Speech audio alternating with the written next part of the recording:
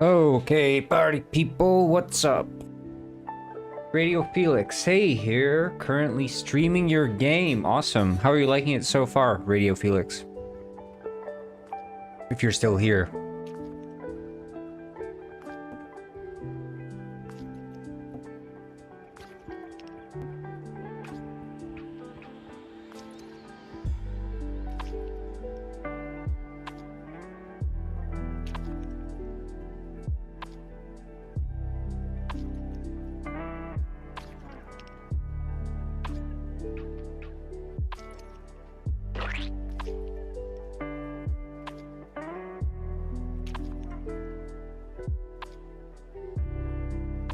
Let's see.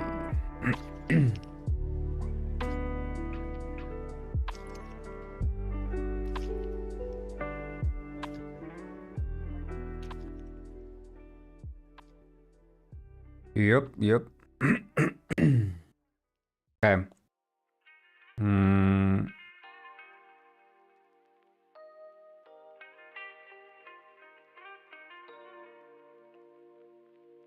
So, what are we doing today? Well, I fixed the freaking gun shit yesterday. I managed to fix that. So, I did a couple of things. One was that I increased how, is it clothing? Yeah, there. How, like, quickly the aim responds. Oh, shit. There we go. And I also fixed, that, like, when you're aiming, the penguin waddles less. So it's like the waddle is intense, and then it decreases. And that works really well.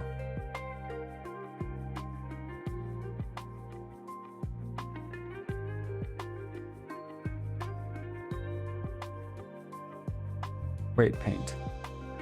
Okay, so do you left up leg, right up leg. So I think this is the stuff that we should change.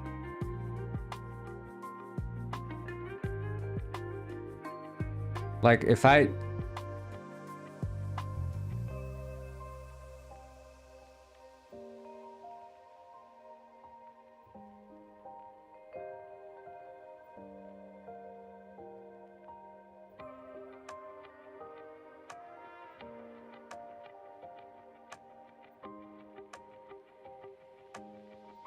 So we're doing some general fixes right now. There is a Detective Penguin category. We just set it up. There is a category. So just search. Sorry.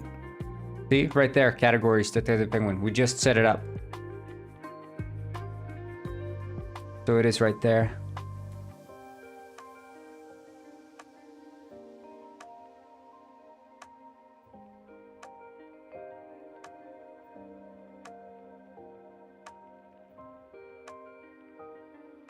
Right there. I guess I'll follow the category. I don't know.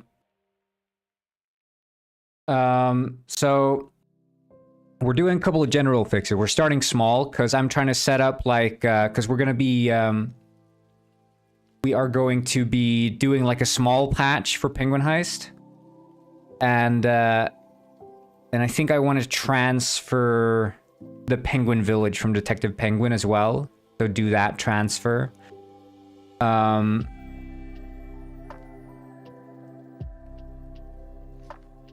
then after that, after transferring Penguin Village, I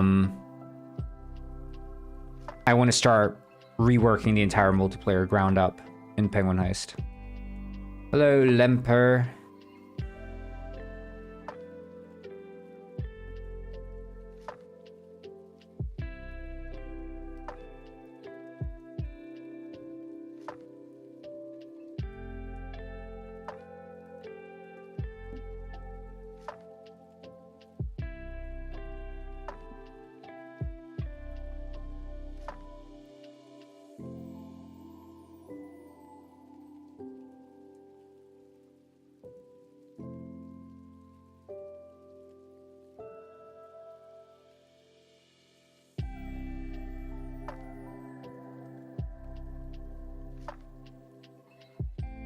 Britable said, Amatis samsasa. So Griddy Goose, Goidle Penguin Butt, Goidle Penguin Butt, Goidle Penguin Butt, Goidle Fernando dancing. Goidle Fernando dancing. Goidle DJ Patricia. Goidle DJ Patricia. I like it says DJ Patricia. Yeah, I'll keep that in mind, Mr. Mega.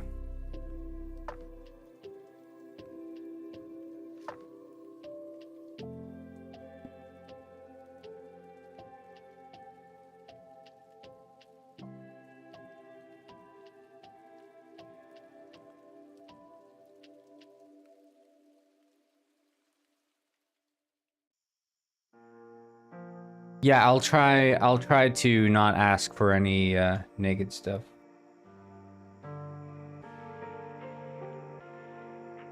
Yeah, I was spending basically all morning trying to fix this yeah, so look at this thing here. You see how like short the render distance is? This is because I managed to figure out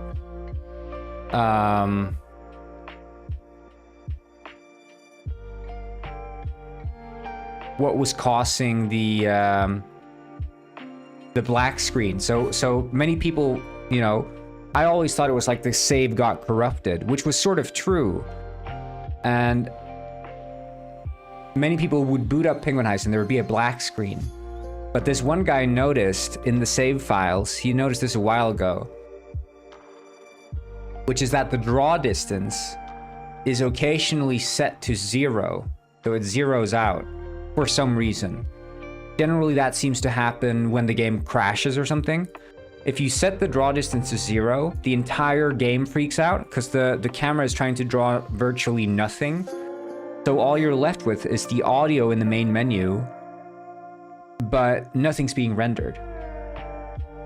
So I set a failsafe in there. So in the event that it does go to 0, it just bumps it back up. Well, glad to be of service. It's gonna be a chill stream today, so we're just gonna be tinkering with clothing.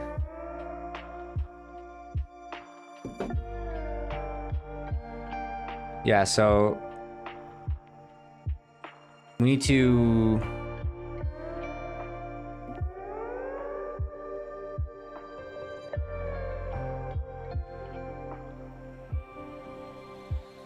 because I think like with the wobbling, it doesn't matter if the legs move so much. So we can get away with a lot more and we can practically eliminate all the clipping.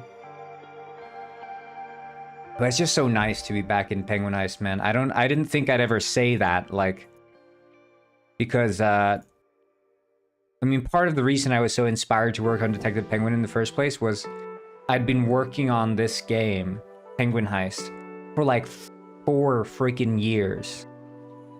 People get burnout working on projects for 6 months, let alone a month. Like, 4 years is a long time to work on a single project. That was it. That was all I was doing. Like, and so for me to be able to still work in the sort of Penguin Heist universe, but within a completely different context, story, single player, you know, whatever. Like it was completely like removed from what I was doing on Penguin Heist, and it was so nice, so freeing. And now, going back to Penguin Heist, having been away from it for half a year, it's like I'm so removed from everything that Penguin Heist was and is, that I can come back to this with like a completely fresh set of eyes and address issues that I've sort of left on the back burner because I've just been so like involved in the entirety of the project. Sort of just, you know,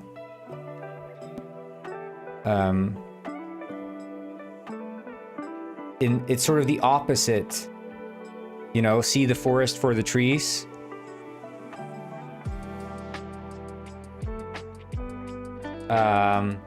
It's like the reverse, you know, like I just see this mountain monolith that is Penguin Heist, and I'm like, I cannot like take on this thing anymore. It's just this humongous monster I can't handle this anymore. So then just saying, hey, no, I'm just gonna do this spin-off thing. Was very nice. And I think that fish felt the same way. Now, like, he was able to just dig into this music, and I mean, the results have been fantastic, I would say. Like, he's been able to just step back, you know, not do all this level design shit. And I think, like, his music that he's producing now for Detective Penguin is some of his best work yet, like 100%. And there's more music coming for Detective Penguin as well. He had some more tracks he wanted to finish up, and we're going to be adding that in at a later point as well. So there's going to be a full soundtrack, and we're thinking about releasing that soundtrack as well for the game. So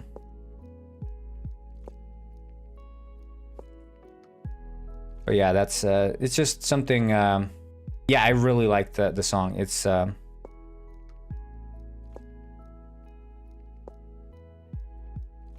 like so dynamic.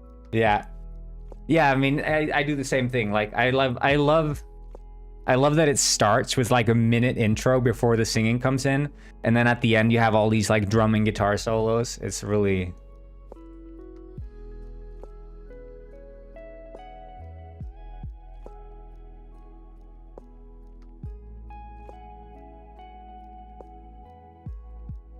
I don't know, it's just... I feel like... And also the fact that you go to see the concert in this first intro part of the game, like with McFish, ties back thematically, sort of.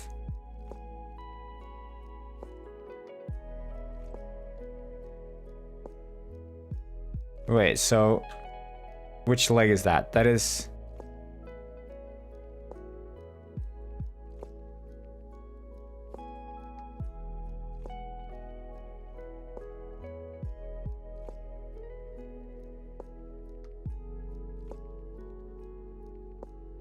Yeah, I was really happy with that part. But that's the thing, is like the game has so many of those moments that I just, you know, I'm really proud of. I think the, you know, the way they turned out were great, and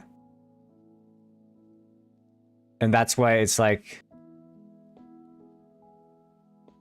why it doesn't matter to me how well the game does, like, commercially, because I'm just really proud of it at the end of the day.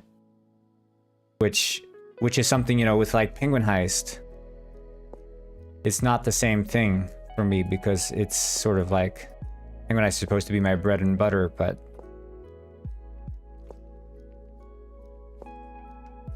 Detective is just, you know, passion project, 100% through and through.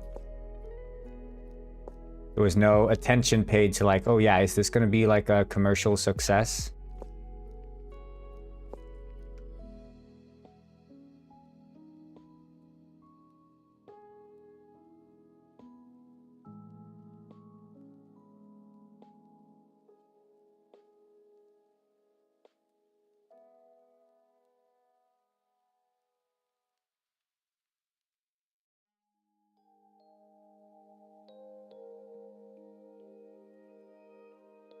Like, why is his booty like that? Look at that.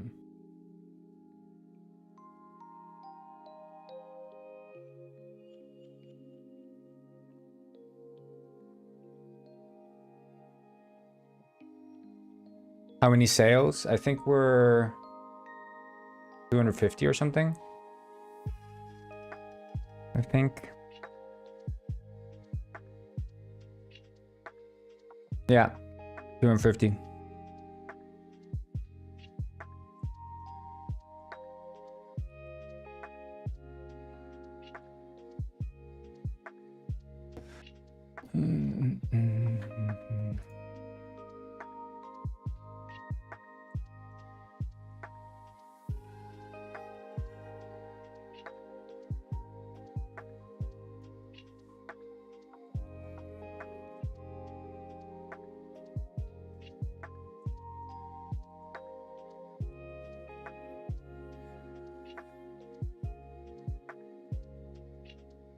There has to be some sort of...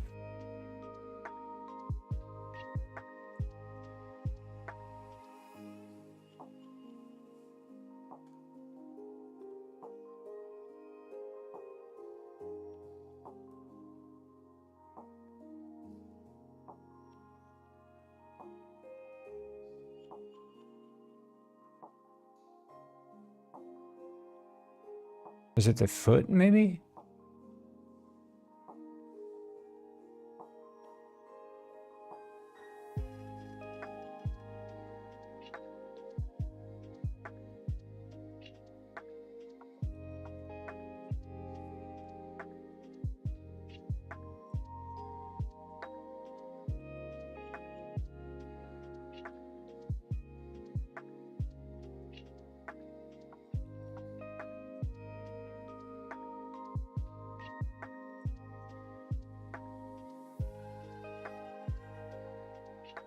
But I think also it's sort of like, in my mind, I'm imagining this sort of scenario where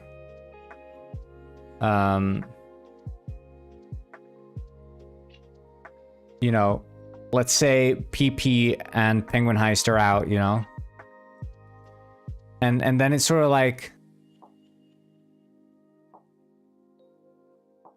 having Detective Penguin there in the background, even if it's only like 1% of players who like spill over into that sort of game, just having it there feels like a cool thing. It's like, okay, yeah, we made this story-based game within our own universe. Like it adds so much more weight and credibility to us as developers having this game out, I feel. Because it is more of a serious game, even though it's not entirely serious. It is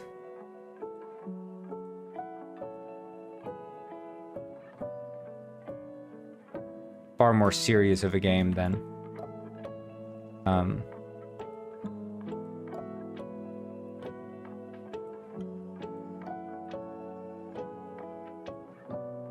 most of what we done.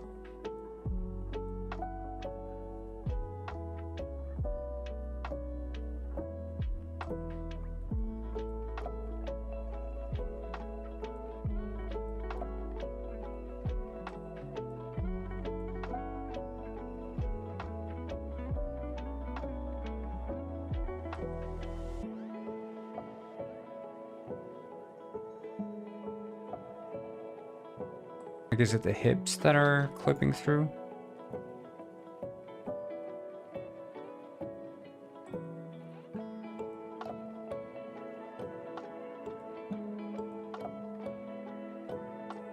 It's not available on YouTube. I think that fish wants to finish up the last few tracks. There's going to be a bit more of the sort of ambient calm tracks, and then he's going to make some more like of those happier tracks. Like, look at this.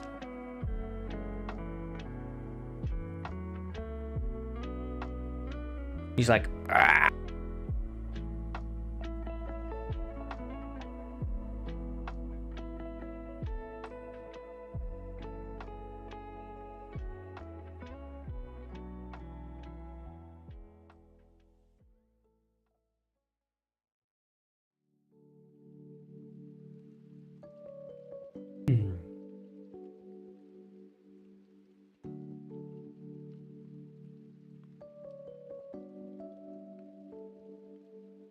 Oh, it's kind of working a bit better there.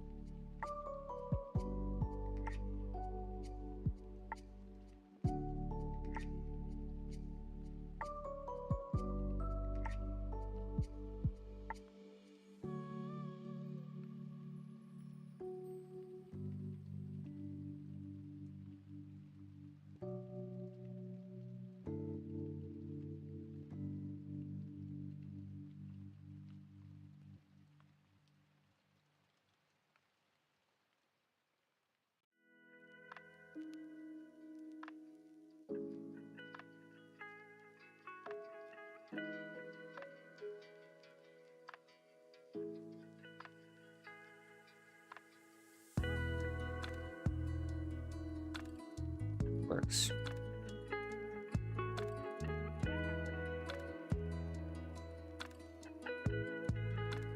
I mean, it's a bit better, but it's still not.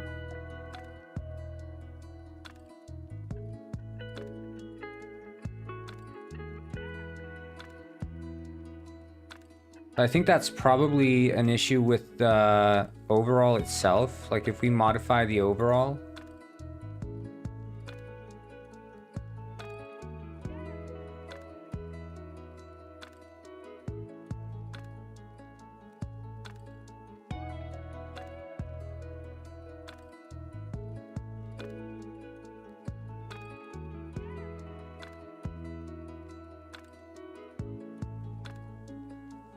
Let's see, overall.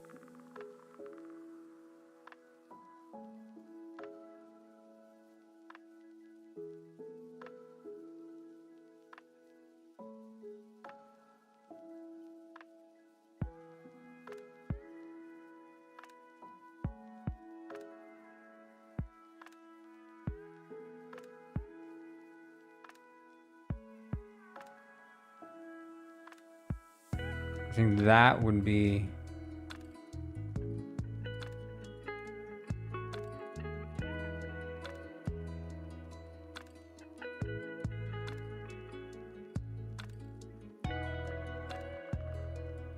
And then the hips.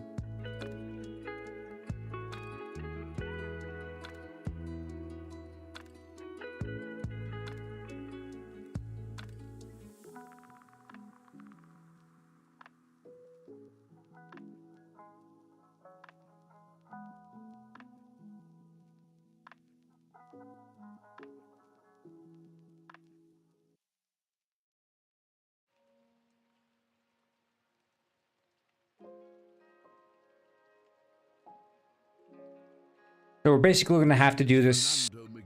Oh, thank you so much for the follow. Zene Rocks. Yeah, see, this is...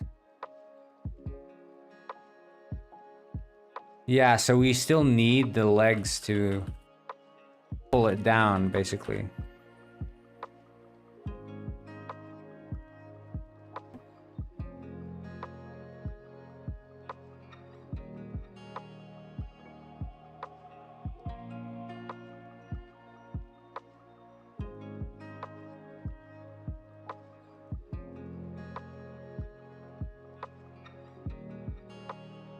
Penguin. Penguin.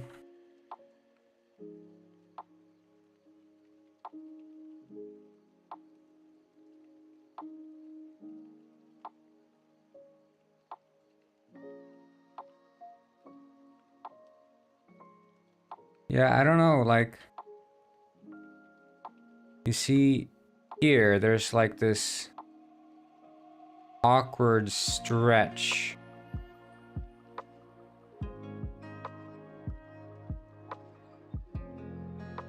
I mean, also, like...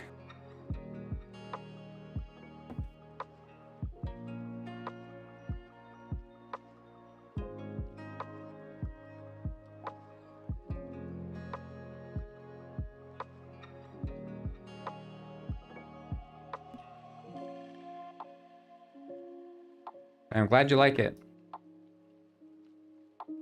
We're working on yeah, this is we're building up to Penguin GTA actually, which is the fun thing. I'm just working on this, you know, clipping of clothes.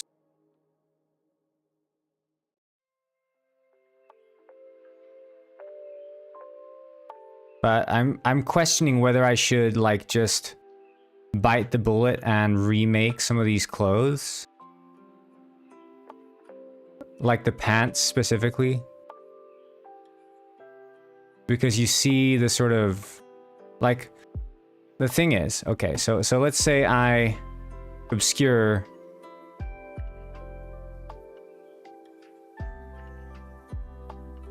like this penguin looks good, you know, he looks thick and fine. Right? That's the thing, like he looks okay.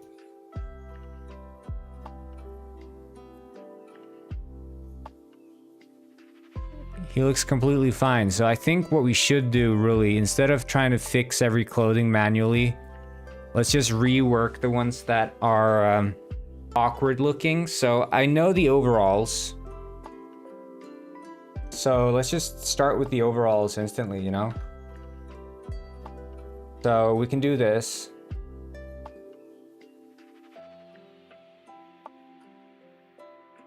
I think, what's the eye patch or something? We can remove that.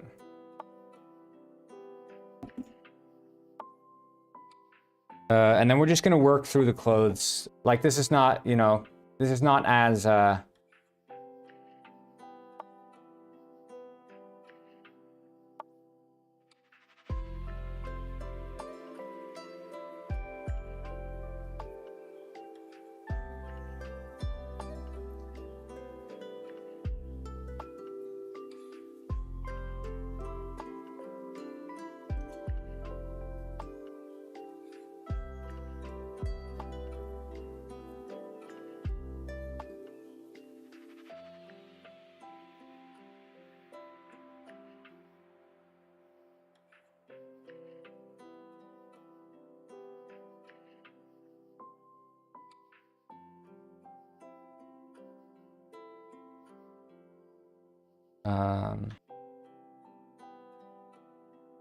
so how are you doing, Zine Rocks?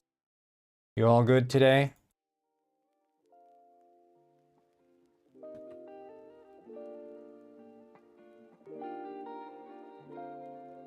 How was the...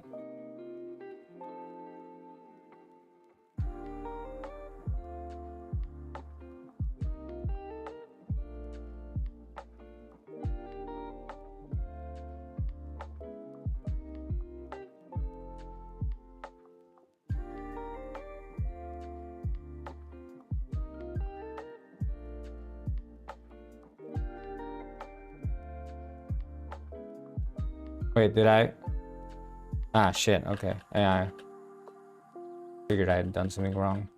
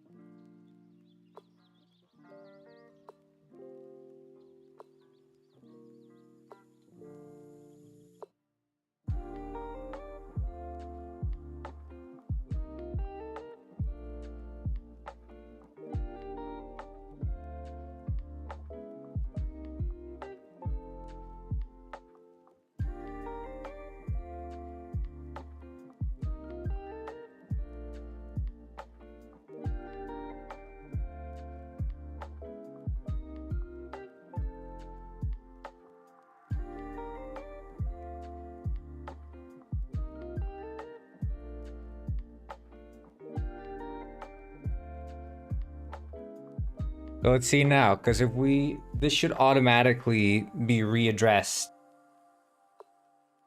And it's looking freaking fantastic. Except this goes way too far down.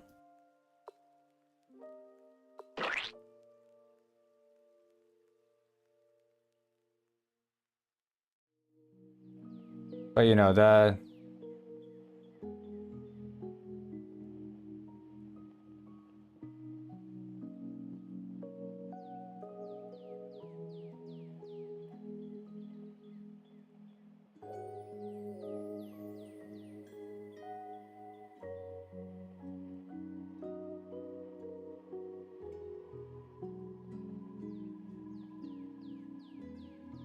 I think that's the thing, so we need to combine the face there.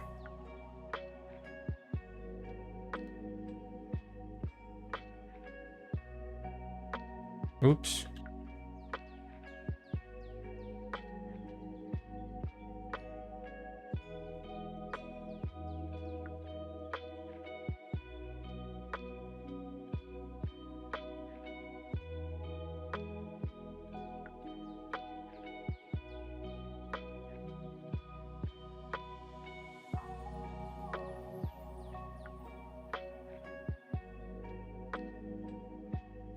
Stuck inside a mobile with the Memphis Blues again.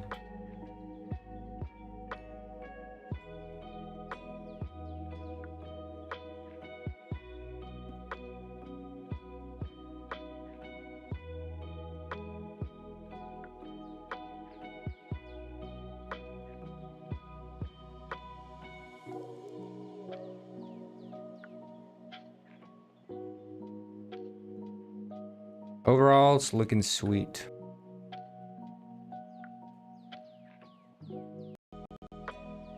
So look at this now, boys. Look at this. Get ready.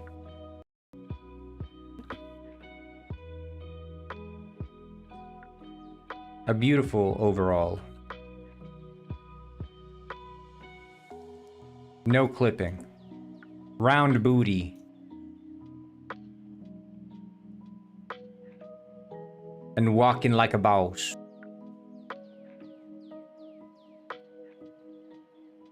Yippee!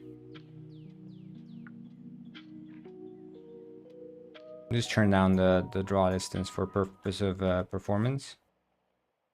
Yay! Yeah, I mean that's an issue, I guess.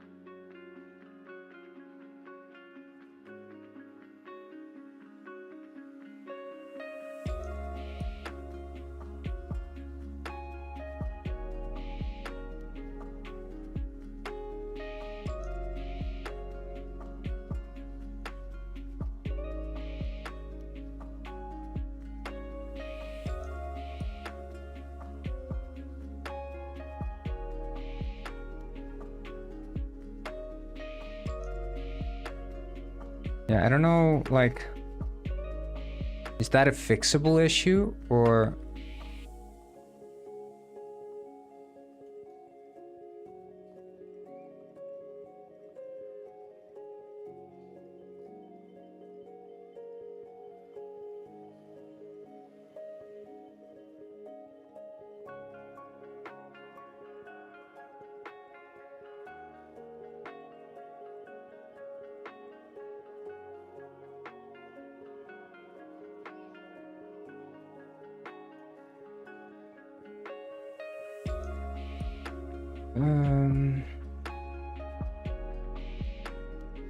Oh, I didn't even include that shit. Okay, well.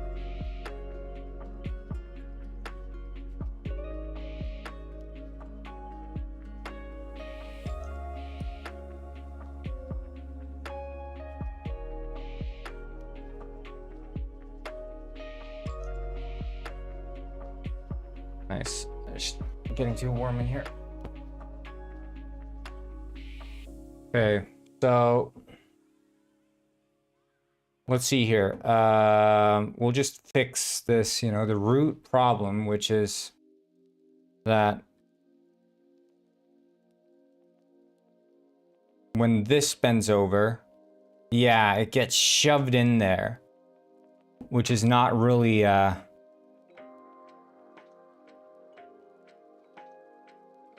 mean, the thing is, though, like, I think it's the pivot that's the issue.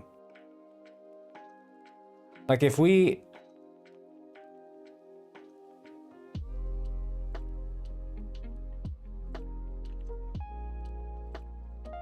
Maybe if I set the... Yeah, because this is the hips. These are the hips, okay.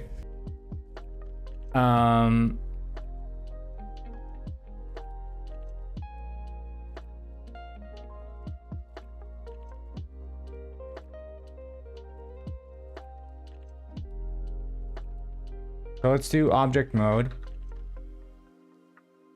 Sorry, object mode. Weight paint. And then we will paint this fella. Let's see here. The hips are there. And then the spine is there. So the spine is like really pushing in that belly, right? But we could fade out and smooth.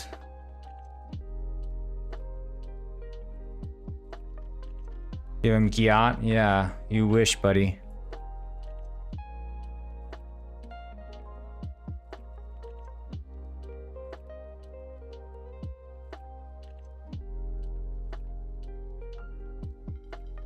Like there, you see he protrudes into the stomach. Which is not really what we want. I guess we still want a minor influence there. We just don't want it to be...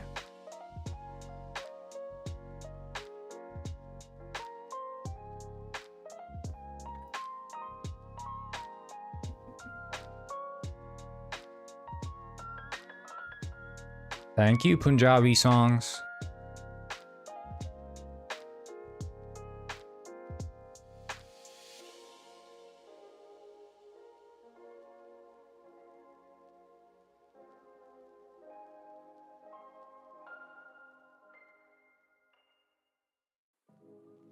And then we can check the hips.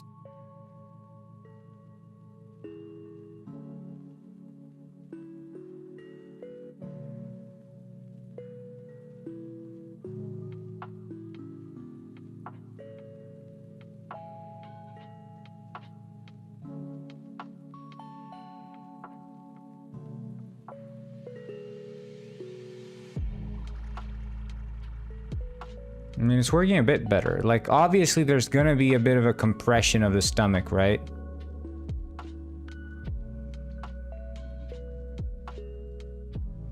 Assuming the pivot is not by the friggin'... Like, the pivot is in the wrong place. That's the issue. But the hips maybe shouldn't go up as much as they do. Is that, like, part of the issue?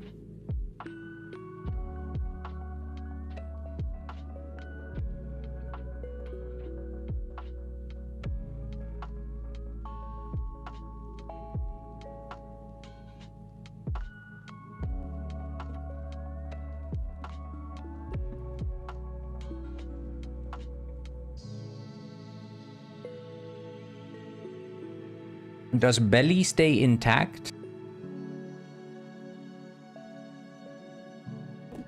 Belly does stay intact.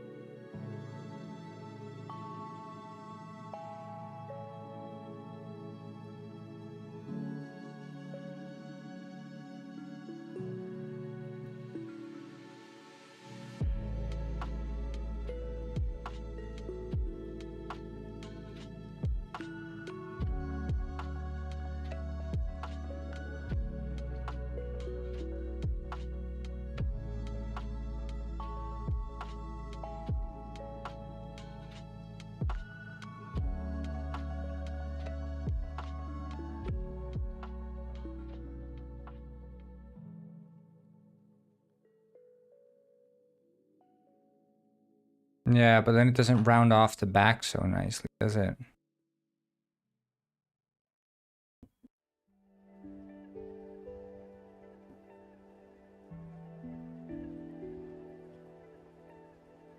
Lack of hips, probably. Yep.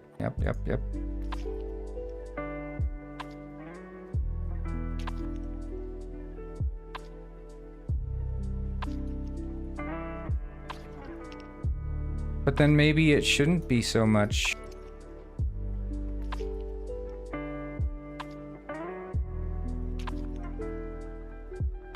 You know, this would probably maintain that belly in the bend. Hello, TGR, what's up?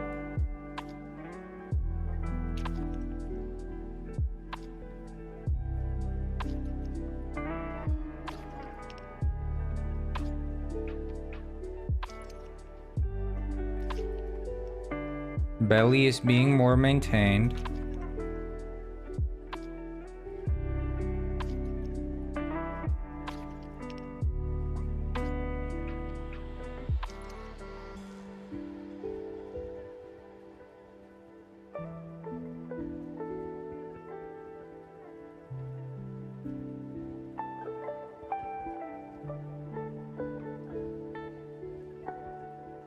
Hey. Belly being maintained. It's just protruding through the ass now. Look, you see the belly clipping through the ass? Slightly problematic.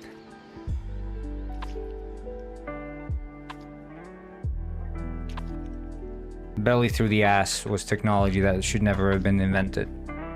Yet here we are.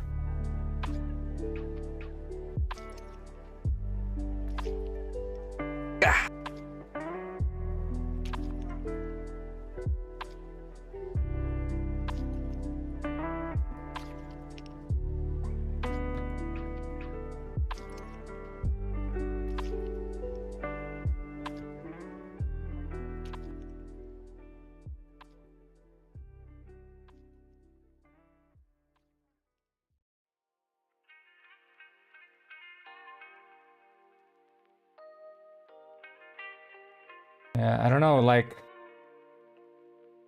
what part is peeking?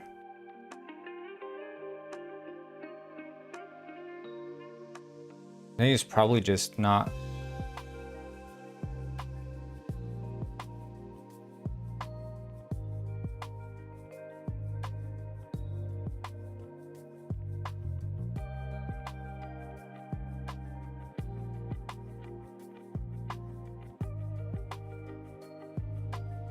I think I might get some shoes and do a little bit of standing because I'm sitting too much.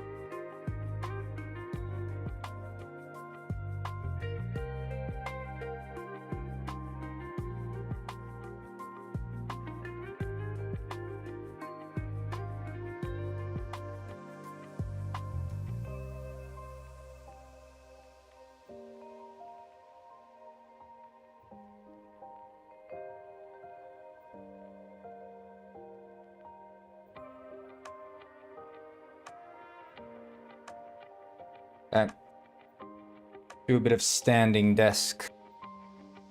So, see here.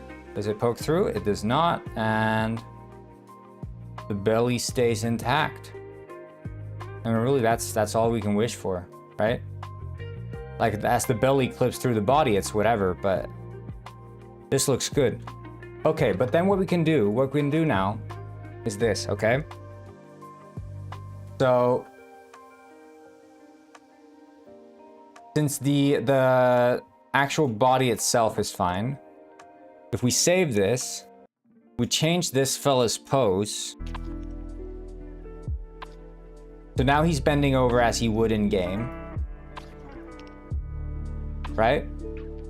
So this is the sort of extreme bend that you might expect. And then we can look and see which items work and write down the ones that don't. For the ones that don't, we're gonna have to remake them. So it's gonna be probably a bunch. So I'm just gonna get up my document here. Loading to remake. Okay, so that one's fine. Fine.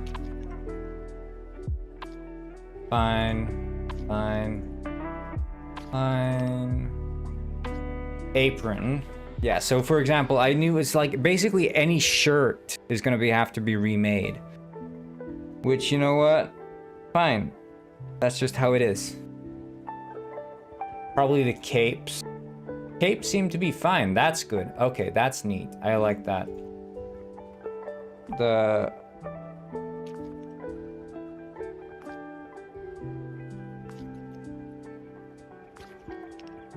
That should mean like the turtle shell should be fine. Avocado suit is like toast. Yeah.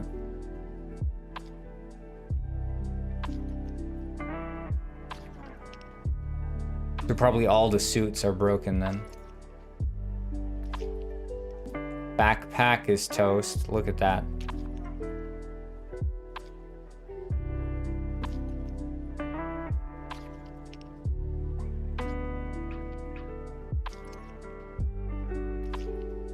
But what I wonder is, like, you know, obviously the cape, like the armor cape, is being tugged on, like it's being stretched. And I wonder if I remake it, is that going to be the case as well? Anyway, baguette suit.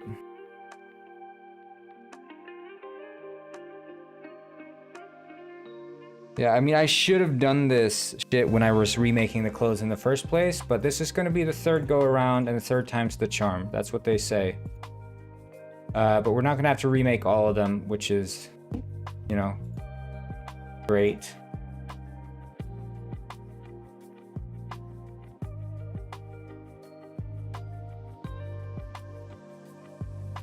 Like, look at this. Garbage.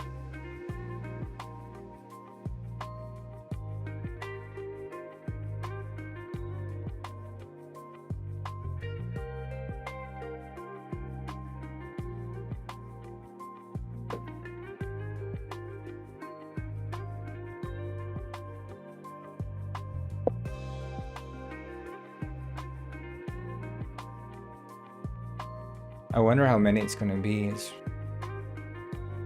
Like, most of our cosmetics in the game are hats, which at this point I'm actually very happy we mostly went with hats.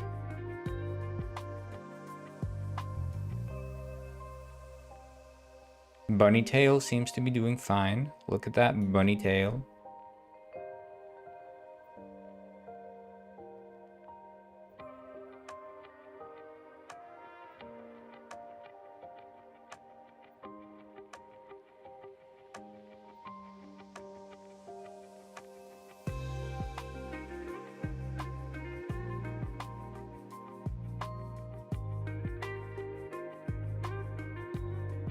We're gonna say the cape is fine? I don't know, we might as well.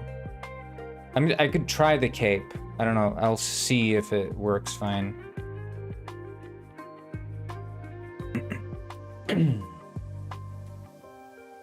But this is, you know, this is part of making Penguin Heist not look like trash, okay? This is a necessary part of the game. And it's a learning experience. It's a punishment for not doing due diligence when we were supposed to.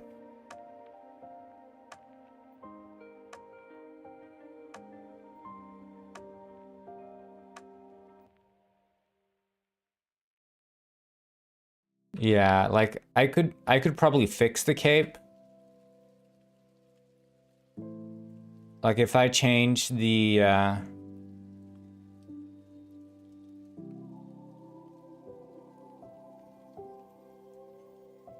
wonder, like, the leg there, is that the cape moving in or is that the leg moving out?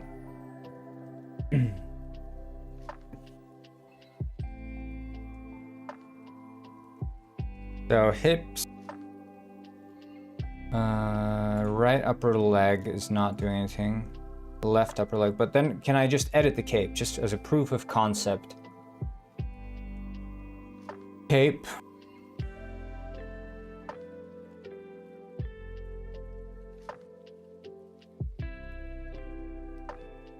And we do right upper leg. Like if I erase that from it, and say for the left upper leg, would also have some influence.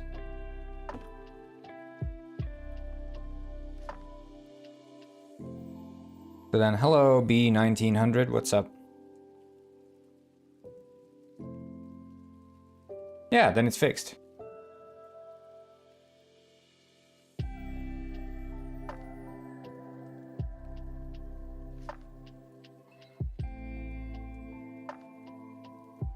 Like, it is a bit awkward with the cape being pulled down, like tugged down like that. And I think that's the hip probably pulling down on it.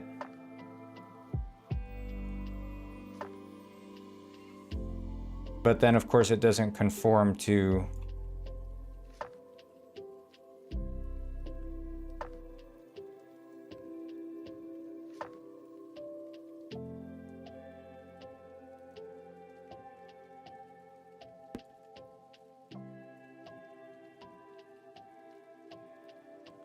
That would be the spine not pulling enough on it then.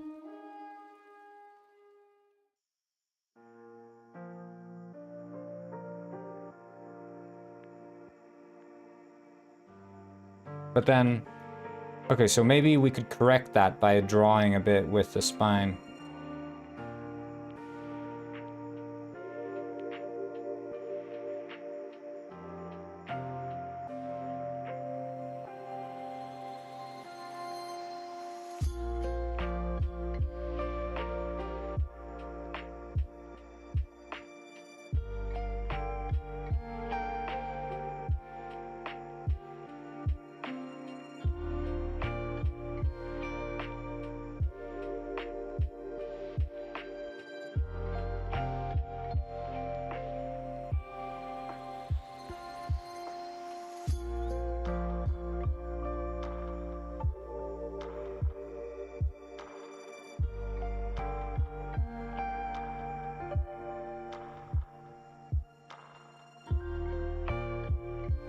Yeah, I think some manual tweaks could probably fix a bunch of these, but...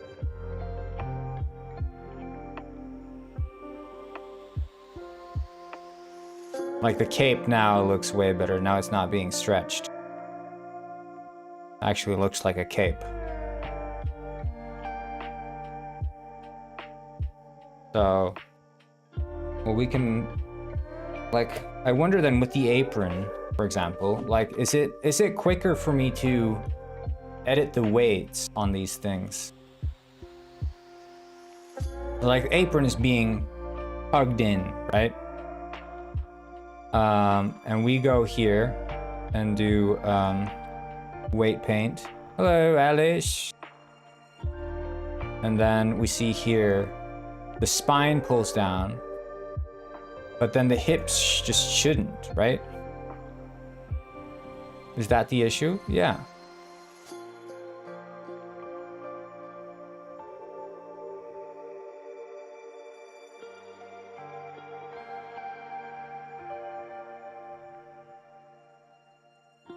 We're fixing cosmetics again, doing a bunch of that stuff.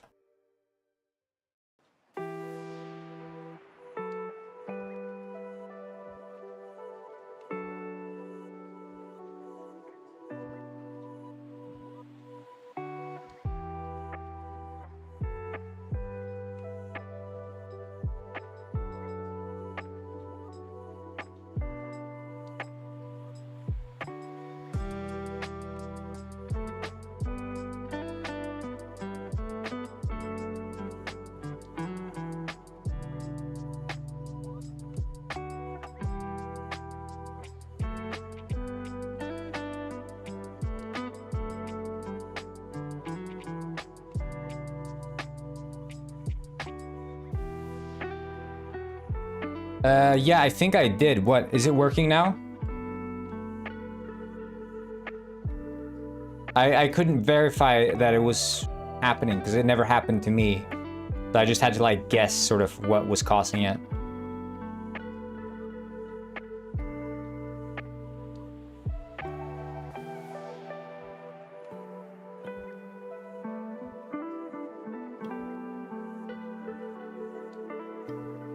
Hey, what's up, Kirby's Planet?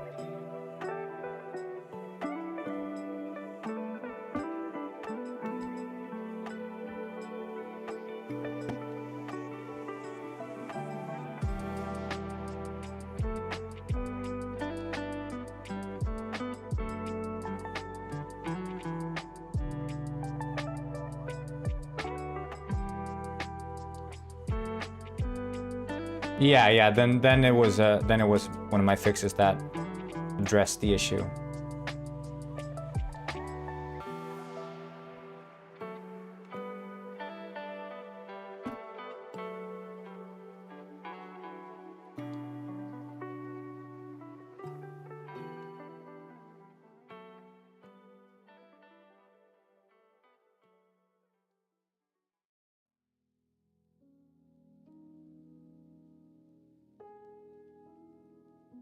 You're a cute corn penguin. Thank you. Yeah, it's like a couple of these issues that, you know, players are facing now are sort of like, yeah, very difficult to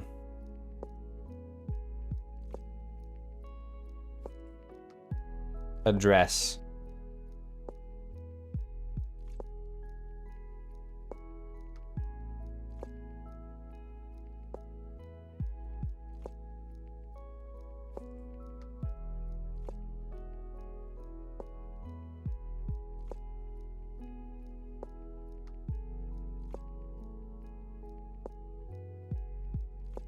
Here, right now, I'm sort of considering the viability of repainting the...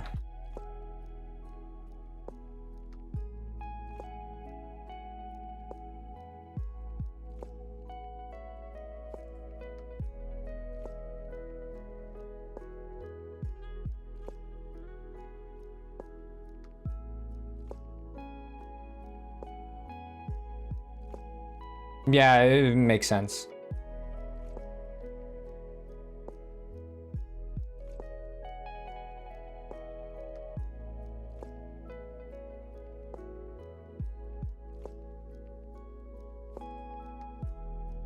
I guess the big issue is like left leg, right leg, and the hips, causing the protrusion of these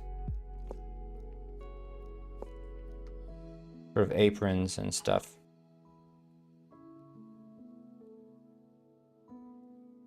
But like walking around, they seem fine. And then bending over, they're generally fine.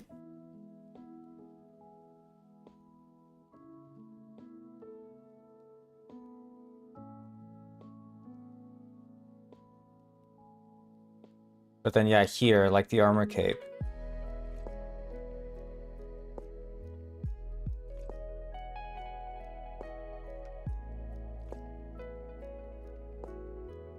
So the hips.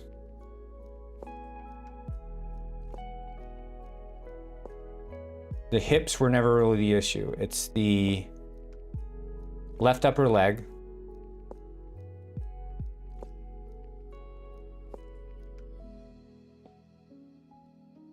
So stop tugging on that, and then the spine.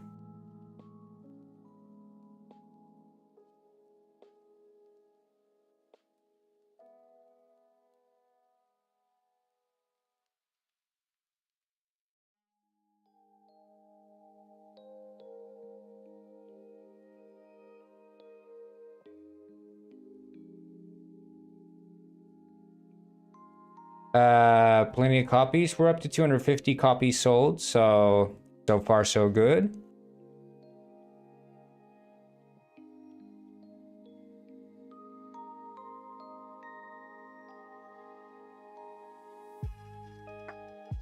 I think I could probably mostly fix these. Like, we could do some heavy damage. Okay, let's just wait with this. We'll just go through each item as it stands.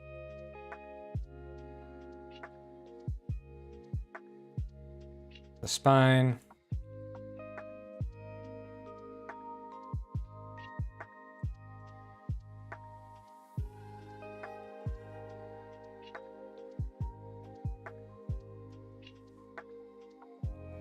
And then the right leg or left leg, I think right upper leg.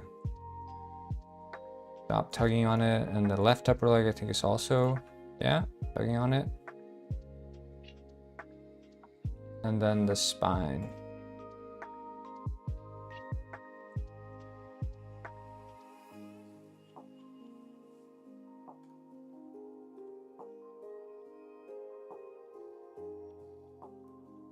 But yeah, I think I'm just interested to hear what, you know, the ones who haven't seen the streams, I want to hear what they have to say about the story. That's like my main interest.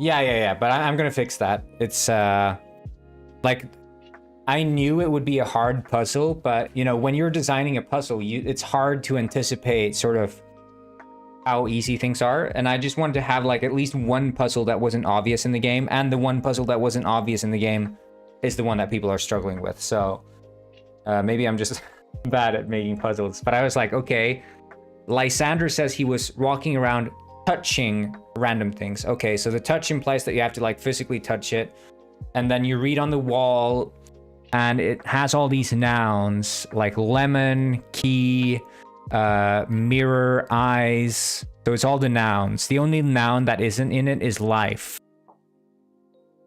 I think. When life gives you lemons, like life can be ignored, but when life gives you lemons, emphasis on lemons, that is the key.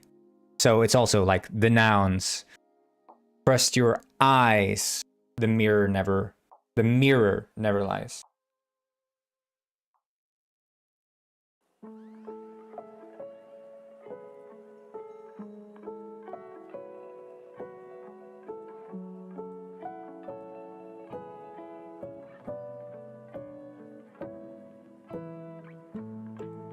Well, the clicking noises weren't random. The clicking noises, there's a high pitch when you're clicking in the right order, and then a low pitch if your click was incorrect. So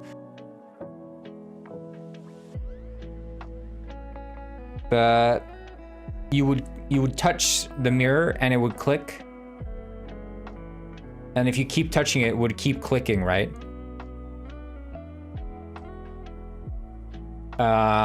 But it keeps clicking because it's always the incorrect one. So it's like, if you touch the lemon, it's not going to keep clicking because it's the right one. You already touched the right one, so you can't like reset your order. That was the idea. But again, it's like, you know, it's hard to design intuitive puzzles when you've spent your entire game dev career not making puzzles, you know. I made some good ones in Penguin Heist though, I think. But again, they weren't difficult. Like the one with the sun and the fish or water or whatever it was in the China level in Penguin Heist, and the up and down arrows, like those nuding puzzles in Penguin Heist. Like, they make you feel smart for solving them, but they're really not difficult. But this one was like haunted house, and I lock you into the freaking house, so it's like asshole move, you know. But I think, yeah, I don't feel a strong attachment to keeping that puzzle hard. I can give it away. Like, this game was never about solving puzzles, you know.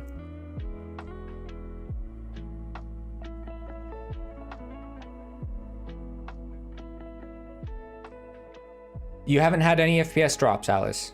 Because I haven't had any either. That's the thing, and I haven't been able to create any FPS drops either.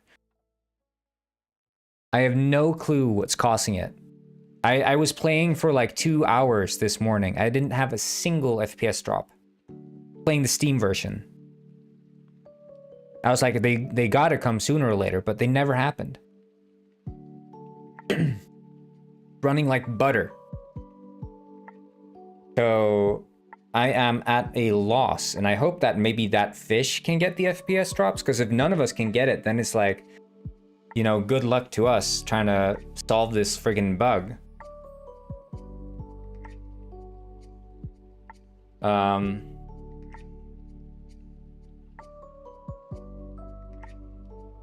Because I genuinely have no idea what would cause it.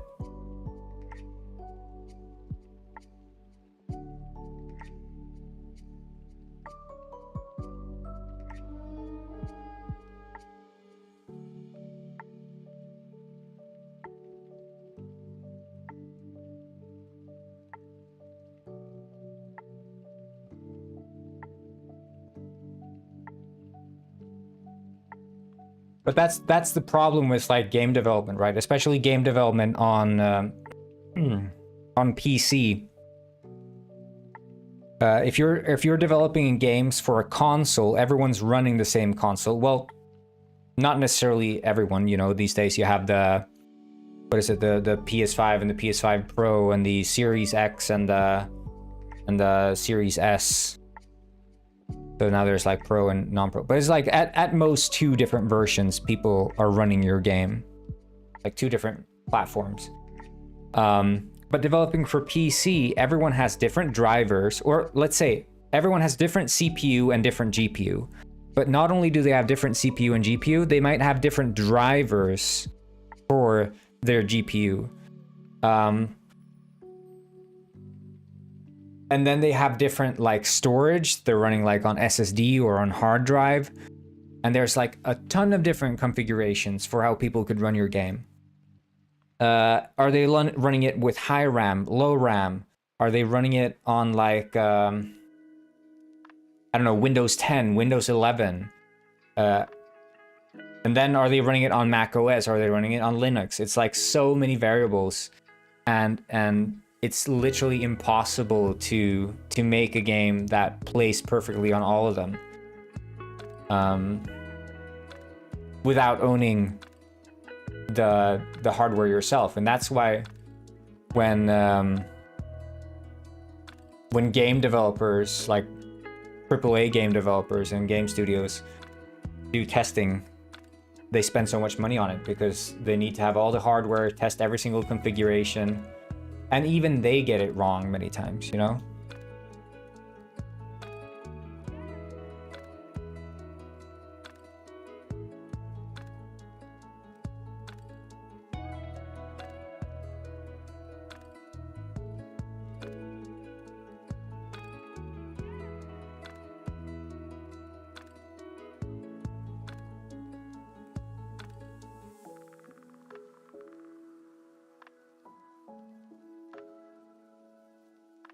You were not here, Slinky. Finally.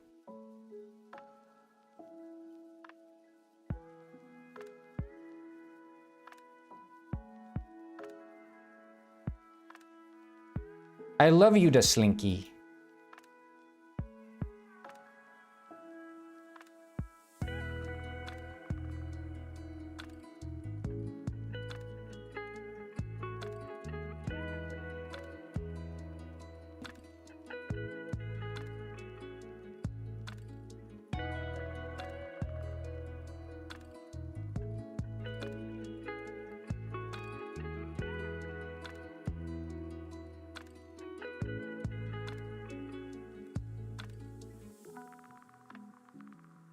Sad-eyed lady of the lowland.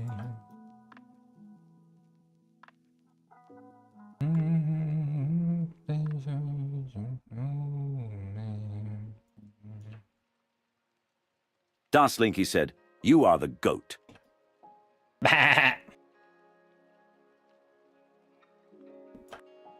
I right, guys? A goat.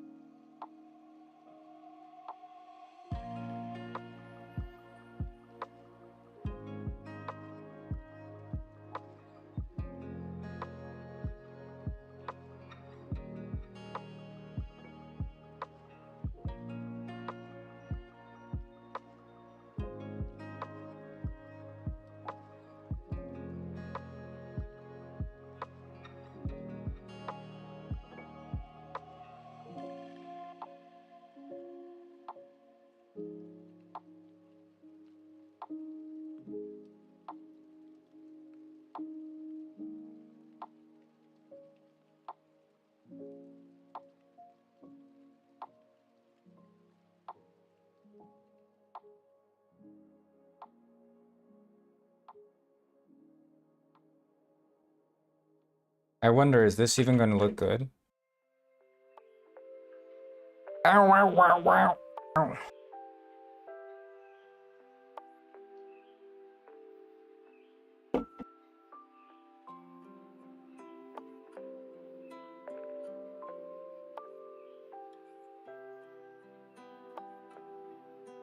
Hey, I'm avocado.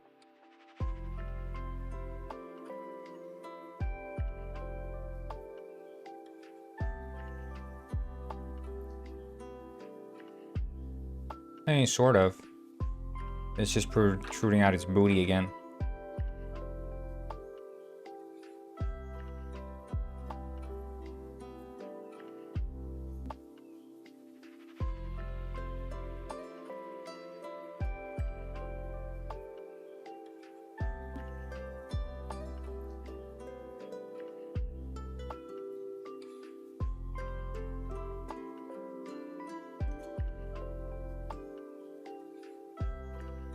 And I had the penguin.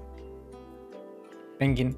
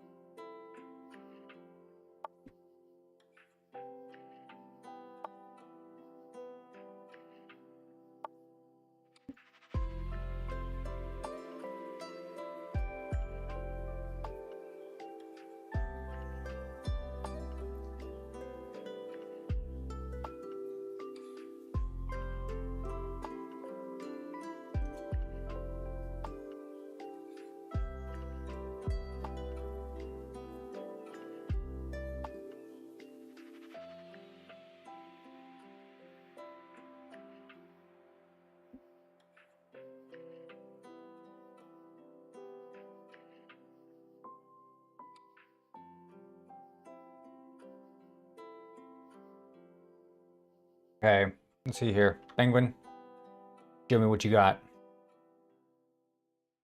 Ah!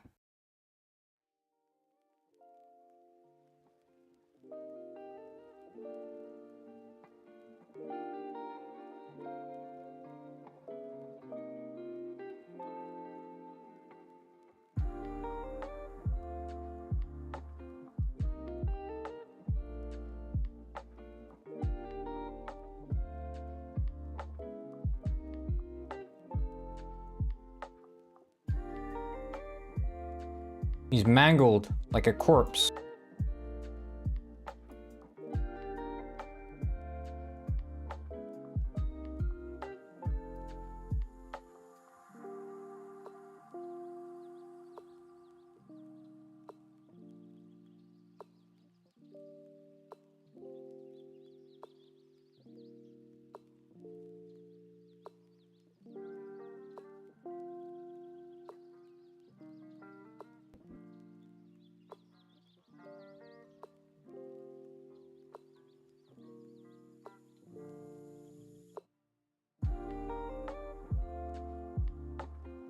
Like, all I want is for this little...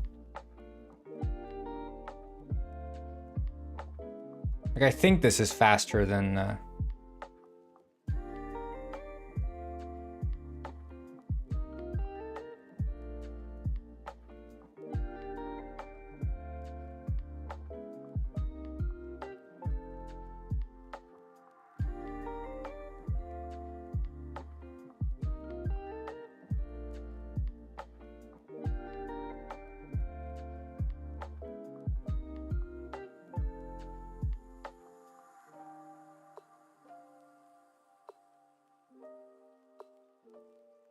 Like there, what the frick is this? Maybe I have to,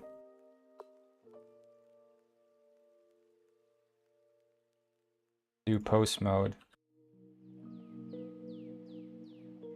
And adjust this situation, because this is where the real horror show begins.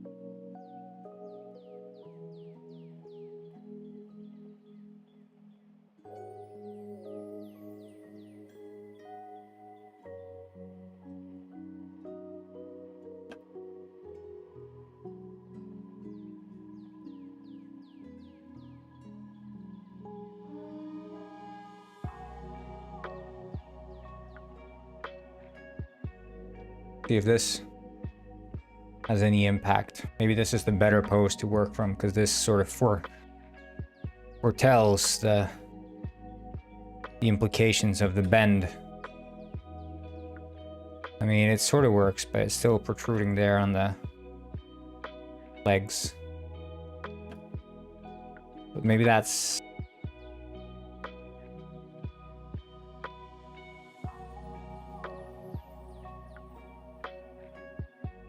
partly necessary or something? I don't know.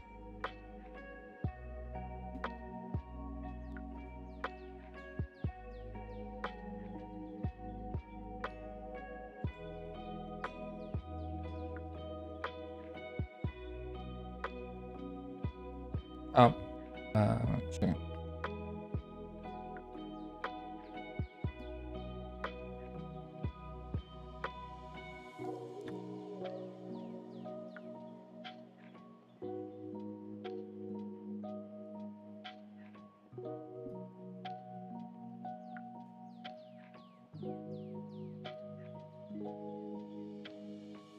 We'll see.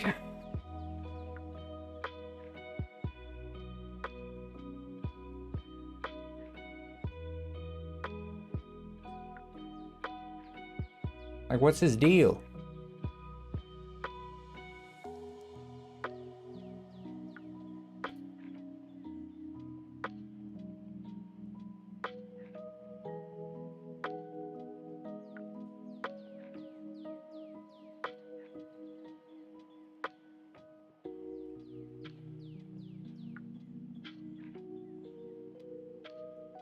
Is it the leg?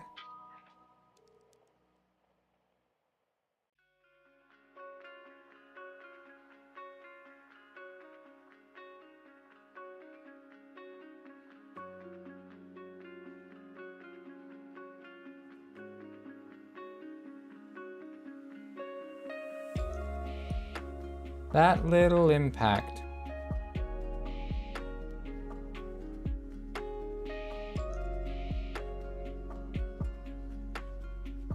Wow, wow, wow, wow. Wow, wow, wow, wow, wow, wow, wow, wow. See, it's like pulling up on the legs there. So if we make the penguin visible,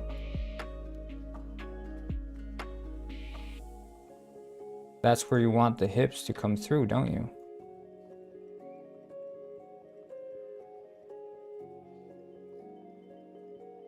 Or maybe not make the spine so...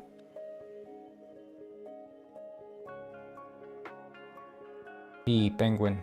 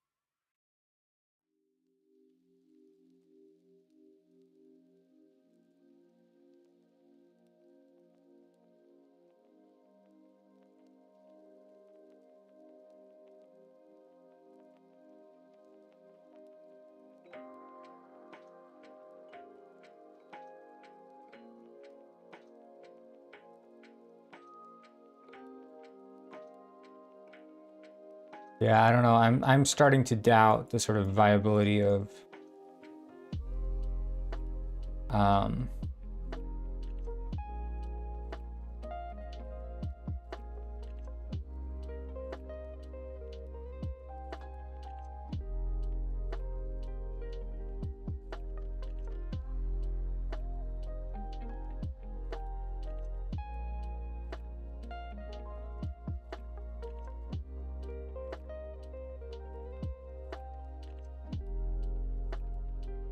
like, I mean, you know, that kind of does work, but I don't know how long it would have taken to just make the avocado suit from scratch.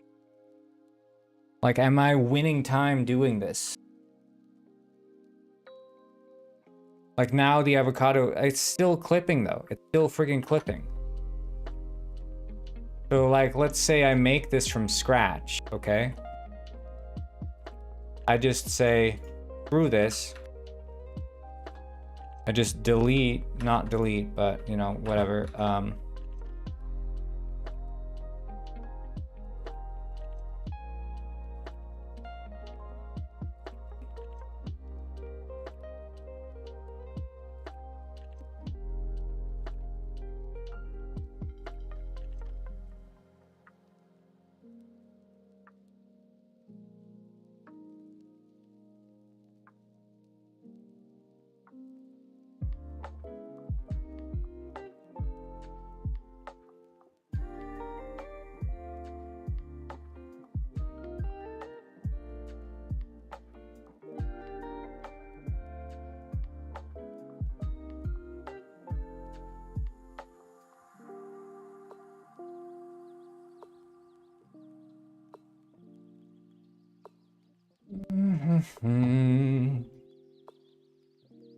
Right, so the avocado suit.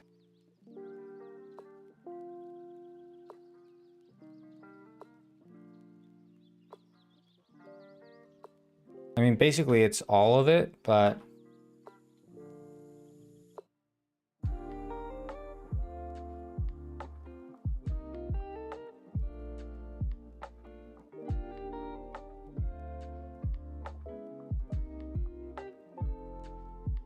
yeah, no, I mean, I need the errors. That's the thing. I don't find them bad.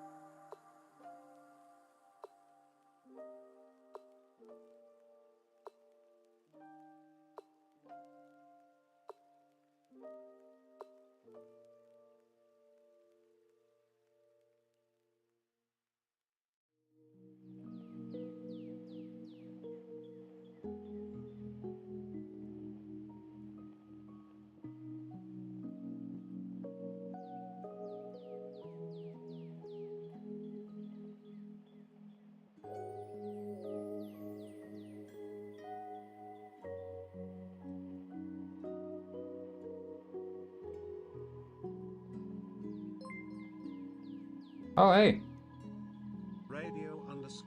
Oh my god. We're being raided.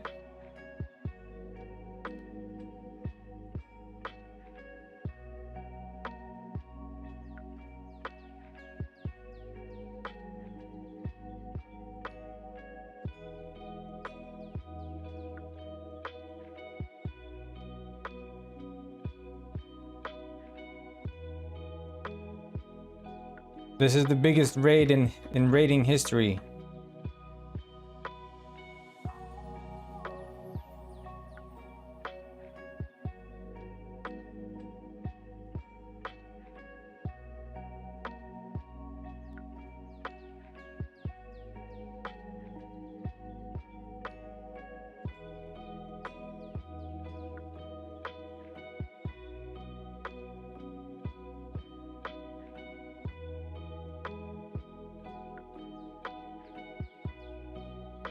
Yeah, I'm trying to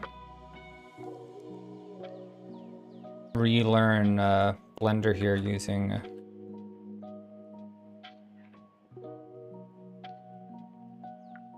my keyboard.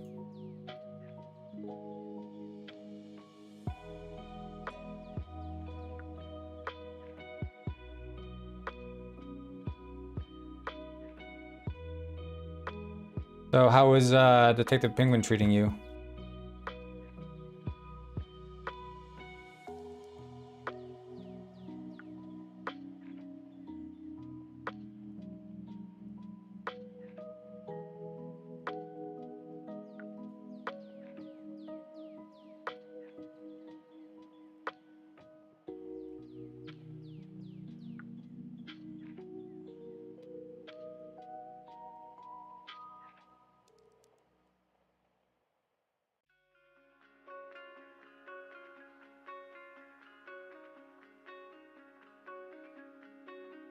But Mega, and oh, you love the cucumber part. That's good. That's good. But Mega and the FPS drop is occurring. You're saying it's occurring when you're looking in a certain direction, right?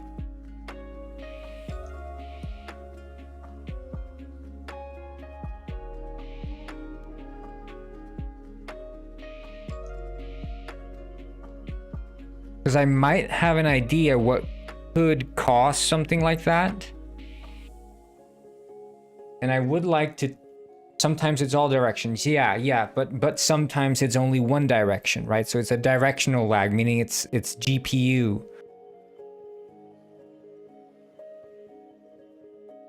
Oh, glad you like it, Felix.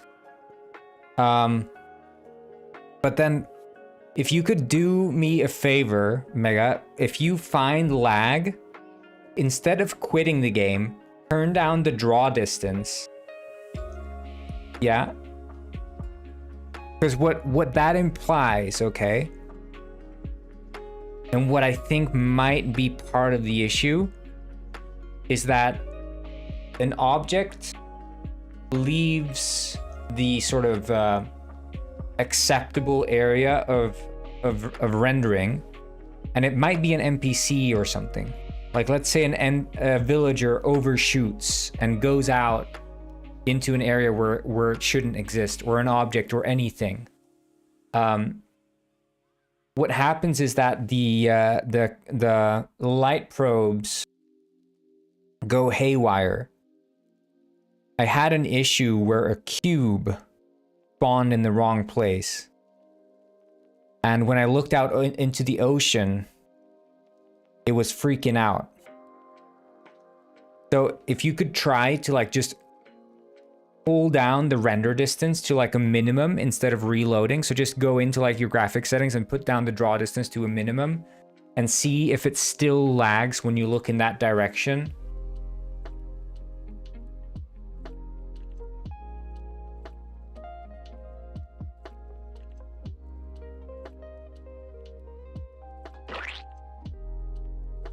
I think that could be interesting thing for me to know.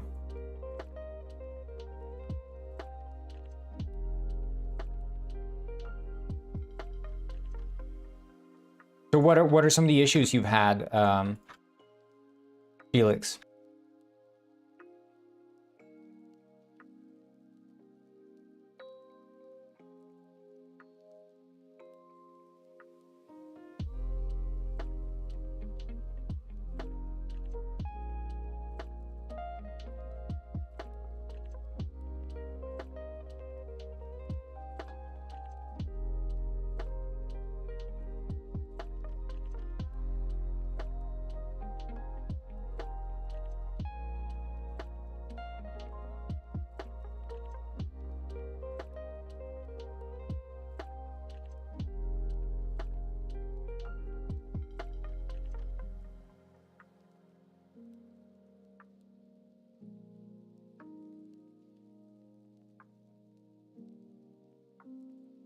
What if you find any soft lock issues, you know, you can always report them to me, because we're sort of, you know, it is a narrative game, and the ability for me to like test every single narrative option repeatedly has been sort of near impossible, for, you know, quite obvious reasons, you know, being the small development team.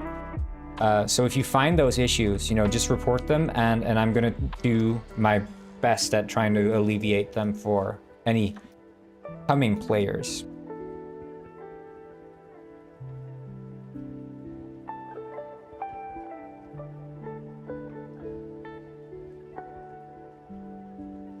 Because we are rapidly, you know, sending out patches. We've sort of streamlined that entire process, which has been nice.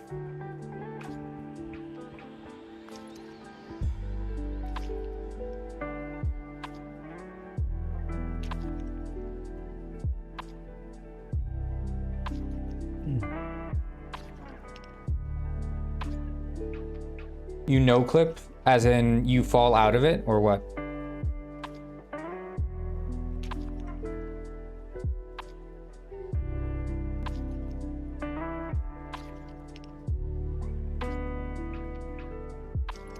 I see.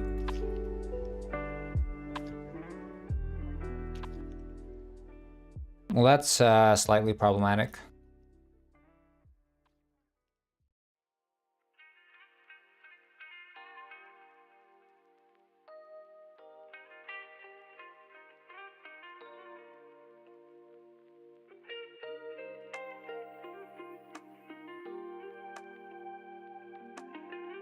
Not all the time? Okay. Well, I think any time is enough to be a cause for concern, but...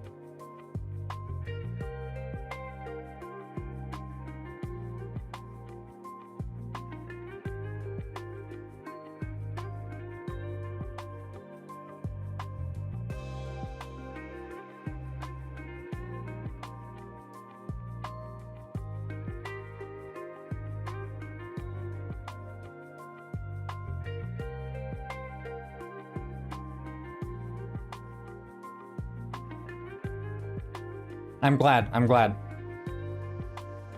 It is a passion project. Made with love. Laboriously.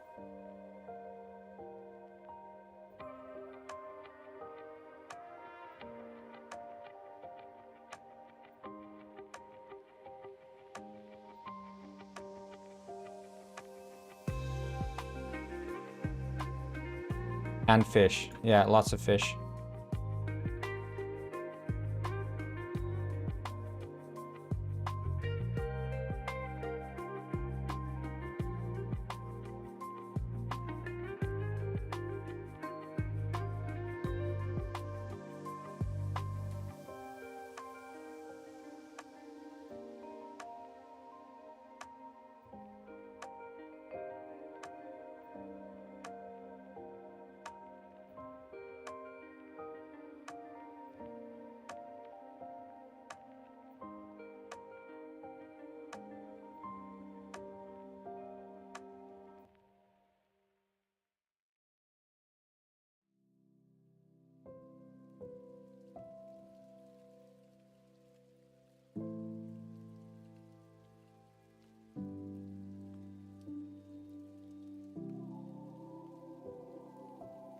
Yeah, I think that's good for the avocado suit. See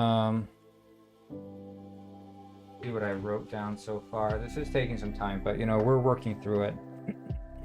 I think we fixed the armor robe. Yeah. I think we'll try to fix as opposed to remake. I think that is the better option. So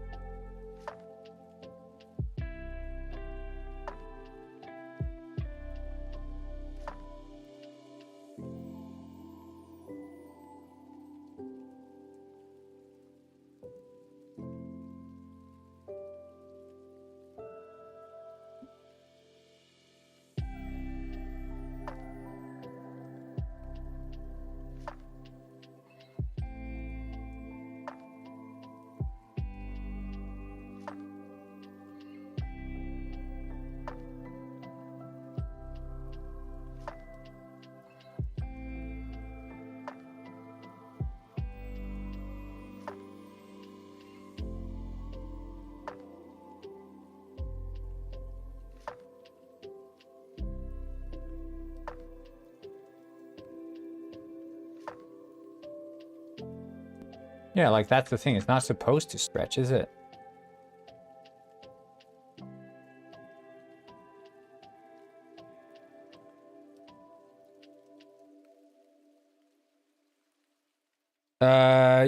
Yeah. It's been fixed. I fixed it in a different way though. I adjusted the aim differently, and I changed the way that the wobbling works a bit.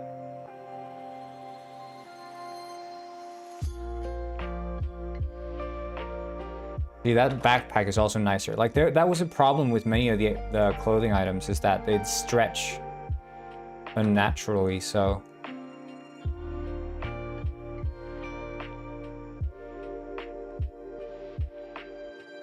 Baguette suit generally work. Not clipping the, well, it is kind of clipping in the booty. You can see here, I think the left upper leg.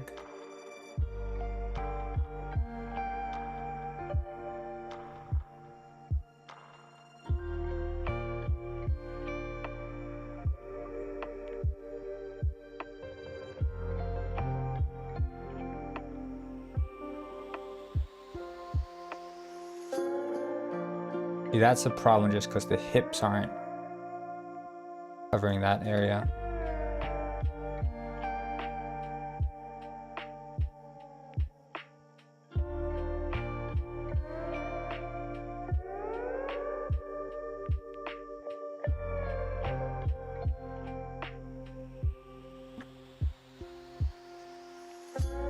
Let's see how it works.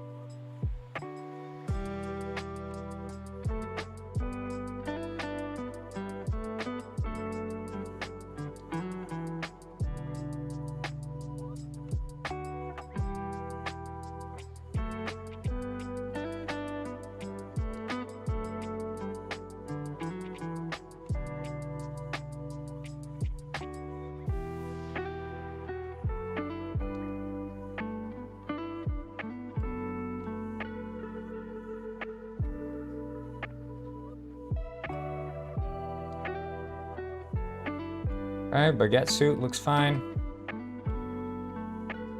Balaclava is fine. Bandana, bandit mask, beanie, beard, belt, and holster. Okay.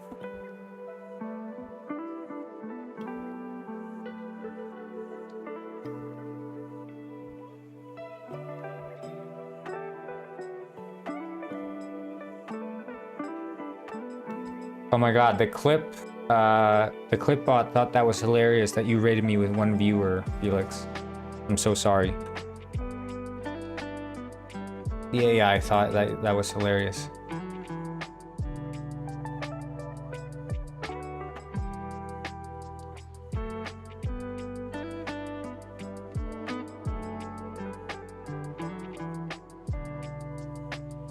I didn't laugh.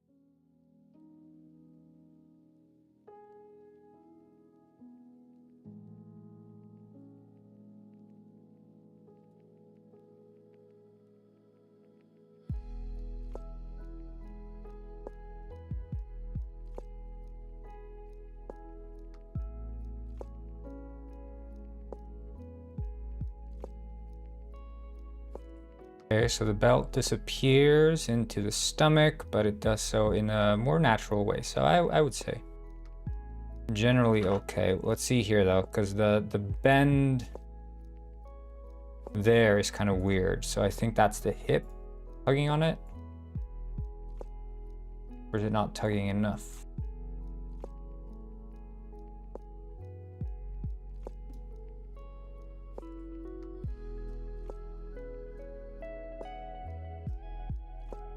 spine isn't tucking.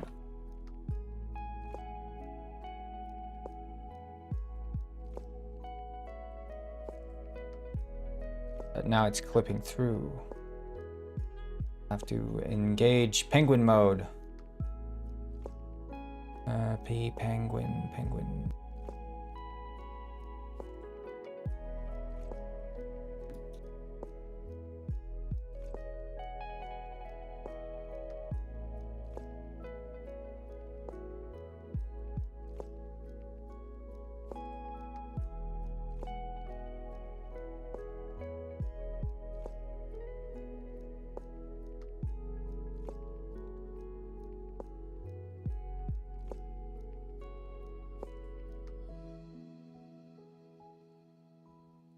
Yeah, no.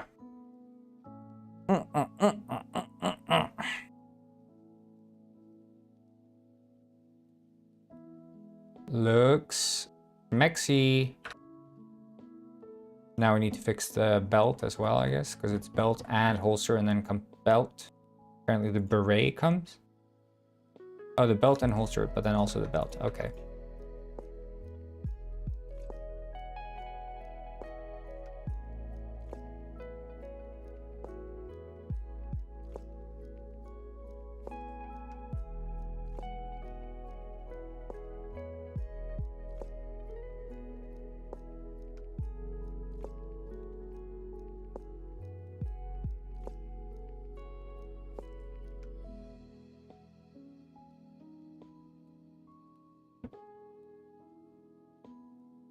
Always the right upper leg doing goofy shit.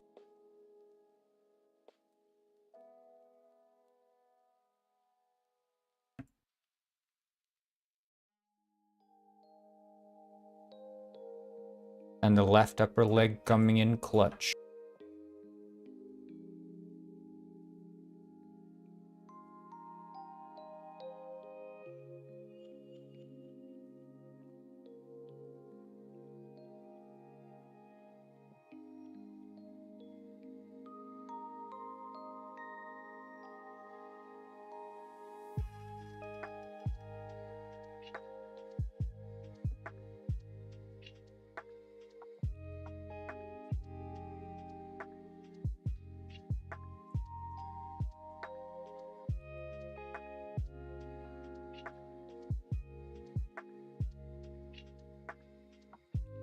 Nice.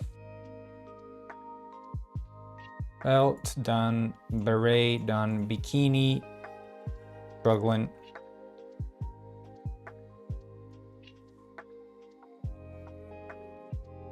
Let's see, so bit neck.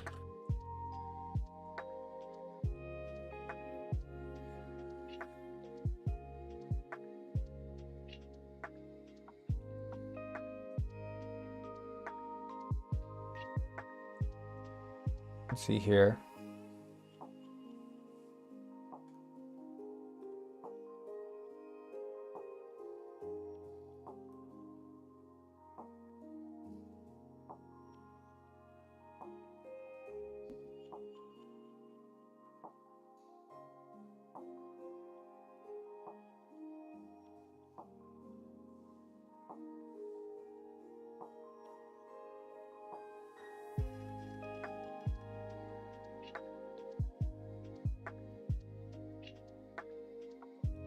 Yeah, right, because that's the thing, like it's not supposed to be.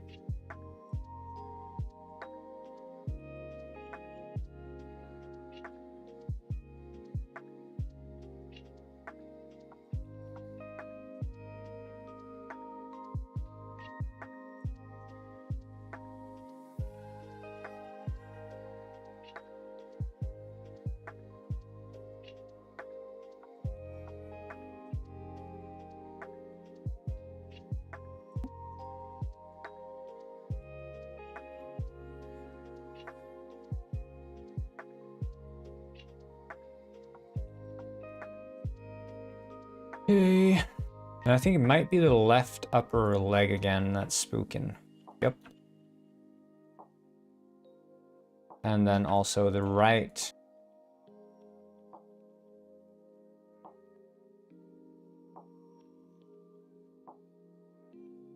Usual suspects. And this would be spine.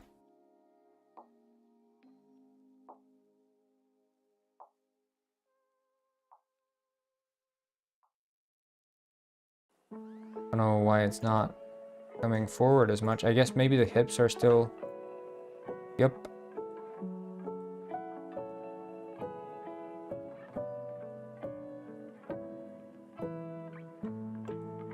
And fresh. That's still the left leg. So that would be right.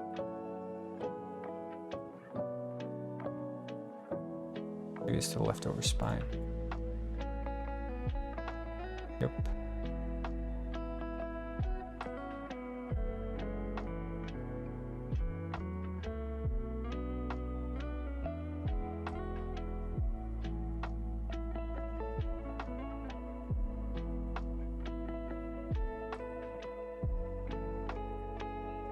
Button-up shirt. So here, once again, the hips.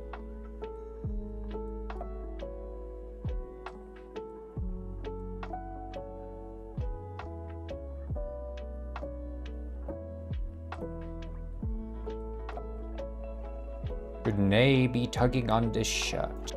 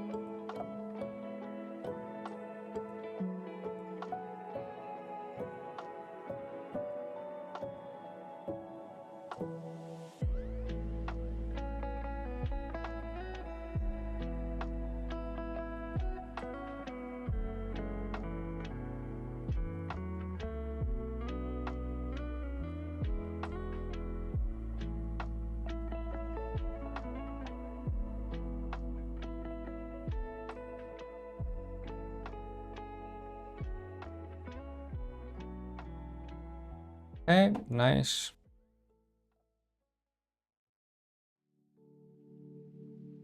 Cape.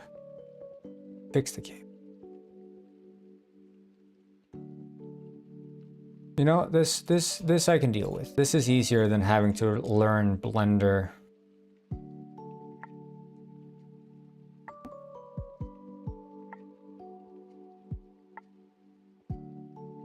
The curious, yeah. And then again, it's the hips. Oops.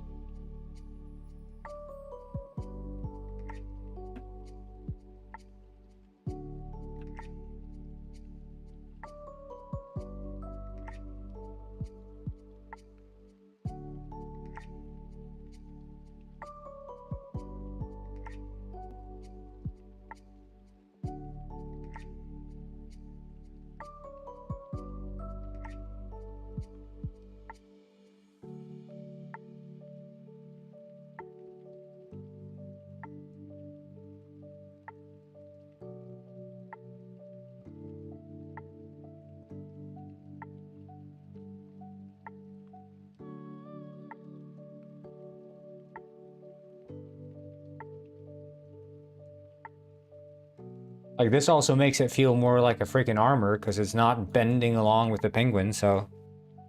You know, this is probably for the betterment of all penguin kind.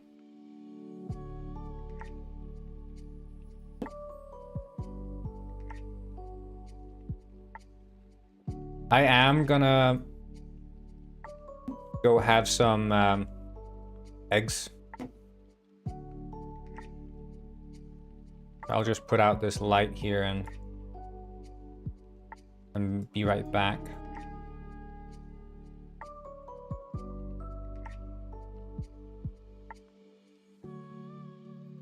You guys just look and enjoy this cow gwyn, you know, while I'll be right back. See you soon.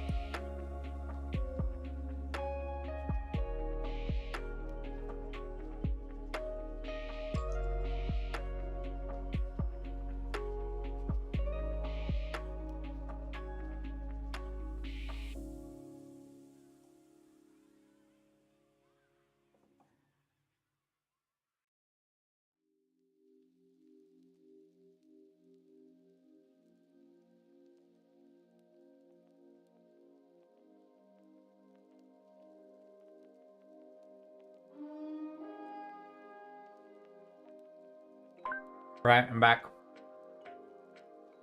I made some cucumber snacks for myself as well.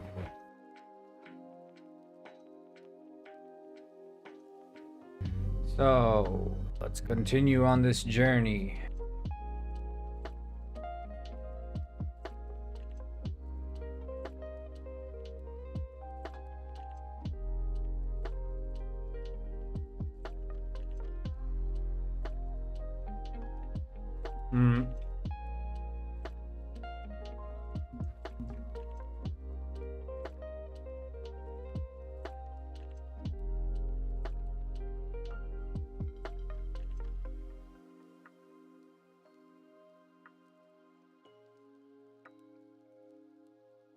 And these cucumbers are delicious, dude.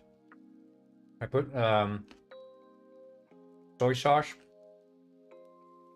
rice vinegar, and sesame oil in it. That's all you need, dude.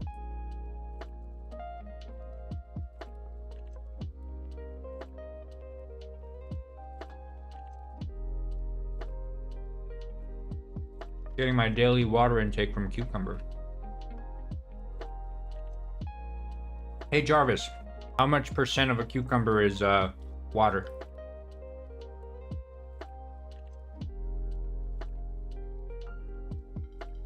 And on the other end of that, how much of water is cucumber?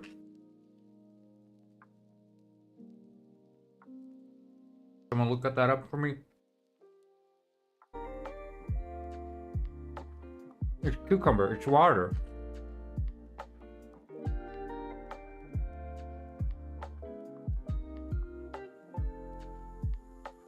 I can't stop eating the cucumber. It's got me in its claws, just like Robber at the fish factory.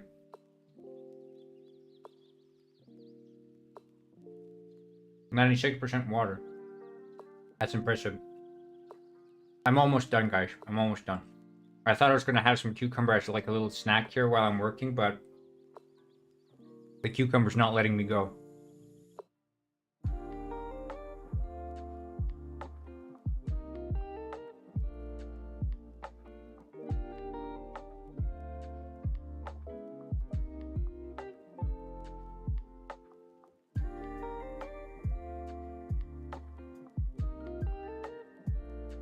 That's what I thought, yeah.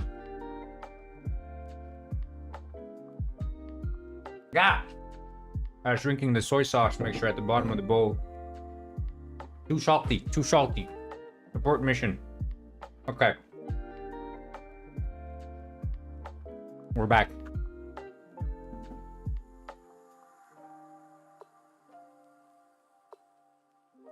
Just,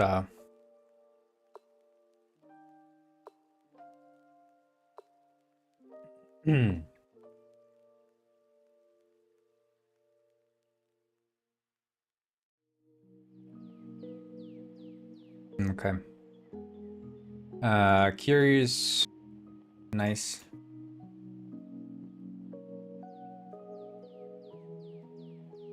Ah! Scary demon. Desert hat. Designer handbag. Oh, I wonder what game that's from. Diaper.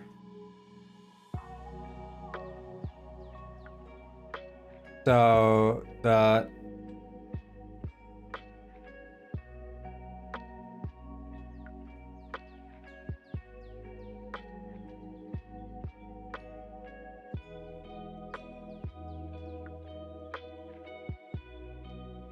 See, the thing with like game development is you develop these skills to do something very efficiently. Almost 60% funding on lard. Nice.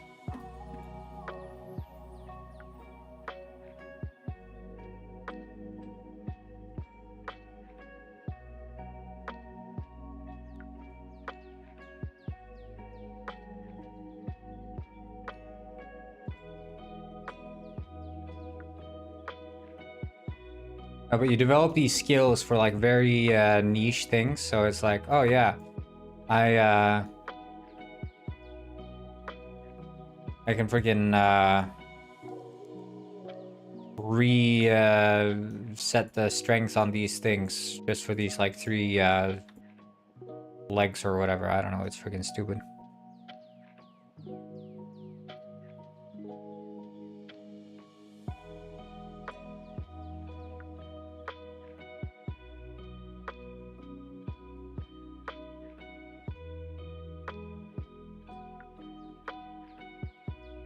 But I guess this has to go in though. That was the thing, like it has to go in, otherwise it's...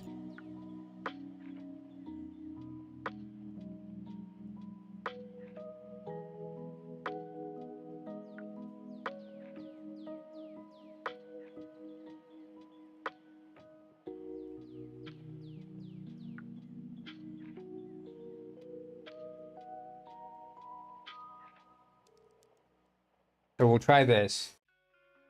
Wait, which one is this? The diaper.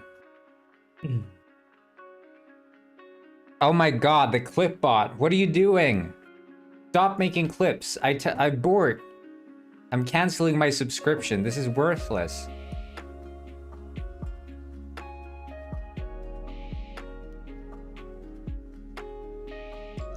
Potty humor. You're not supposed to clip that.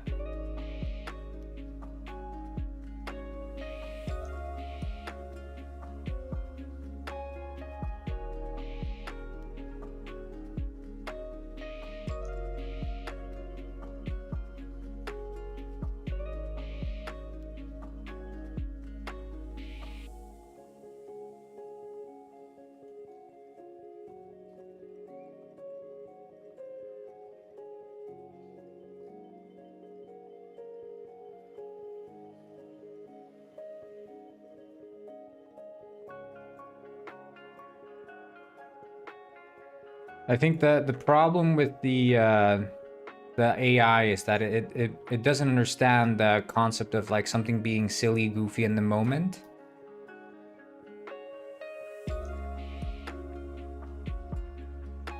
But not so funny in the context of a clip.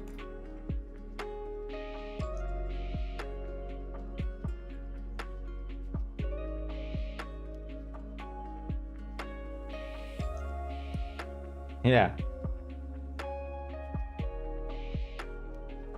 See that? Now it's ass through the pants. Ass through the diaper, AI. Clip this. Ass through the diaper. Hilarious, most hilarious clip you'll ever make.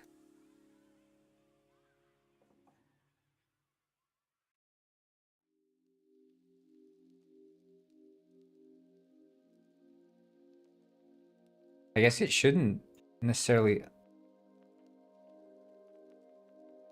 I mean, although, no, it's supposed to tug a little bit on the...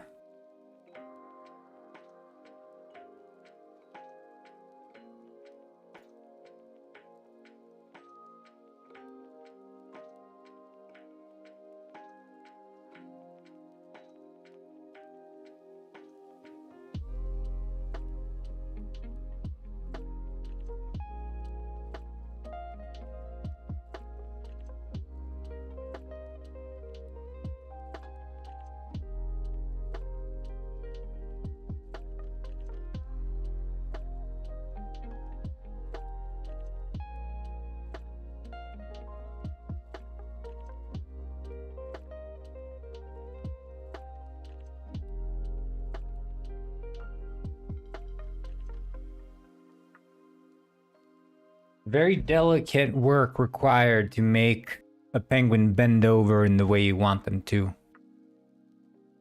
Not child's play. People say, oh yeah, I could make that penguin bend over any way I want them to. Trust me. If only were that easy.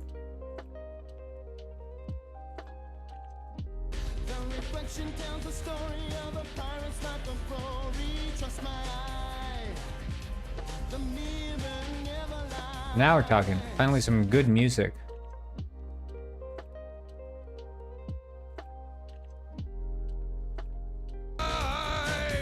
Your reflection tells a story of a pirate's life of glory. Trust your eyes.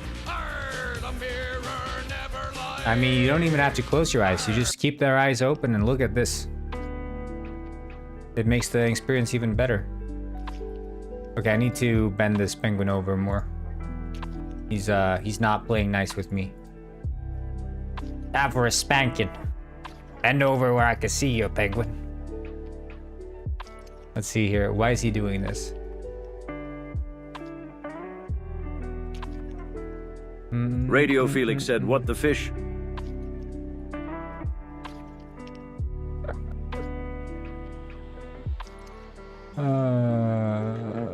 I don't know why it's doing this. Is it the spine 1 that's like over here or something?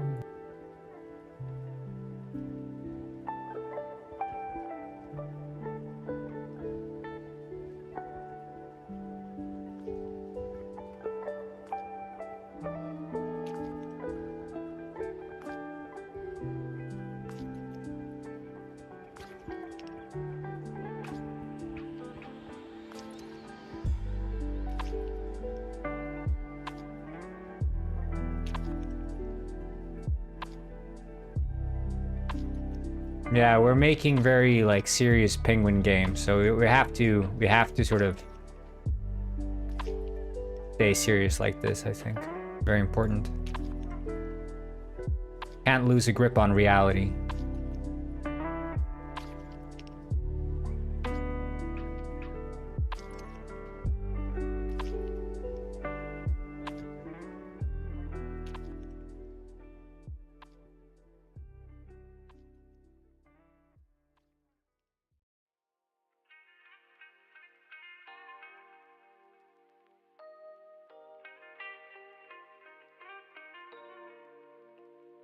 Yeah, there we go.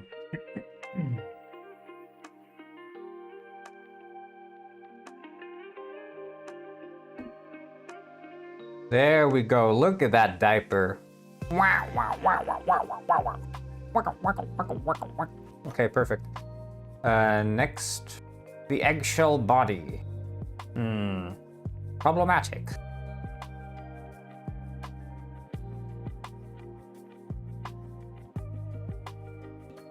Oh, the hips, I mean.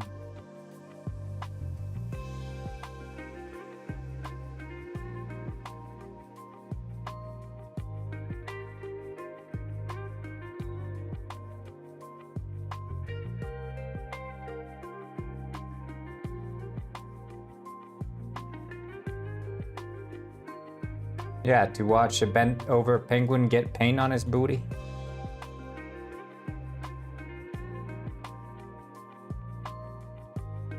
Same here, dude. Same here.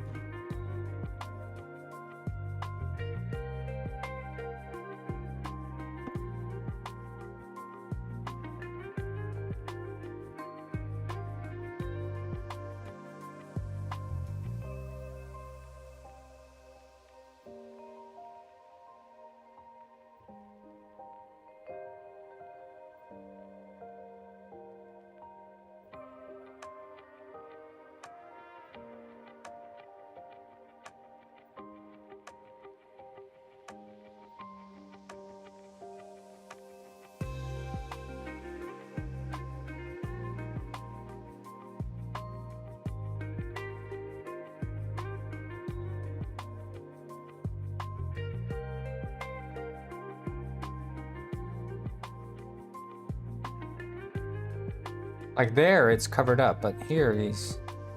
I wonder if it's the left leg. Aha!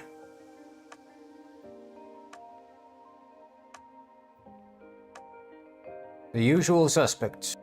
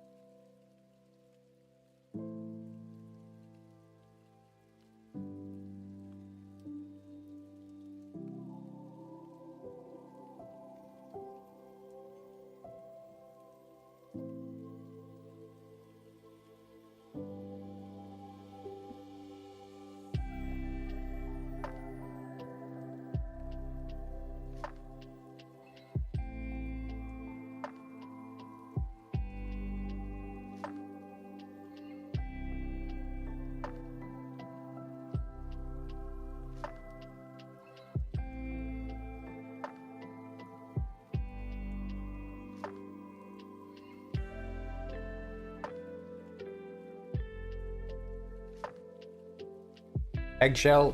Nice. Ooh. Fancy vest. I see. We meet again.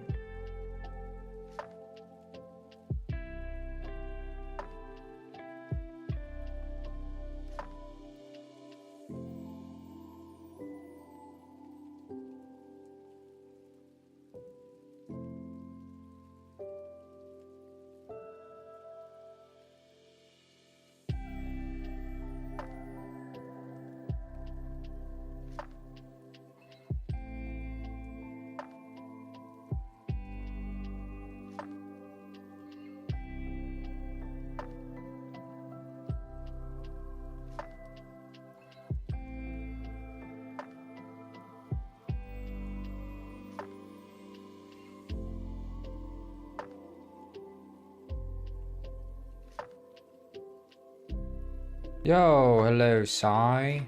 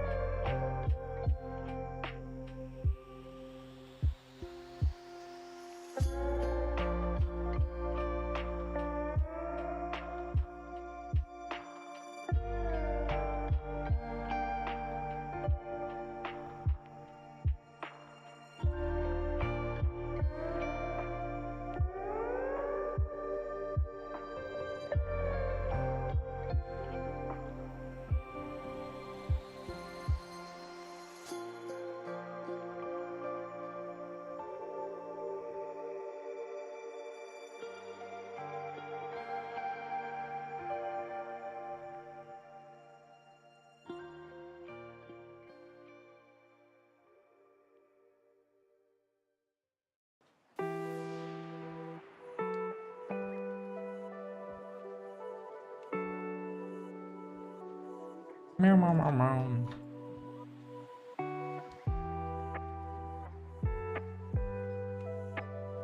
Let's just see how the fanny pack looks.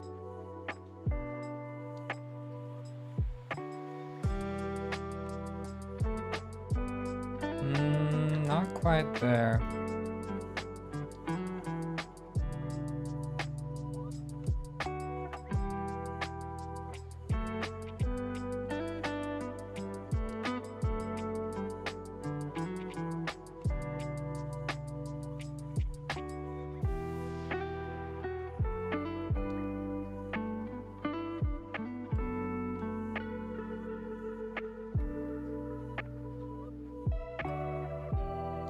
B.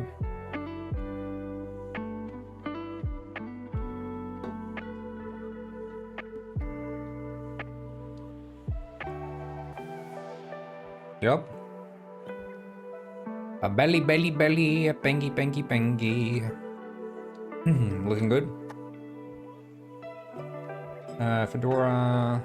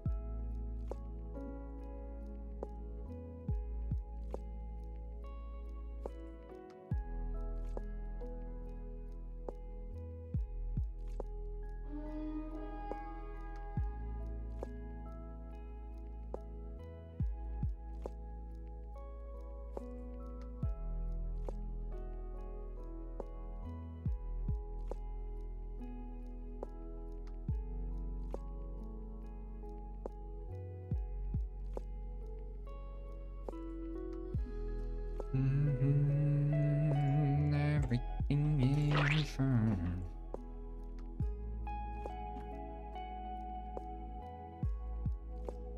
But then I can carry this over to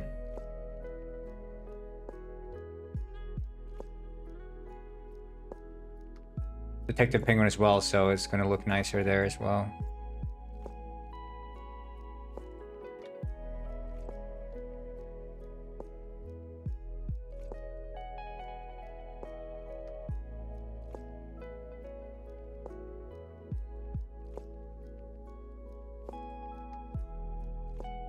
It's not just for Penguinized, it's for both. And that's the nice thing, again, about working on spin-offs. Because when you're working on a spin-off, you can often trade assets.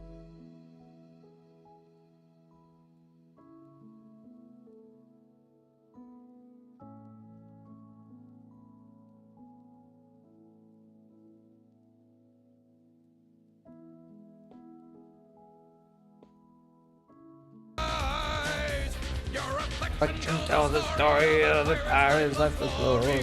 Trust your eyes. Our mirror never lies. The reflection tells the story of the pirates left the glory. Trust my eye. The mirror never lies.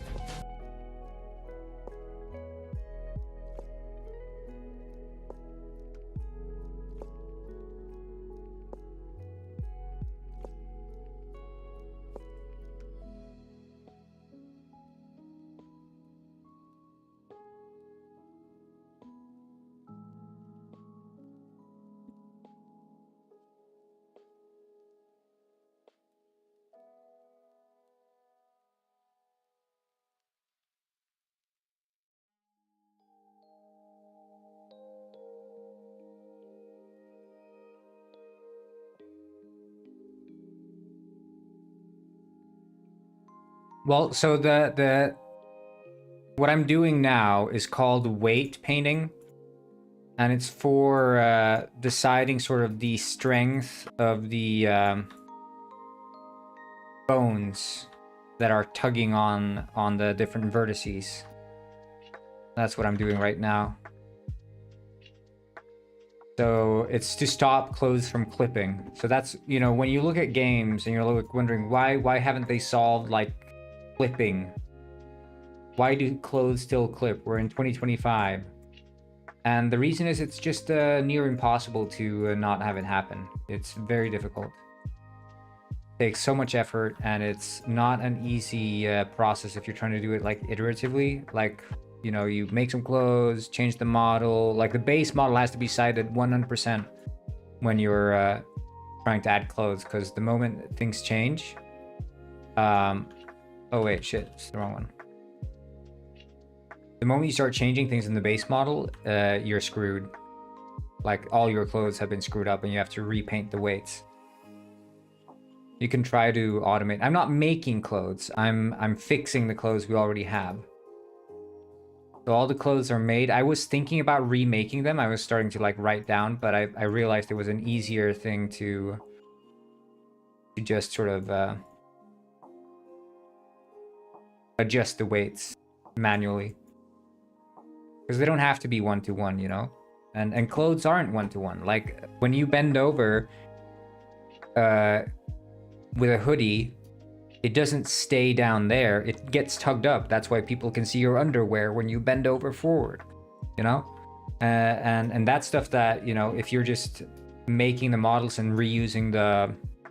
If you're making the clothes and reusing the same identical weights as the penguin that's wearing them or whatever, then the shirt is going to like stretch at the bottom.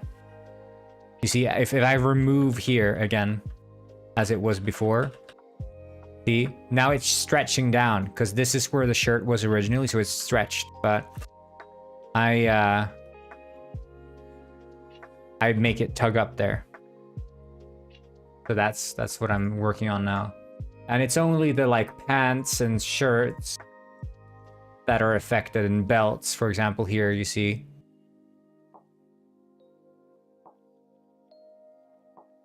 So we're really just mostly working with the legs, the spine, and the hips. So like the hips, for example, don't need to tug on this, because as we're bending forward, we're moving the belly forward. But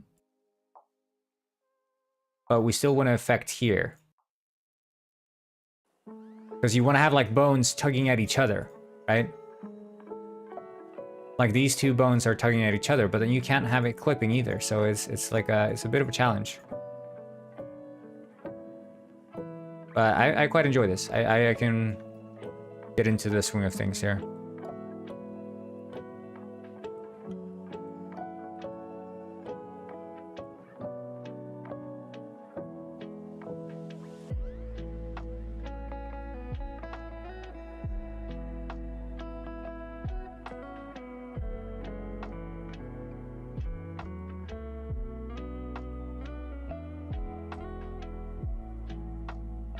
And then, you know, I paint it like that, and then I can instantly verify that it's working by going into Penguin Heist and actually checking. So we have the karate belt that we just updated now. You see, when we bend over, it's staying relatively attached to our penguin, so that's good. That's what matters. Hello again, the bishop.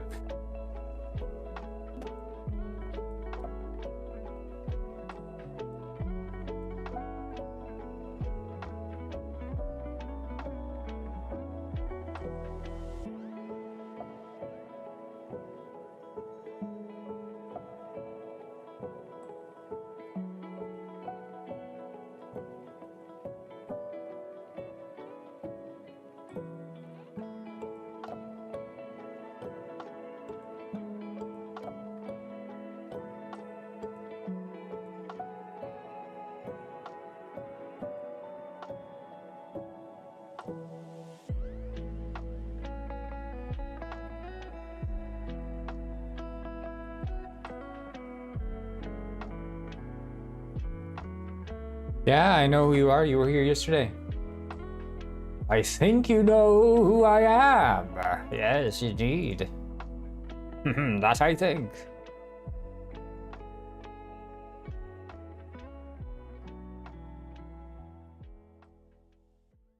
Mr. Goidelify, Mr. That Are the Fish, do you remember me? You were here yesterday. Oh, yes.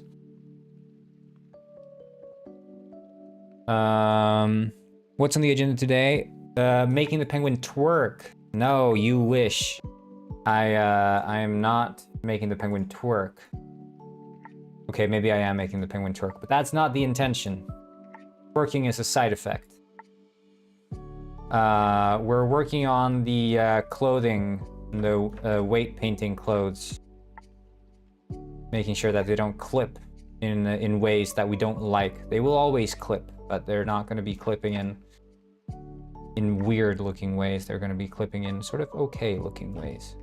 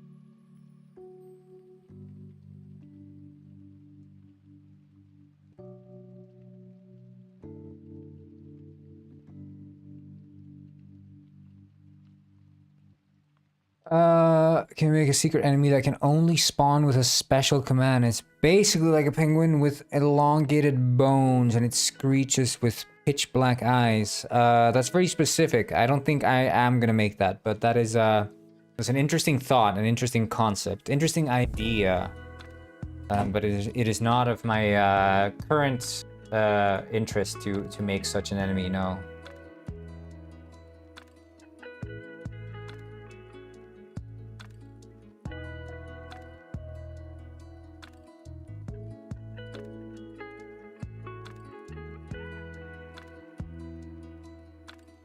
But you should you know, do that in a game you're making. I think that, you know, it doesn't have to be a penguin, but you could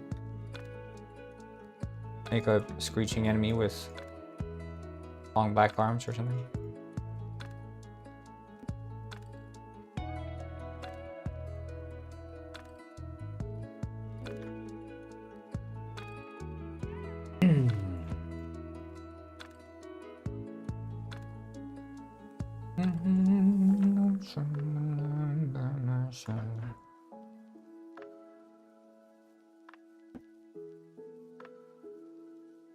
And it's so satisfying to watch this like come together when you're working on these.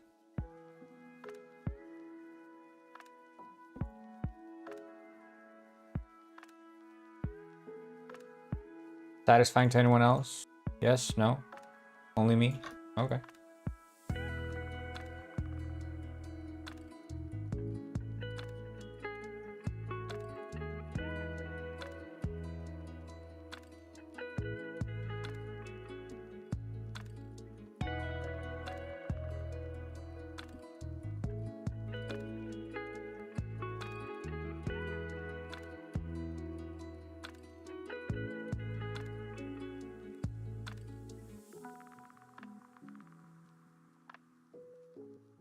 Would be interesting. He could be called the penguin feeder.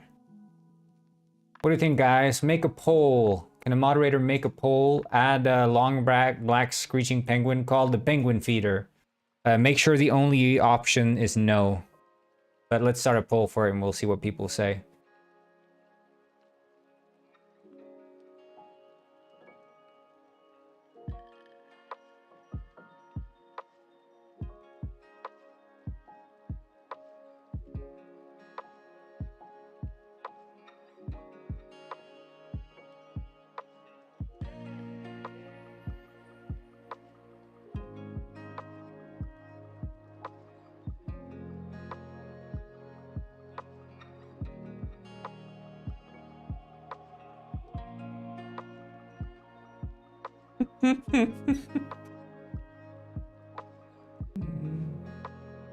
I don't know, man. I keep getting these hyper-specific suggestions. Extremely specific suggestions.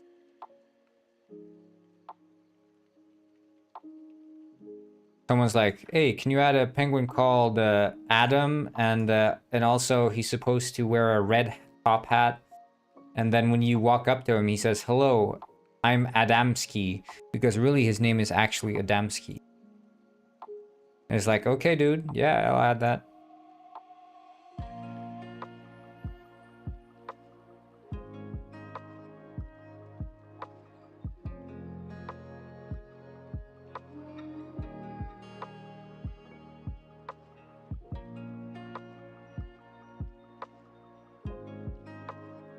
The cat ears are cute. Yeah, I like the cat ears.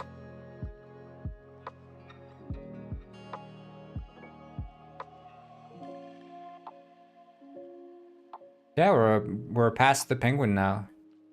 Yeah, I mean that's the thing. Like you start working on something and it takes a while to get into the swing of things, but then when you do, you got a stew cooking.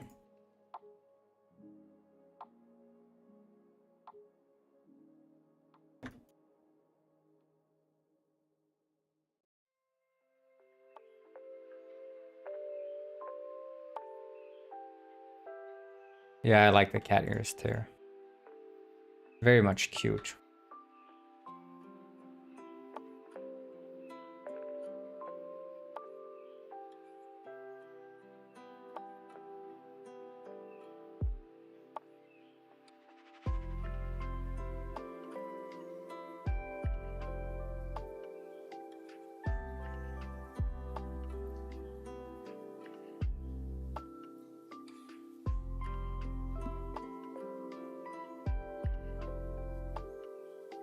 I'm gonna be a freaking weight paint pro. Would be cool though, like whatever the penguin feeder touches becomes corrupted and no clips through the ground. It wouldn't be too bad because it's an admin or mod only enemy.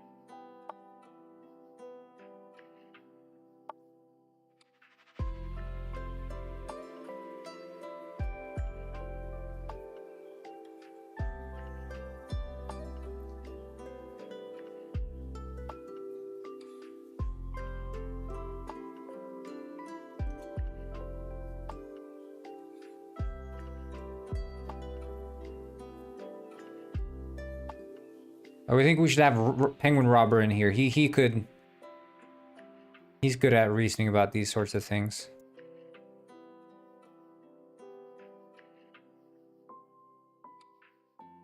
He'd have a lot to say about the penguin feeder.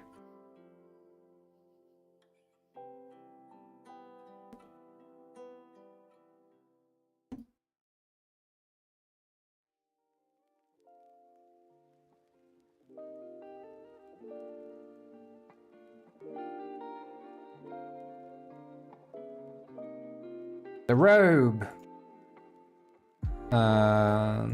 You know what I'm scared of? I'm scared of the fish suit. I don't know how that's gonna go. Took freaking ages to make. Ooh. Thank you, Sparky Face, for the follow.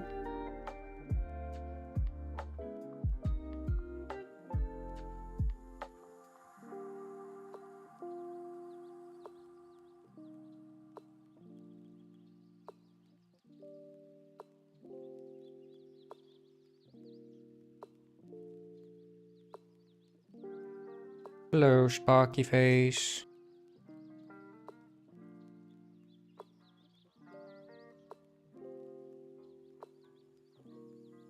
Ah.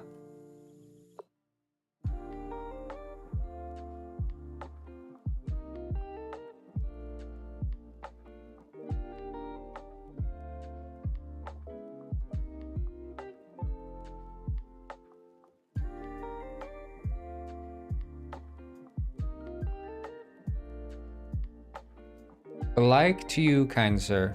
Ah, thank you, kind gentle sir, for the like. Is it a like or a like?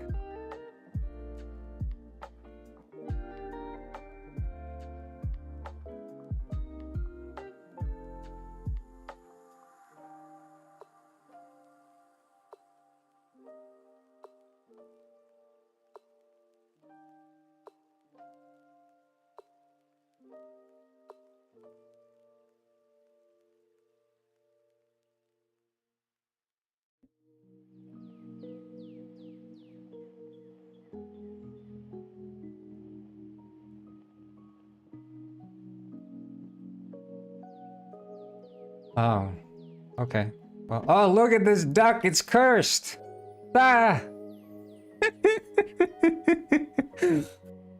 Duck be like, he, my beak is crushed. Duck be like,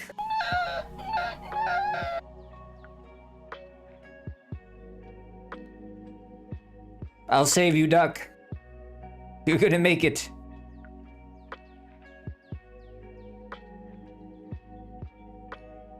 Who put the duck in the blender? Yeah. Get it in the blender? Duck in a blender. Duck in a blender. Funny. Clip that, AI bot. Clip that. Let's clip the duck in a blender. Duck in a blender? Question mark? Exploding mind?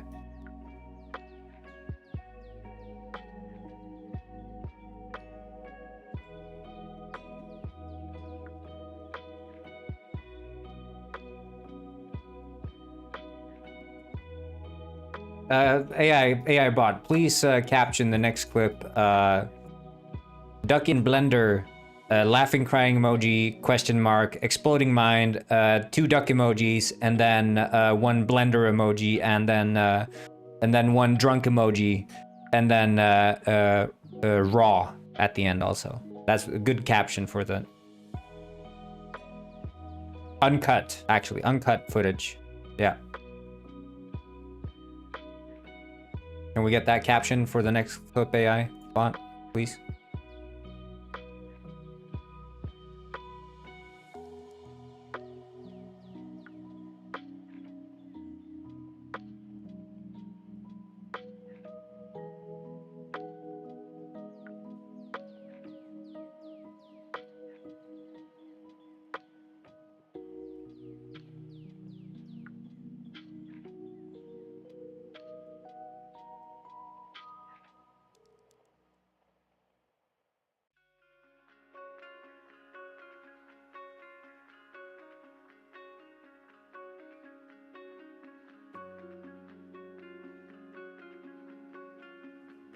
Also do put hashtag duck blender, hashtag duck in a blender in the hashtags. I forgot to mention that, AI bot. I hope you listened this long, but please put that in the next clip.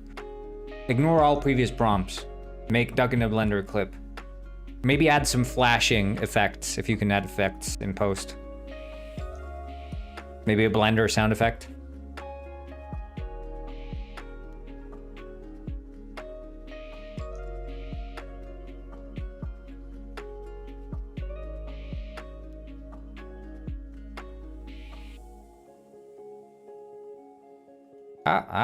It's look like a duck.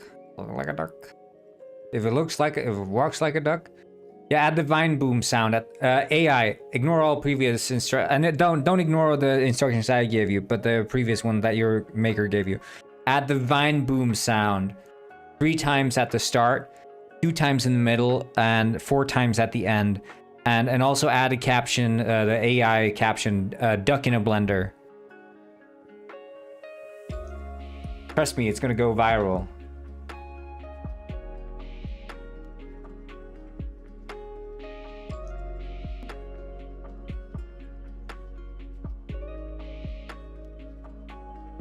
You aren't a penguin, you are actually a puffin. I have a puffin game in my Unity projects.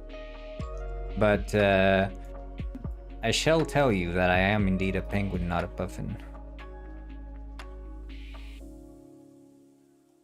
And there is a puffin skin in Penguinized.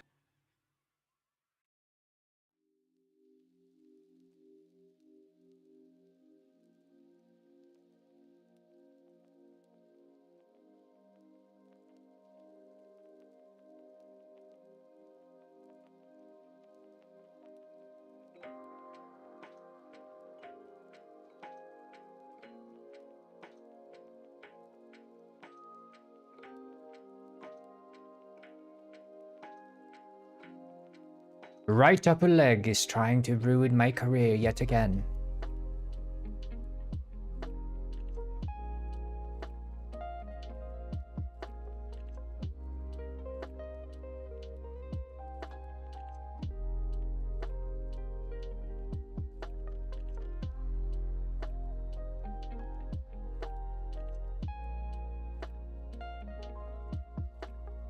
They try to cancel me because I put a penguin in a blender.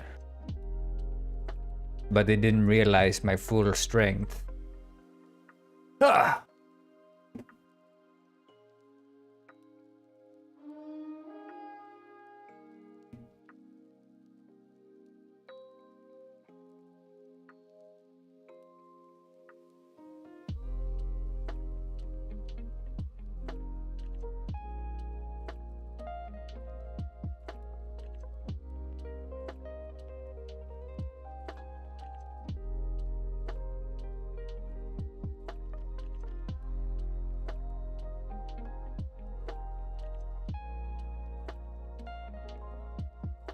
What's entirely gray and not red? Penguin in a blender. Penguin in a blender. Get it?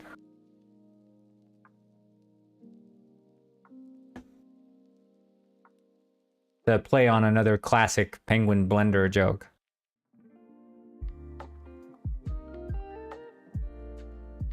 Make a game called Puffin Pen.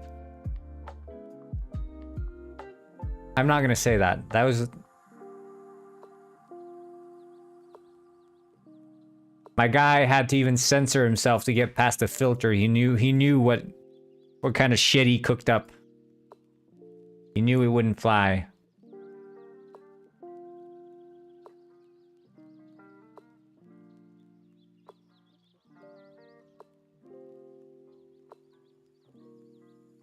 Hello, Crasher Hole.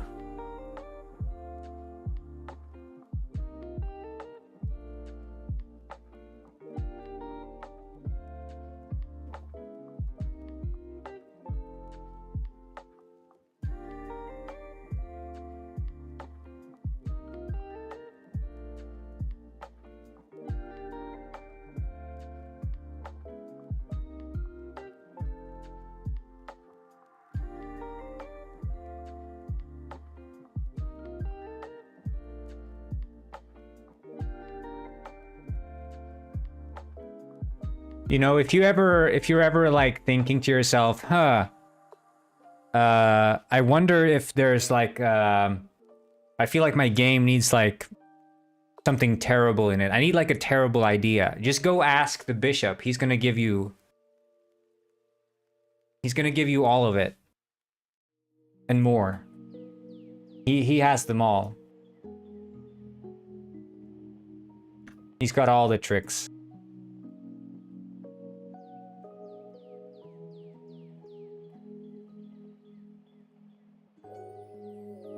He'll tell you to make the Puffin Dick game or whatever. Too far, man. Too far. Yeah. Adosama bin Penguin. See, these are the kinds of like quality ideas that the bishop will deliver if you ask for a shit idea. Like on the good to shit meter, his are like, you know, going beyond the shit bar. But he starts out a bit innocent. He's like, oh yeah, you should add this penguin. It has like, it's like got these long arms and it screeches and it's no clips and stuff. And then he's like, make Puffin Dick game. Make the Puffin Dick game. Add Osama bin Penguin.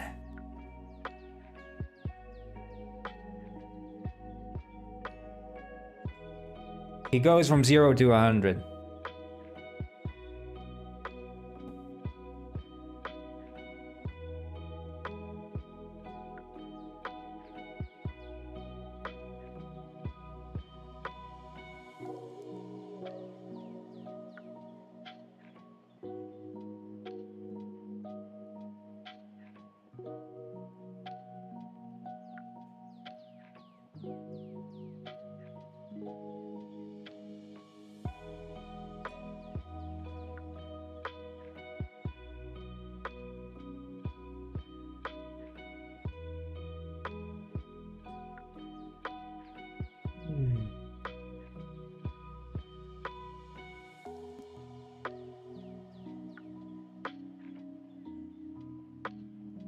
Make Adolf Puff. Dude, I'm not. This is giving me like lava bread vibes. Ah, you're from Finland. They make a puffin. Adolf Puffin.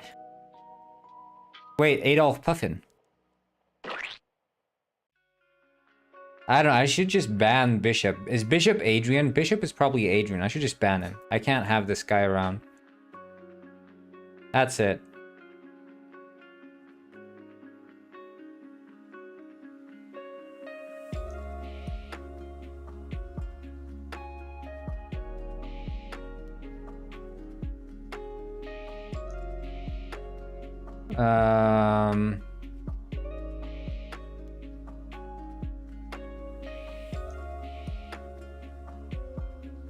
Yeah, we're just kicking this guy.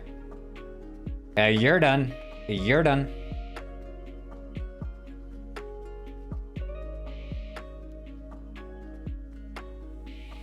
I'm not even Adrian. I don't know who that is.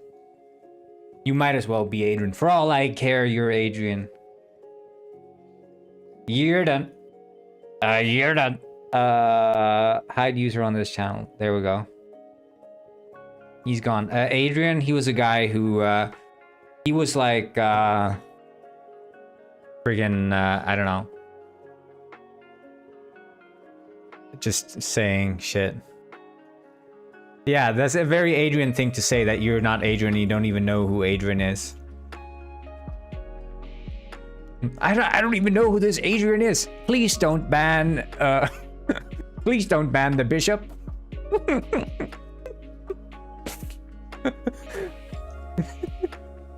I don't know who this Adrian is, but please don't ban the bishop. He's referencing all his alt accounts in the third person. Oh man. Adrian, dude. Love him.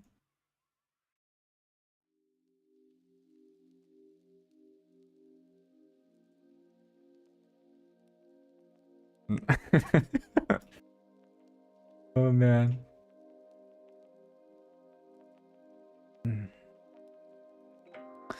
It's such a it's so freeing to be like, you know,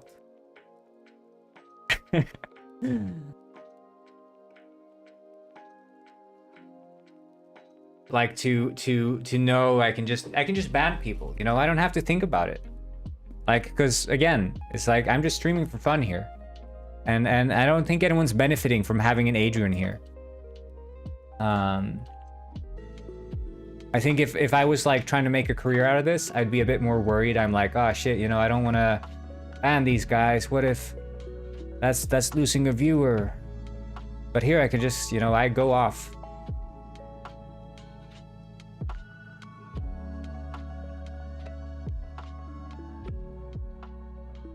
Yes. Well, it's not power trip. It's more like I obviously wouldn't ban someone who's not doing anything wrong, but the fact that like a guy like the Bishop or Adrian, who adds literally nothing to the discussion and is only there to like yap and do nothing else, just being able to kick them out without thinking, like, I don't know, it's just nice. I like it.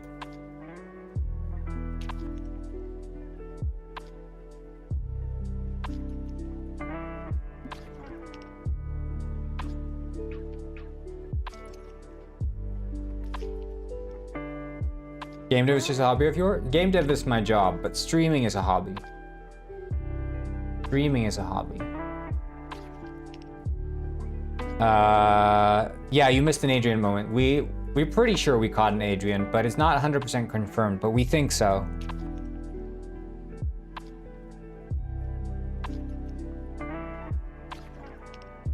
That's the theory right now, is that it was Adrian. He just didn't say don't ban and then the name of the account that he was on, but he said, Adrian, I don't even know who that is.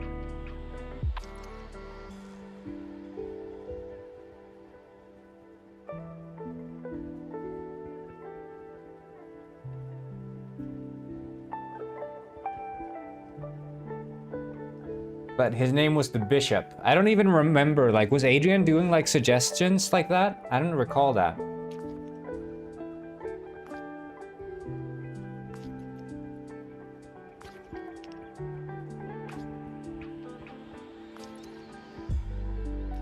Like there's just like, Adrian just had a vibe, I think. It wasn't so much, was he saying obscene stuff? He was saying obscene stuff, right?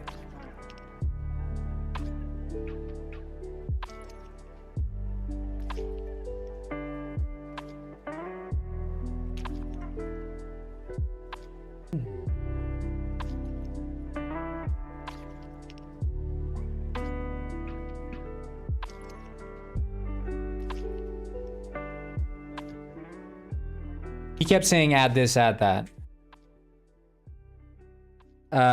So like Adrian, yeah, I don't know. He was just a guy, he was spamming up the YouTube chat. Like the entire chat window that we have now on stream was filled from top to bottom with Adrian's chats. And then I was like, you know, okay, I had enough of you. You're just yapping. Are you streaming in French? Oh yeah, wasn't he one of the ones who asked me if I spoke like a language or something? He kept doing like memes. He kept saying like, yeah, English or Spanish and stuff. He kept saying that. He kept doing memes and talking about memes. That's what he was doing. He's just being obnoxious with all these shit memes all the time. And then he was filling up the chat with these two. And yeah, he was we banned him, and then pretty much instantly he came onto the stream with his alt account, and he basically said outright, you know, I'm Adrian. And I was like, okay, you know, fine, you can stick around. You got banned once, you know, you're on your alt now. You can just stick around here. I don't care, you know? But he just like turned it up to 11. He went all into it again. And then I was like, all right, buddy, you're getting banned. And then fast forward, you know, a couple of minutes, and another account is back. And it's acting strangely like Adrian, but it's not admitting to being Adrian. But it's acting exactly like Adrian. And has like a weird name. And instead of saying, like, we're talking about like, okay, yeah, you're probably Adrian, we're gonna ban you. And instead of saying, don't ban me, he says, don't ban, and he says the account name, like Sophius or something, like, don't ban Soflana or whatever. And his account name was like Soflana. So it was like such a meme to be like, oh yeah, don't ban me. No, don't ban Soflana, which is like talking about his alt account in the third person. And it's like, yeah, just entirely goofy.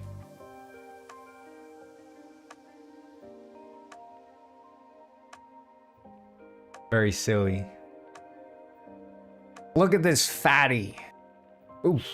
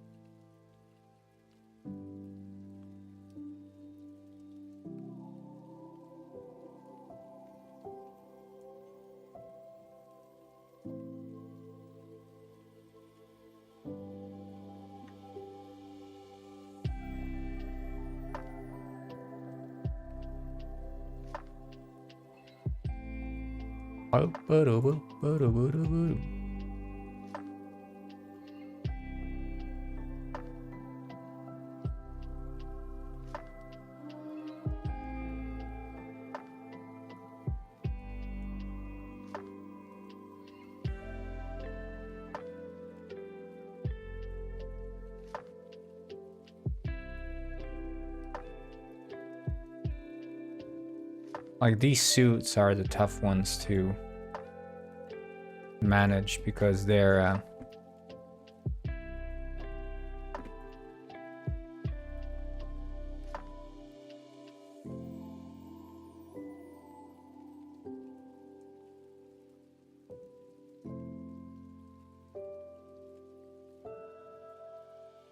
favorite game engines? Unity is the one I use. That's why it's my favorite.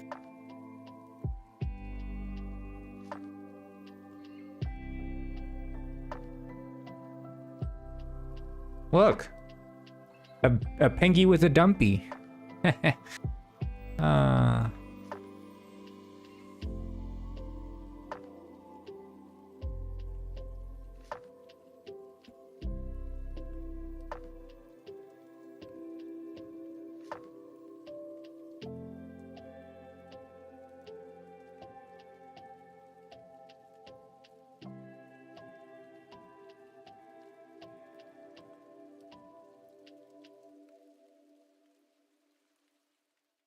All it took was a snowguin suit to give the penguin the biggest dumpy known to man. I mean, to penguin kind. Let's take a look at this green. I had entrance exams in the college I'm going in, and there is a question of logical reasoning. I hope you won't mind if I ask you that. Yes, ask me. I reason, and I reason logically.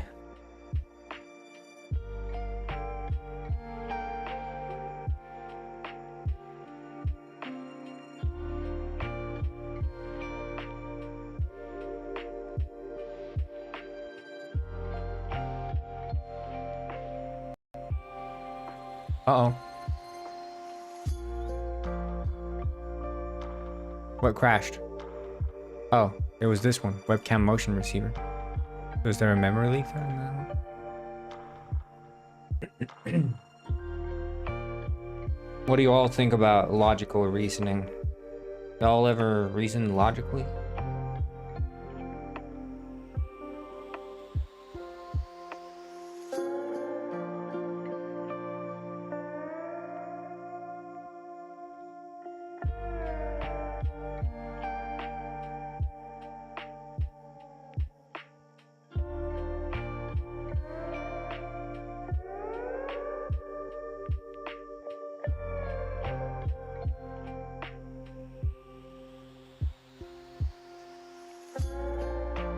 My leg.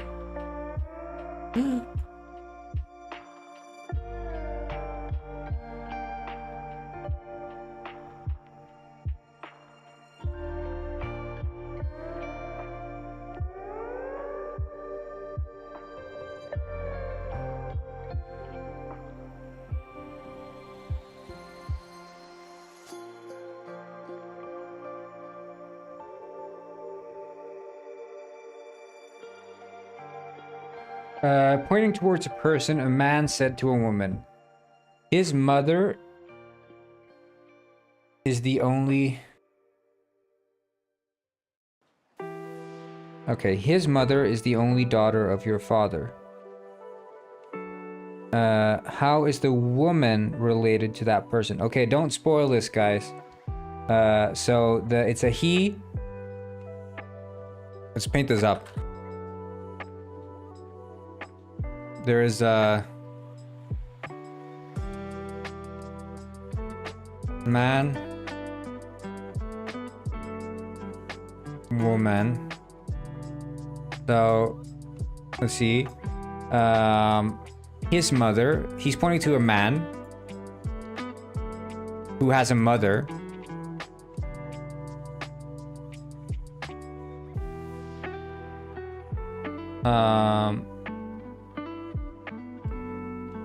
And then his mother is the only daughter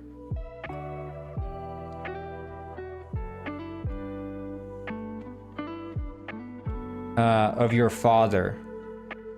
So the woman, it's a sister, right? Yeah.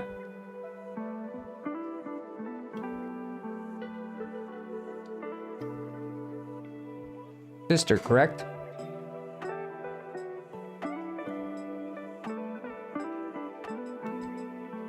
Am I wrong?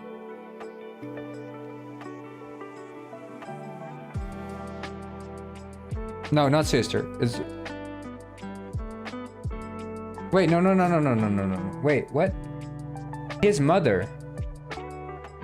But then it's not a sister. Oh, how is the woman related? But the woman is the sister to that. Yeah, okay, yeah. So that would be sister. Because his mother is the only daughter. No. Dude, wait.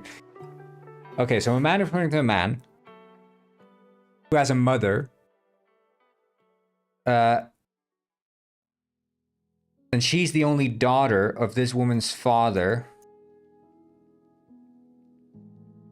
So this is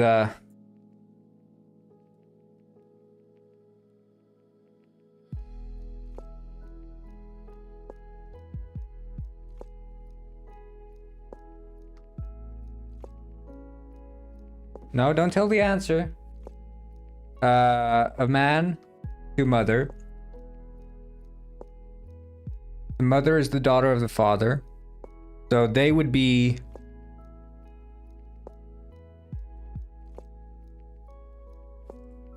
sister, right? They would be sisters.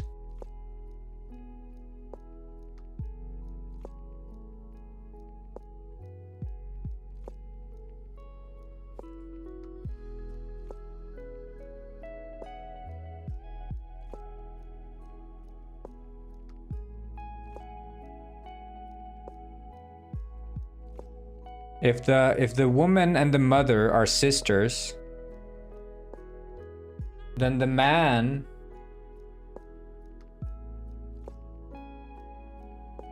oh, it's the only daughter. Okay, yeah. Because there are not two mothers. There's only one. Because it's the only daughter.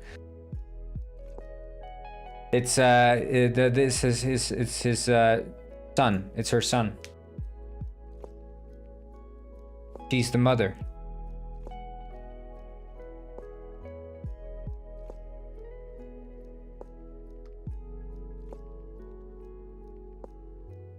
So he's pointing at himself.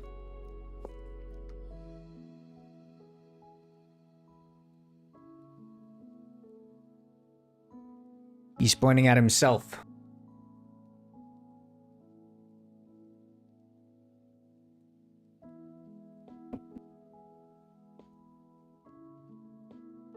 Correct? Did I get it?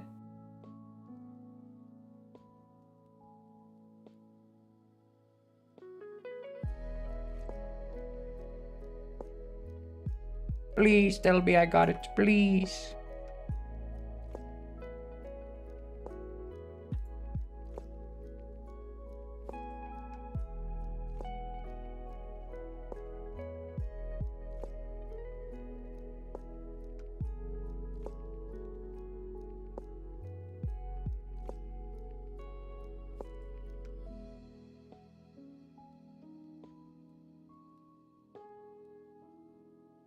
Guys? Please? Yeah, that's what I said.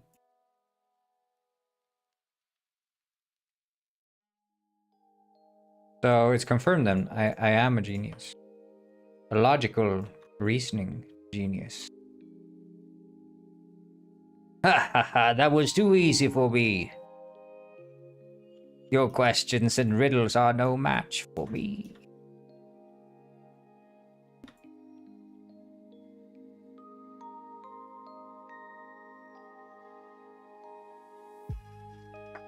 After all, it was I who crafted the Lysander ghost puzzle.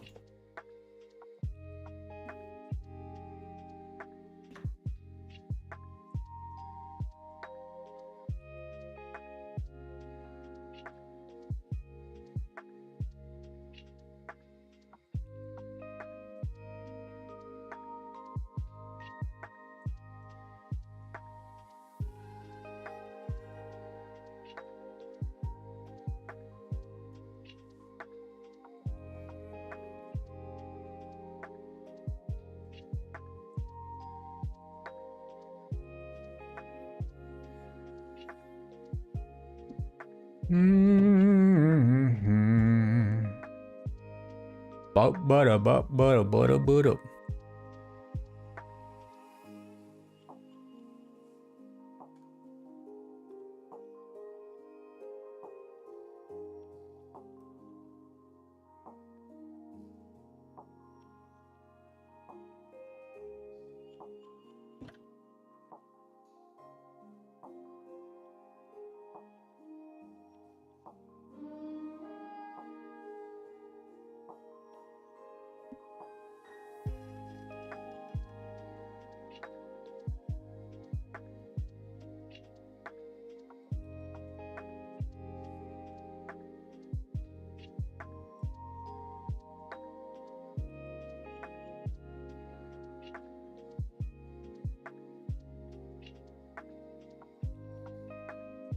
The way I would have aced that test, like, yeah, not even funny.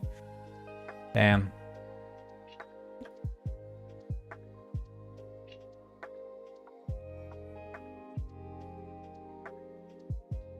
That's called being logical, people.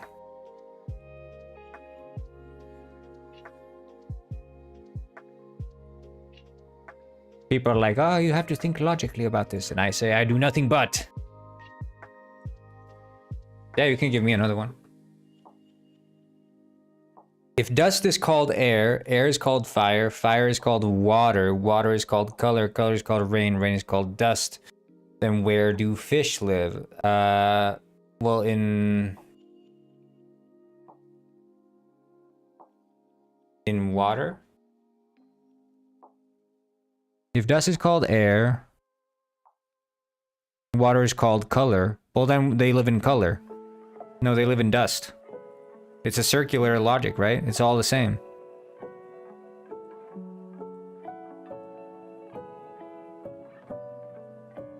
But water is called color, then they live in color, assuming the rules are not a chain, right? Like if water is called color, and the water we call color is like, are these references?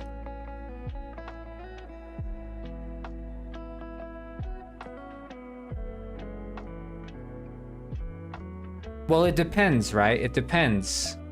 Like if the reference is,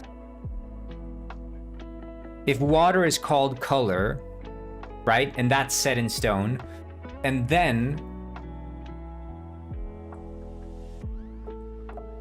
yeah, but it's a nonsensical question, I would say.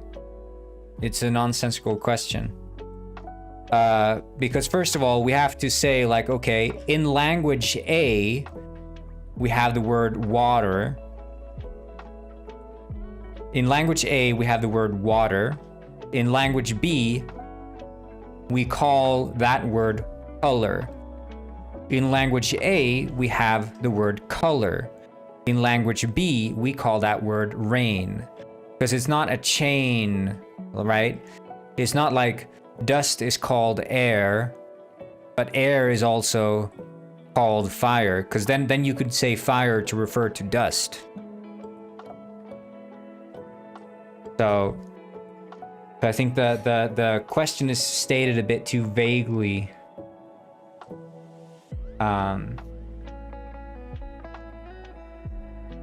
Because otherwise dust would refer to all of those concepts, assuming that it's one single language and all of those mean every single thing.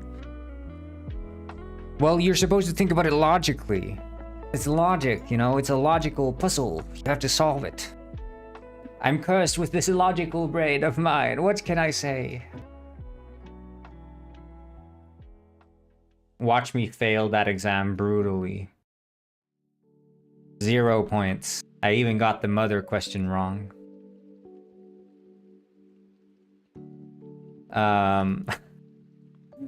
No, but ooh, maybe this is how I should have the shark tail.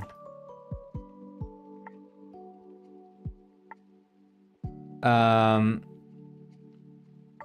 it wasn't your exam, but I think it is a poorly phrased question for the reason that I said, where it doesn't define if it's circular or if it's like static references, or the dynamic or static references. Like, because in programming, right? If you say this, right? In programming and in mathematics, okay, so you have the ground, the axiom of 1, and then you say 1 equals A, so we call 1 A.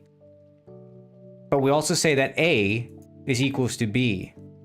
But we also say B is equals to C. And we just keep doing this until we say that like X equals Y. But then really 1 is equals to A is equals to B is equals to C is equals to Y, you know? Like these statements are saying the same thing. So that's like a logical sequence, right?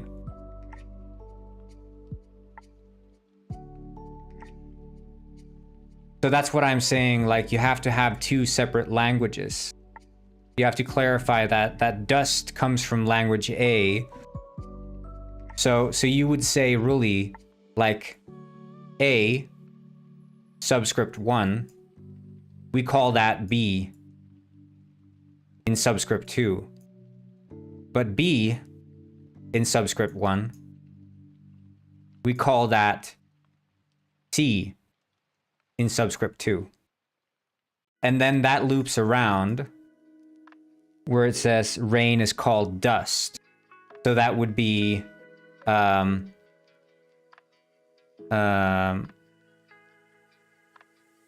would that be? That would be basically I mean, we loop around to like whatever Y in subscript 1 is equals to A subscript 2. Like this is what your question is saying.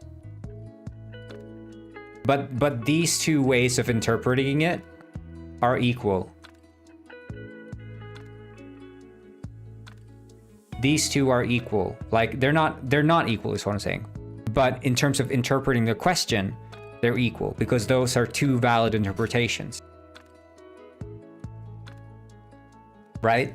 So you could either say that water, or like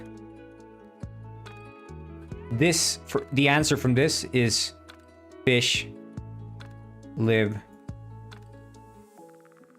in A, B, C, D. Megadega 1 E. said, "You have already lost considering how much time you spend on this." Or Y. Like they live in all of these. But here, there's only one answer, which is, you know, fish live in, and whichever one is like, if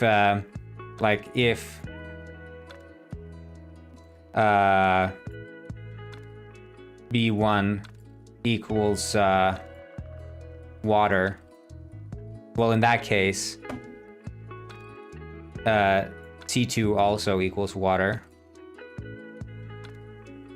So then the fish live in C2, you know?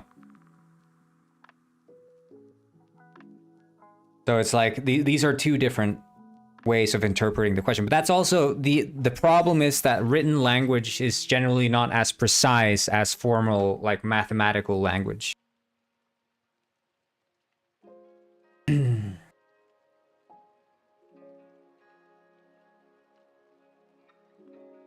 So that's why I think it's a poorly phrased question. It should come with the caveat of saying that these are 2 separate languages.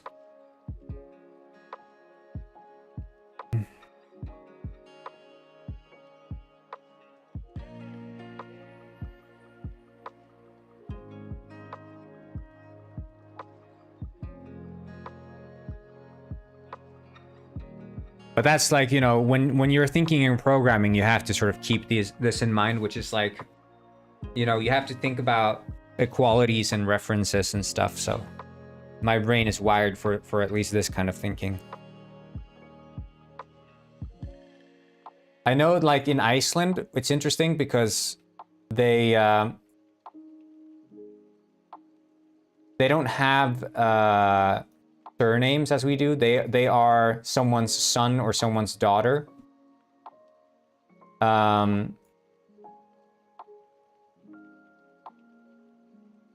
And so I noticed that Icelandic people are really good at talking about family trees. So they would probably ace that family question quite easily. Whereas for me, it's much more difficult. But they're like, oh yeah, this is your grandpa's, like this is your father's grandpa's grandchild or whatever. And they're like, okay, yeah, I see the relation I have to this person. I don't know, it's freaking trippy. But they always think of each other as like, okay, yeah, how are you related and stuff. But there is this meme, you know, in like that I think it was Iceland Air, the airplane company, that started this meme of like making Icelanders seem quirky, and they have like this in Iceland. There's they mapped they mapped the entire family tree of the entire country. So the entire country's relatives and family tree has been mapped out, including the genome. And so you can go onto a website to see how you are related to someone, going back as far as like the freaking 1400s in the Vikings. You can see like, oh yeah, I'm related to this Viking in this way. Alex was born 2 years after his father's marriage. His mother is 5 years younger than his father. Okay, so let's see here. So this you can posit as a mathematical question. I just want to see this. I want to see this. Alex born 2 years after his father's marriage.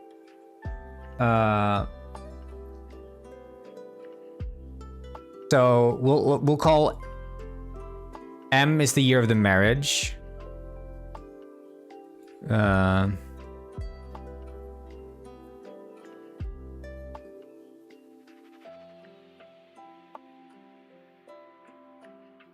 M year of marriage. So then A is equals to M plus 2. His mother's 5 years younger than his father. So we'll call it the mother, MO. And the mother is 5 years younger than his father, so she is F minus 5.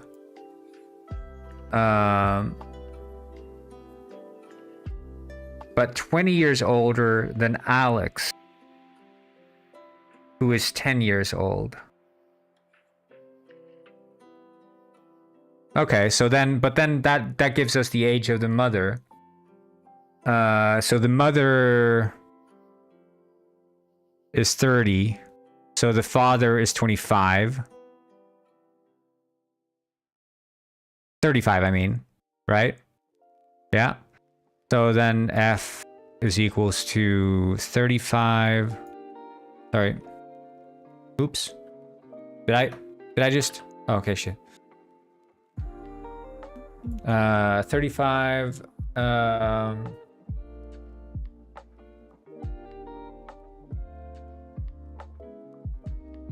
Then his father, but 20 years older than Alex, who's 10. At what age did the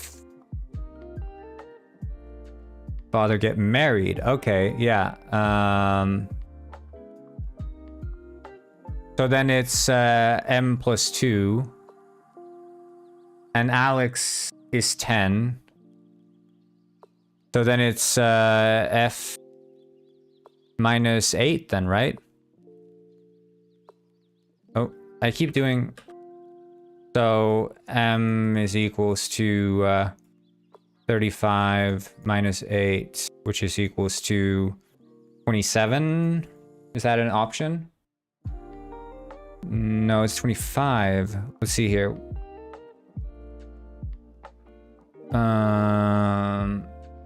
Wait, no, that was +2. Wait.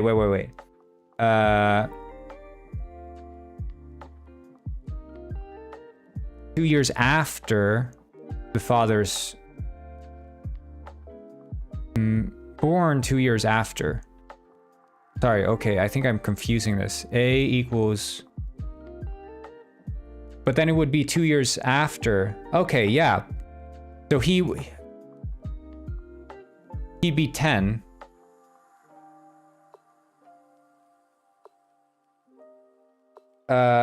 If he's 35. Yeah, but then he'd be yeah, -12, right? So is it 23?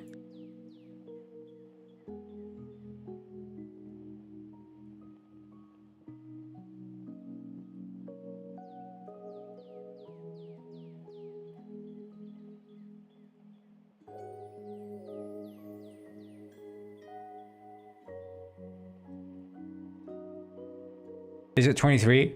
Am I right? Tell me, Crasher Hole. If he's 10, 10 plus 2.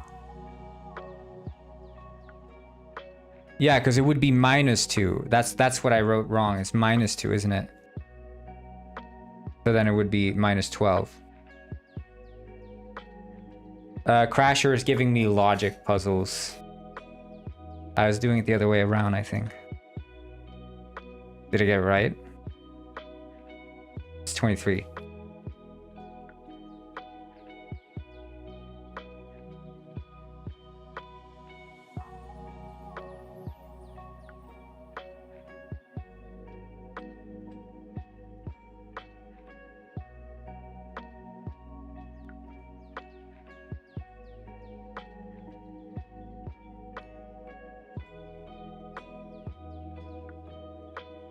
I know 23 is an option. I'm saying, is it 23?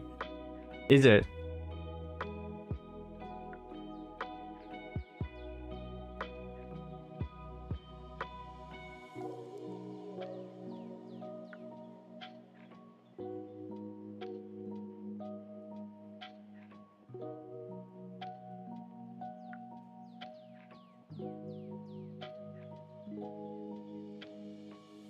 I am Rich Rick, the richest penguin on this side of... Thank you. Oh my god. Thank you. I appreciate it. And thanks for giving me the hat. I look friggin' fly. And also, anyone who had a good experience, make sure you leave a review. It helps us now in the sort of early days. So when we get to like 10 reviews, when we get to 10 reviews, we start getting like stats, and it's gonna look way more positive to people who are scrolling through the store page.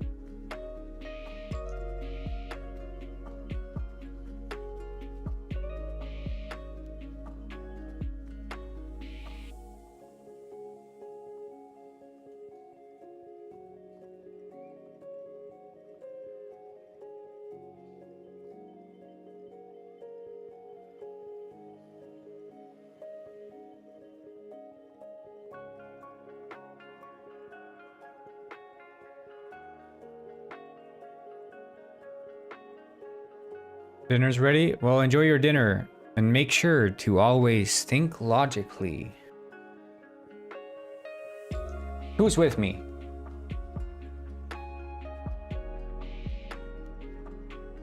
Yeah, thanks for those puzzles. I enjoyed them. It made me feel like I was an idiot for a while. I think it was a good ego check.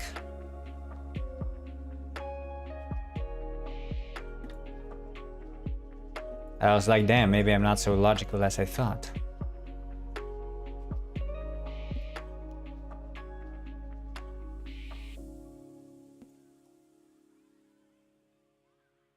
Have a good one.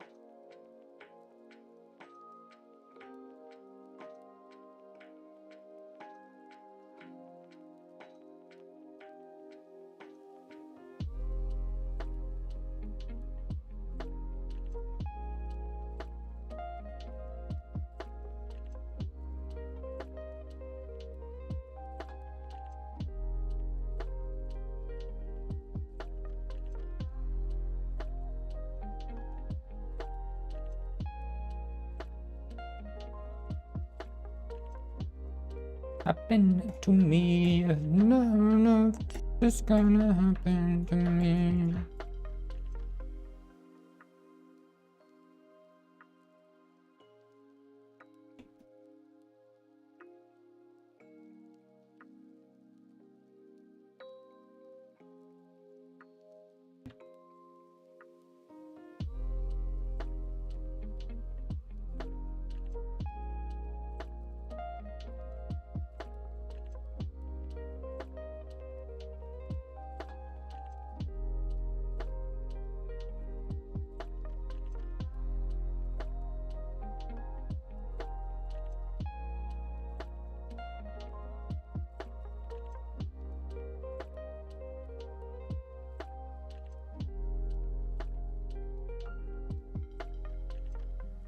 You know, I was kind of hyped for Robert's comic for a while there, but now he keeps talking about how he's really excited about drawing hentai for it, and I'm not sure I like it anymore.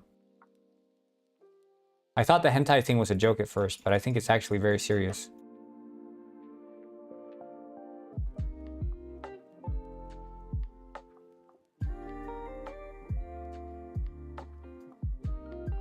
You guys know what I mean?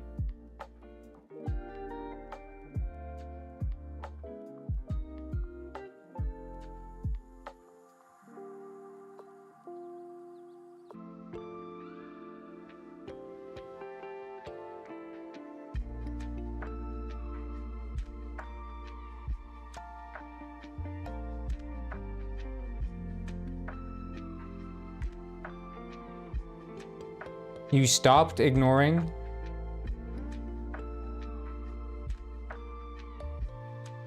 Or started ignoring?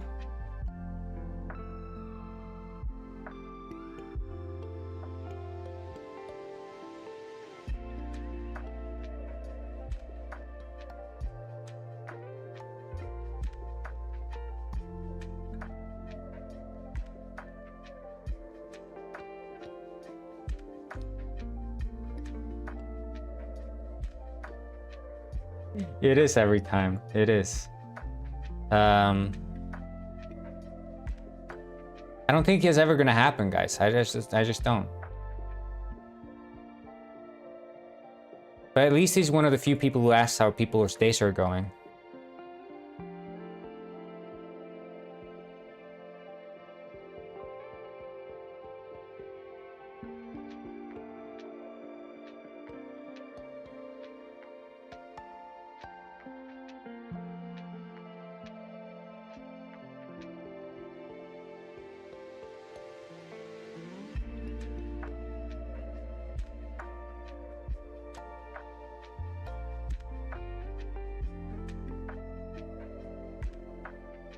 Oh, your day's miserable. Thank you.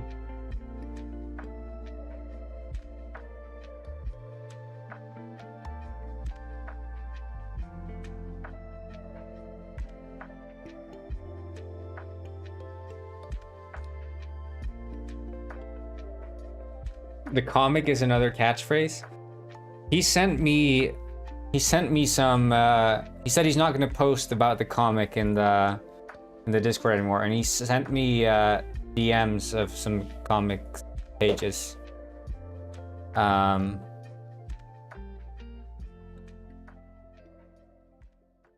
Oh, asking how your day is going? Oh, okay. Yeah, it is another catchphrase for sure. Hey, at least, you know, it makes the Discord look like we have a healthy community talking about how people's days are going. I'll take it. But the hentai stuff scares me. I feel like if he goes too far, one day we're gonna just have to take him away. Take him away, you know? Take him out back and shoot him.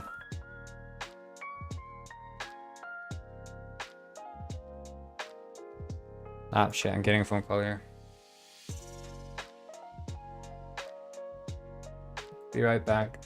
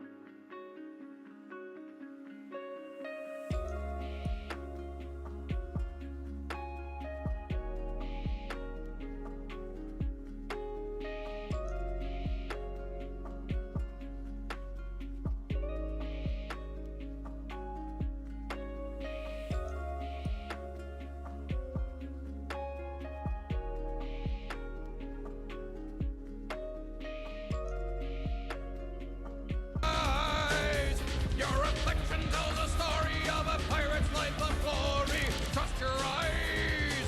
Arr, the mirror never lies. Arr.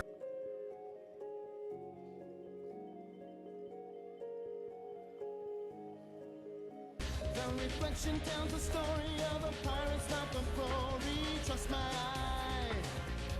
The mirror never lies.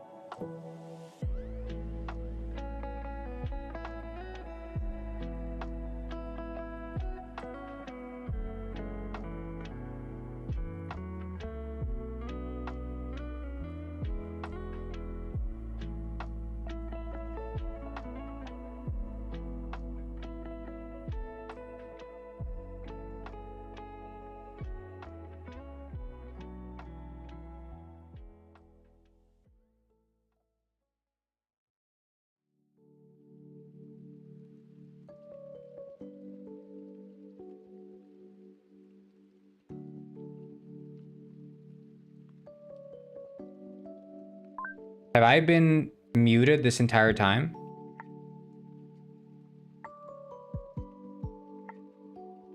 Okay, I feel stupid now.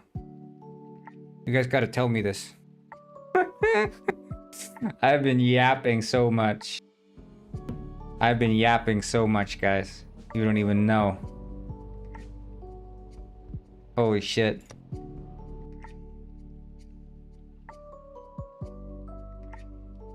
Nah, man. I was not locked in. Hey, yo, did my game just crash?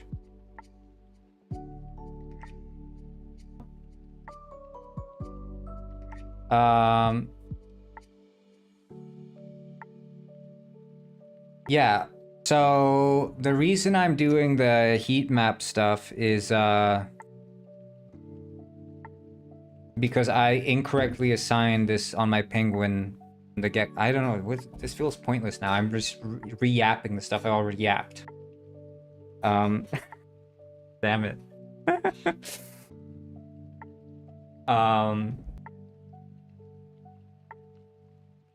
Okay, interesting. The game just crashes because I'm doing too much stuff. Oh, Penguin Pet crashed too.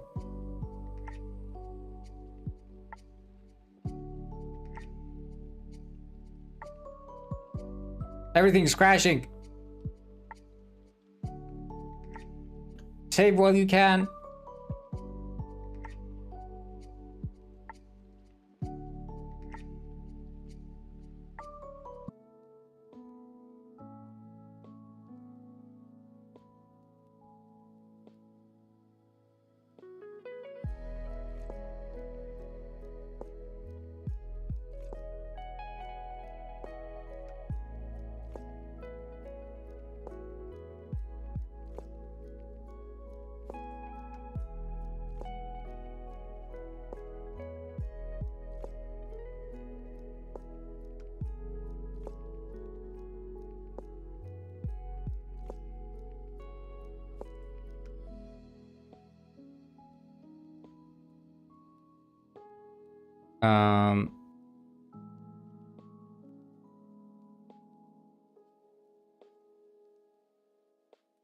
Yeah, anime girl Goyle when. That's the default one. I feel so bad every single time I open up that app because it's like, oh yeah, you're freaking hentai VTuber making all the boys goon.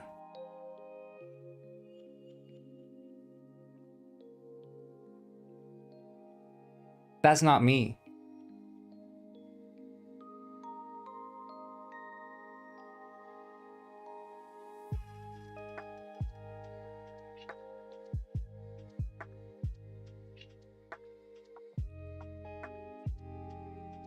That ain't me. Although I do love the VTubers. They've been supporting Penguin Heist since day one. The VTubers, they love Penguin Heist.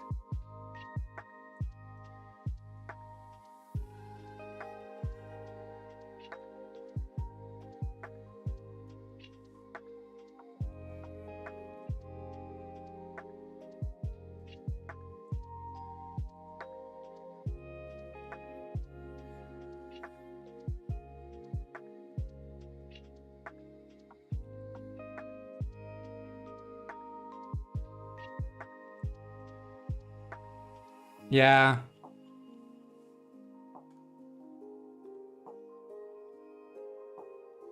Yeah. I mean, it's victim blaming to accuse the VTubers.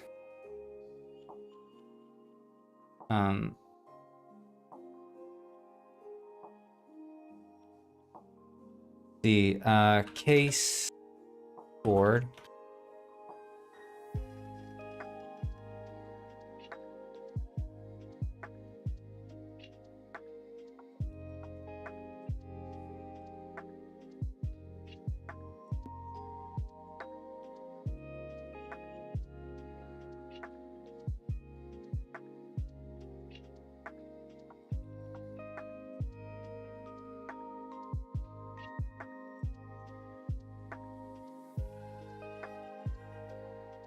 Like if I just play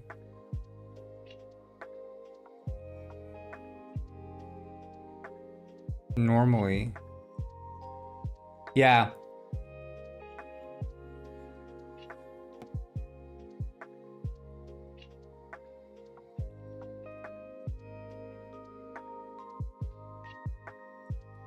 Yeah, I never got into fandom culture.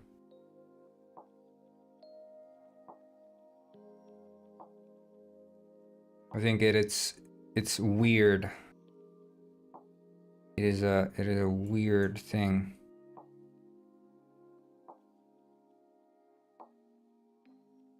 I think especially sort of the tendency of these, like here it's working. So what's wrong with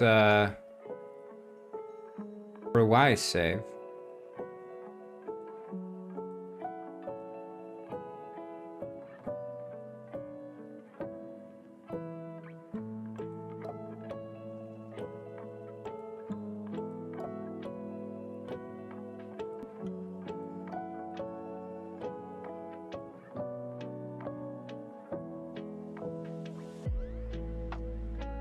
No, but I think it's like that. Fandoms in general, like they dehumanize the people they follow to such a extreme extent. And it's creepy. Like the ability for people to do that.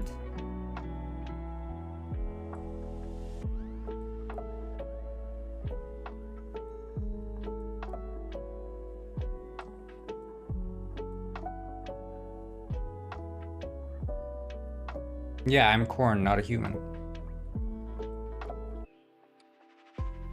So this is Brewise save. But it works there. Wait, why does it work there?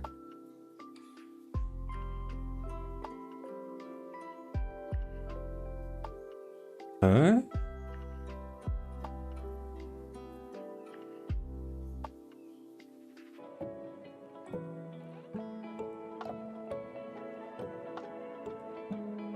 Oh.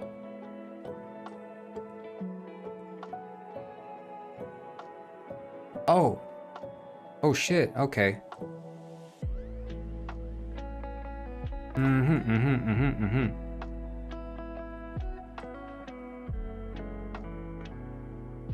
Shit, okay, okay. Well, I need to,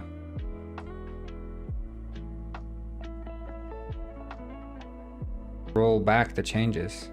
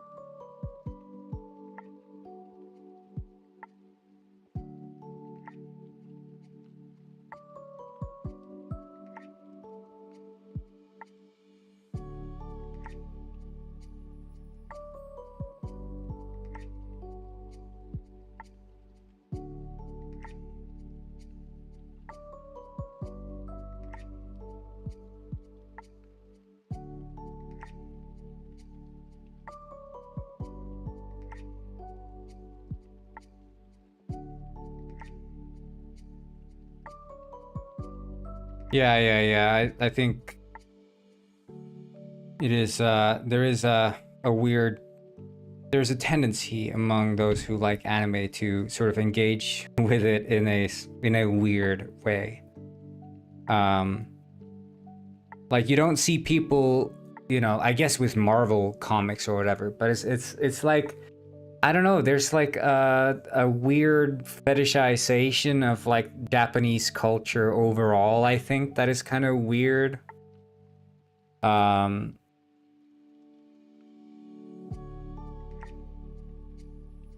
And Iceland has a lot of the same issues in terms of like being held to this standard And it's like, you know, people visit Japan, they're like, oh my god, it was the most amazing time, not realizing that they're living there as freaking tourists. They're not actually living in the country. You don't experience a country's culture by visiting it, you experience it by living there. There's one thing to visit a place and one thing to live there.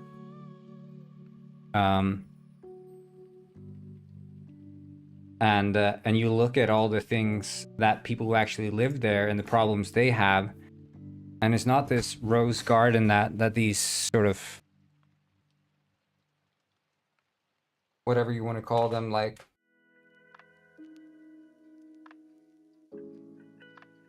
I mean, people do with Sweden too. Like, oh yeah, Sweden's amazing in every single way. There's nothing wrong with Sweden at all, which is, you know, not really true.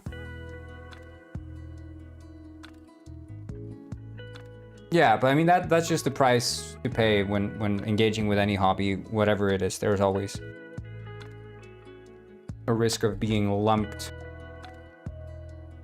into whatever group of weirdos also engage in that hobby.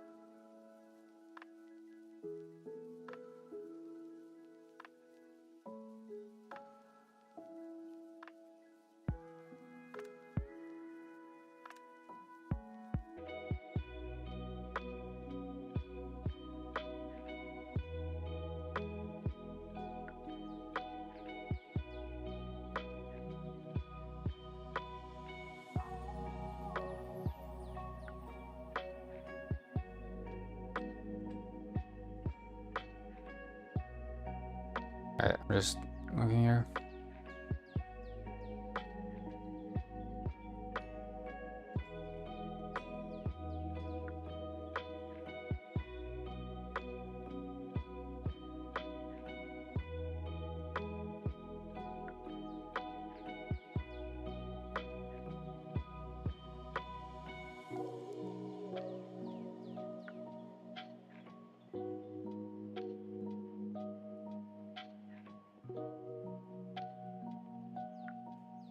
Right.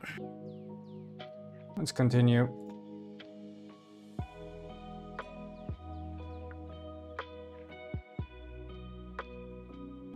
Well, I mean, at this point, I would say it's 50-50 split. Like, I feel like I have assimilated Icelandic culture quite strongly.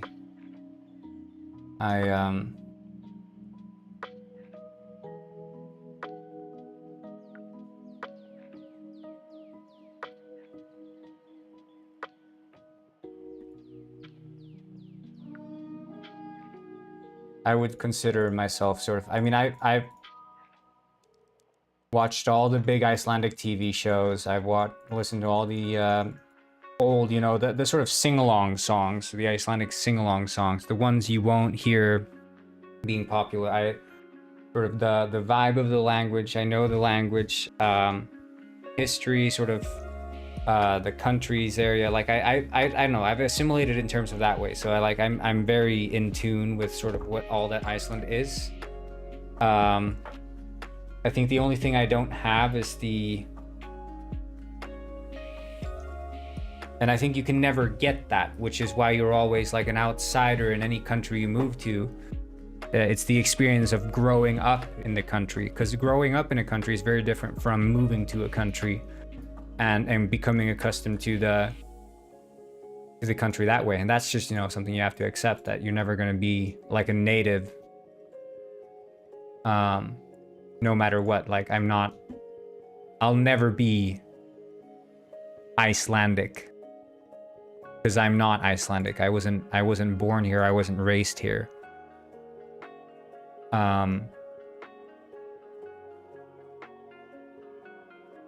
But that's okay, you know, that's just how it is. But am I more Icelandic than the average Swede? Yes, for sure. But I am not Icelandic, but I'm more Icelandic than a Swede. Like the average Swede, that is. But yeah, it's not something that, you know, I think too much about. It's just, I just enjoy it here. I like the vibe. I like the how do you say?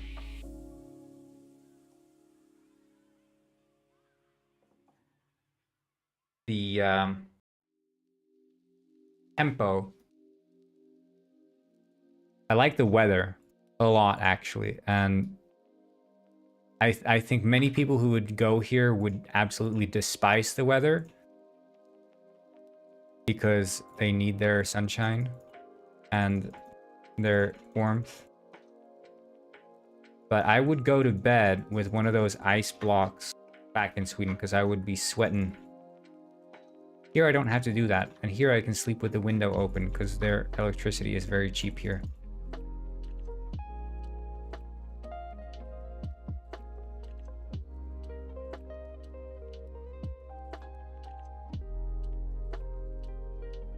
I don't know. I think it's like when you move to a new country and you want to become part of that country,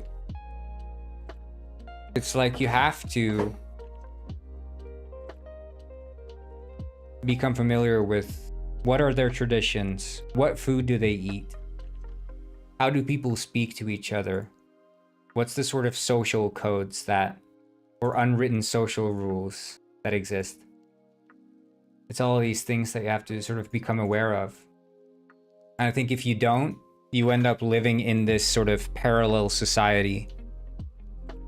You only end up hanging out with people who speak English. You don't understand the news. When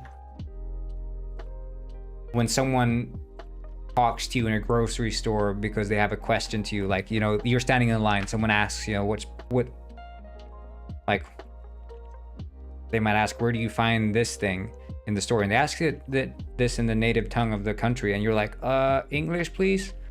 Like, you're not living in that country, you're just existing in that country. I think there's a difference between like partaking in a country and like passively. And I think that's like what I noticed with a lot of specifically like remote workers who move to like, you know, Bali or something. They're not living in those countries. They're existing in this like first world paradise that they've created separate from the rest of the actual country.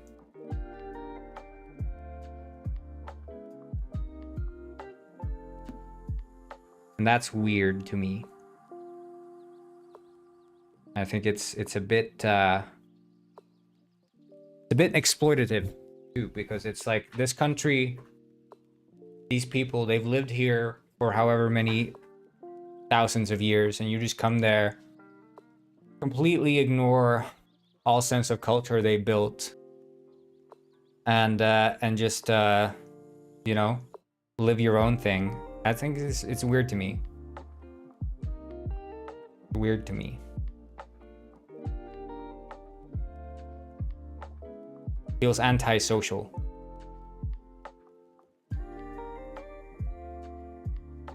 And I think it's a bit egotistical.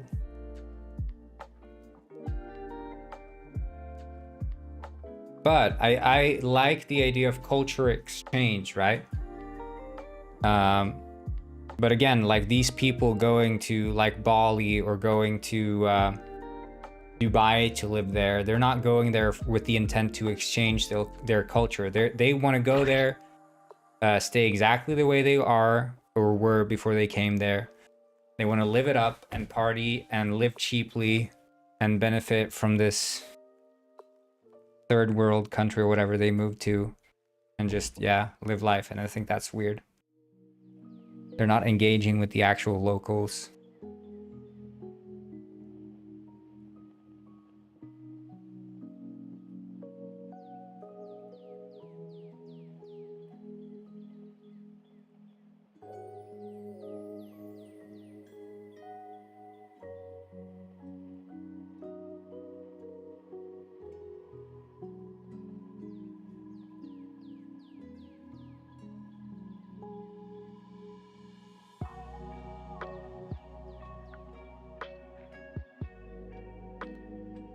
But I think that for me, one of the most fun ways to connect with a country is through the food and through like traditional cooking.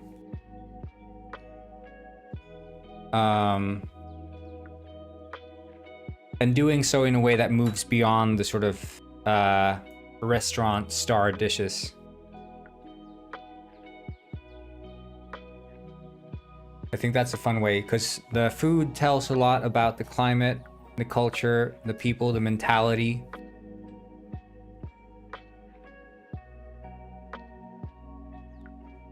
The eating habits of people is very culturally relevant.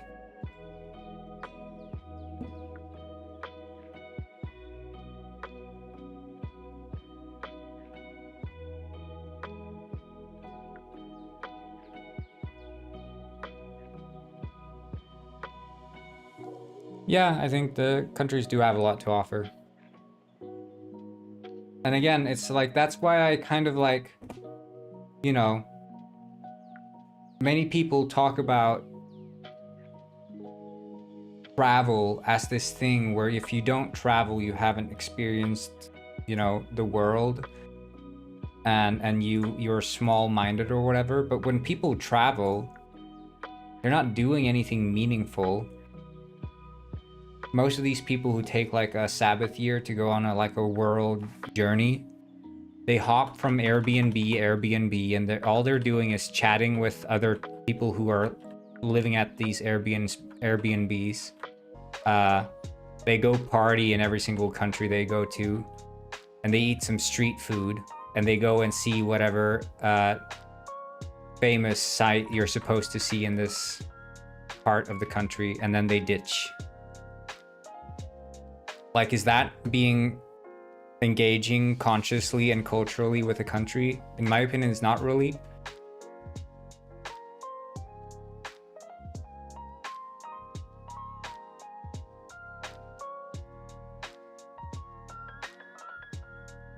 I think you'll be much more enriched by focusing on like one country and engaging with that culture deeply, and just sort of discovering what it means to engage with a culture other than the one you were raised in. I think that alone is meaningful. And that doesn't even have to happen within a country. It could be like you were raised in a friggin' small village and then moving to the big city.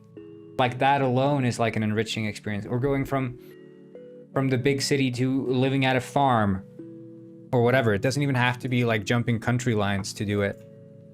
Like, you can engage with other cultures. Linear algebra. I don't know if I was doing linear algebra. I was doing this shit.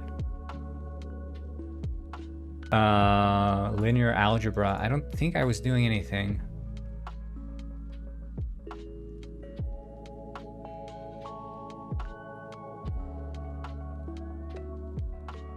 Yeah.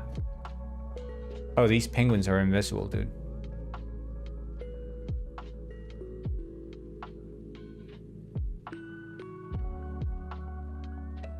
Yeah. Computer science is my degree. I did linear algebra in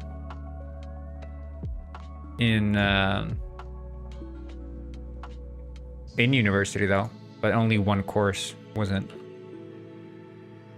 Wait, why is this one's not? Oh, okay. Yeah. The avocado suit is wrong.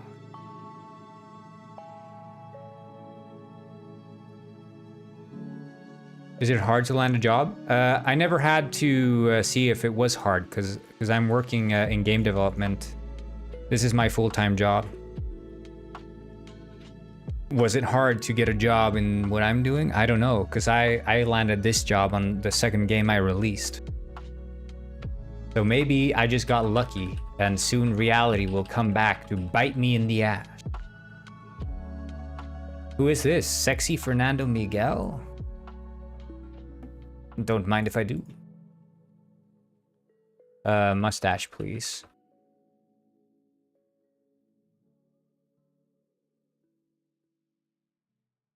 You have an idea for a new video game, you don't want to reveal it here. Well, the thing is with like ideas is that ideas are cheap and easy to come by.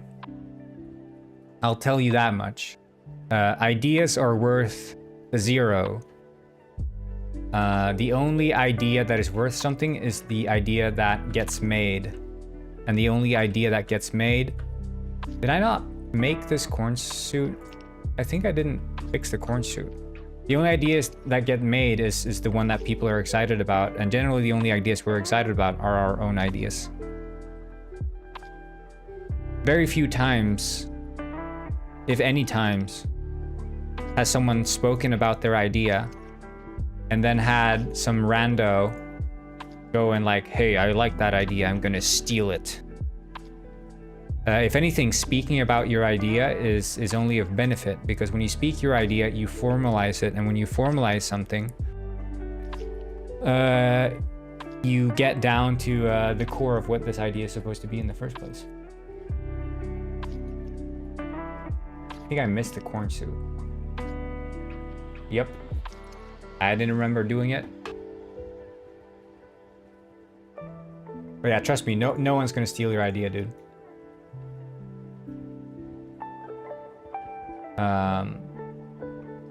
Cause yeah, an idea is worthless unless it actually gets made.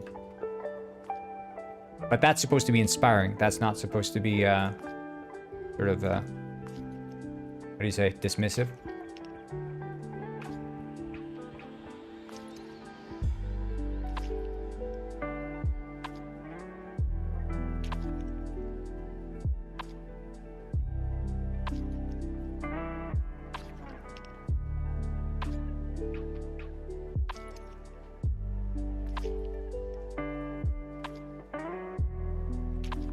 You know, I could say I have an idea. It's like Facebook, but better. That's a good idea, right? I mean, it is a good idea. Like a better Facebook, that's a pretty good idea. But the thing is anyone going to make it? No. Because they probably don't have the exact same picture in mind as you do when you say whatever that idea is. Or if you say TikTok, but better, you know, whatever, to be more in tune with the Gen Z.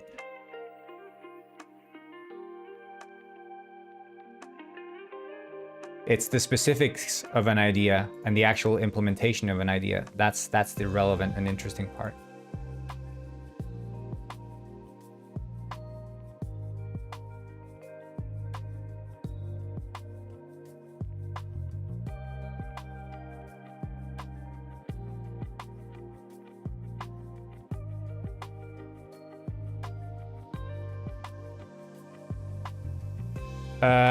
I'm on bordering on Gen Z. Like, the thing is with like,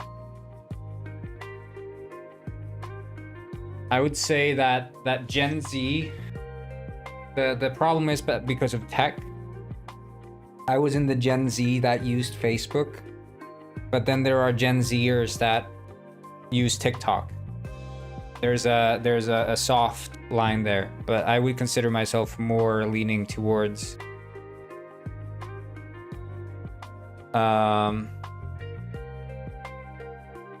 what would it be? I'm like in between millennial and Gen Z, but I don't feel a strong attachment to either one, really.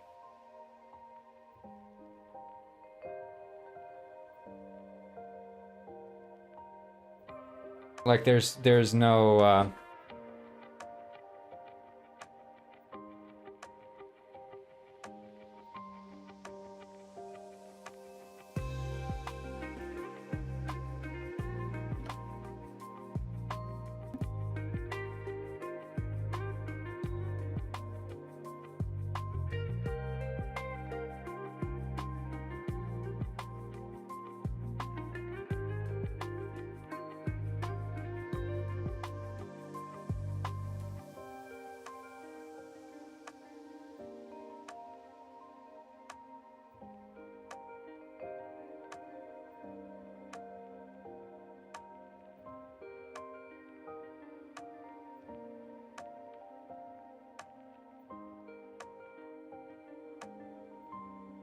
To tribute, but I mean, you could reveal the idea. Like, look, I can just tell you, like, up front, like, being completely transparent. Nobody, no company ever is ever gonna make your idea. Like, they're never gonna do it. Not because your idea is bad. It doesn't matter if you have the greatest freaking idea ever. And I'm saying that 99% of the time ideas are worthless. But no company ever will make your idea. And the biggest reason is because when you tell them your idea and they make that idea, they are now suddenly legally liable and can be sued by you. And for that reason alone, they will never make the ideas or even want to listen to ideas from like fans or otherwise.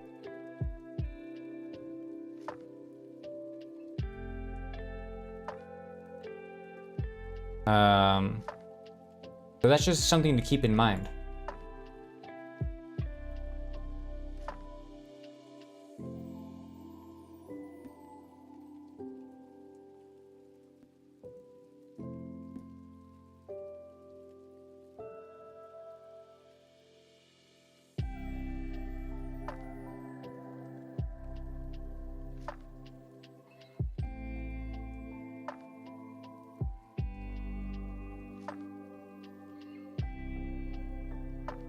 Well, there's no hoping for the best. I'm telling you, they won't do it.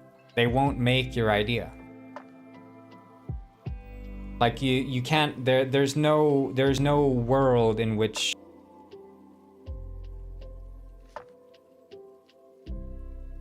millennial but a Gen Beta childhood.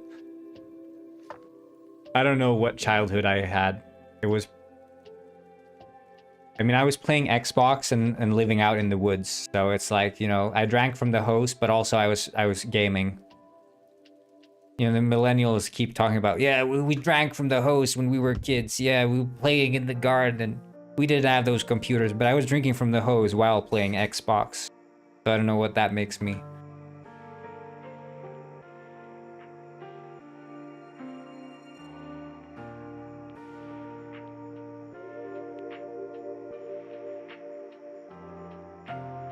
Drinking from the hose. Drinking from the hose is this boomer millennial meme.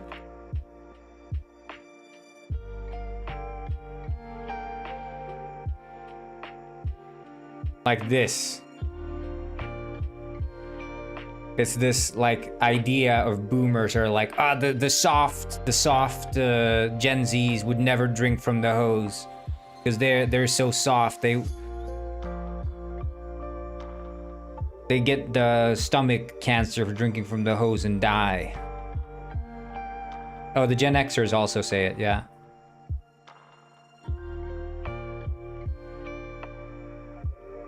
Sorry, it's just that the Gen X are like no one thinks about them, sadly. I think it's because the boomers and the millennials have more iconic names. And the Gen Z have the Zoomers, which is also like a cool name.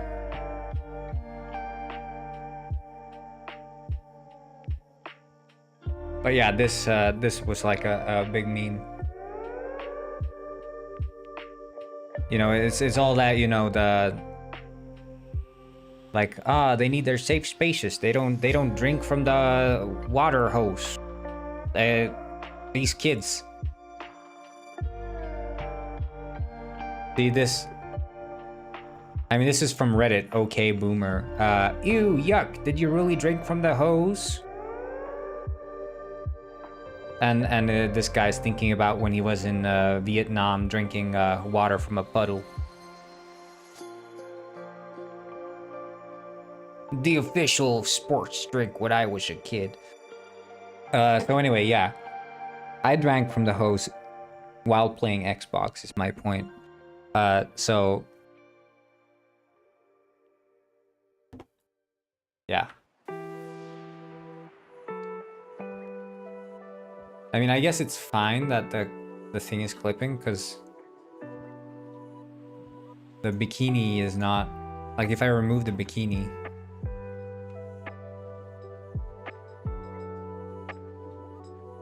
What the fuck?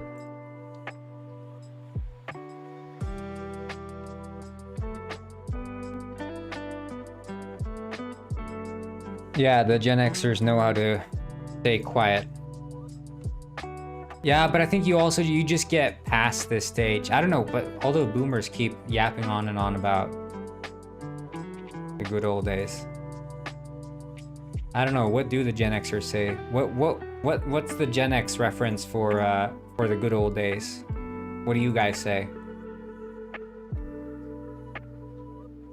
You're talking not about Bush. Obviously. Who are you talking about? Yeah, it's boomers complain about millennials. And millennials talk about the boomer. Yeah, you're the guy, yeah, you keep talking about the 80s. You're always listening to the freaking 80s music. Yap, yap, yap about how music... You're the kind of guys who would talk about how good music used to be in the 80s. Yeah, that's your big thing. Right. I've seen many. I feel like the millennials, old school video games, yeah. I think that's a rarer breed. But for sure you probably have many of those talking about friggin' Mario and...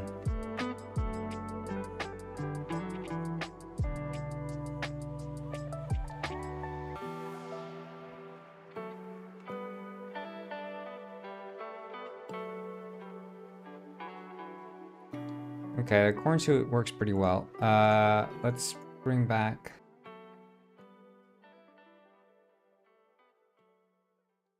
the bikini. Hey! Looking kinda sexy.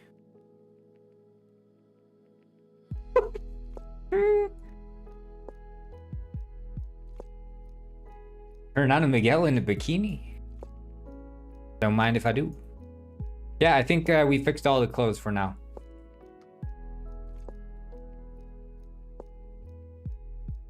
Clothes are fixed for now. We did it, y'all. We did it. It's better than it was. Still not perfect, but now we can tweak from here on. You know, from here on out we can tweak and fix the small changes. I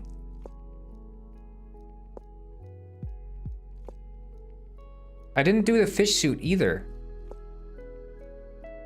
Hold on. What did I skip like a bunch of things?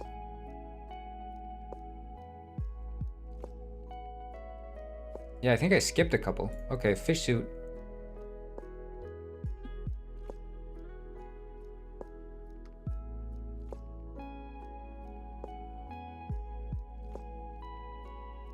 But did do you feel like, okay, so because there is a strong generational divide between like the what would you say, the boomers and the Gen Z. Was that generational divide in the same way, like the unk and boomer and stuff, like those words? I don't know. I feel like that's on the rise now. I'm just gonna take a phone call real quick. 1 second.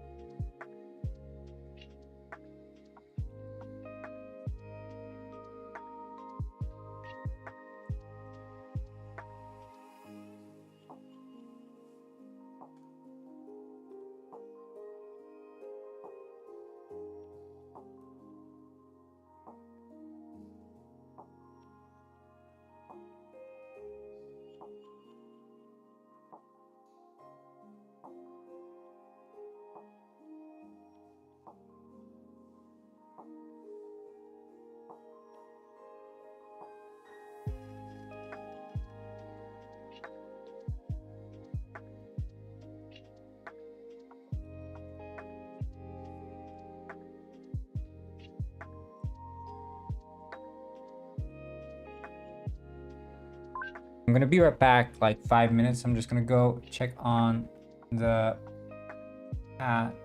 So I'll be right back. You guys just hang in there and look at this fish penguin.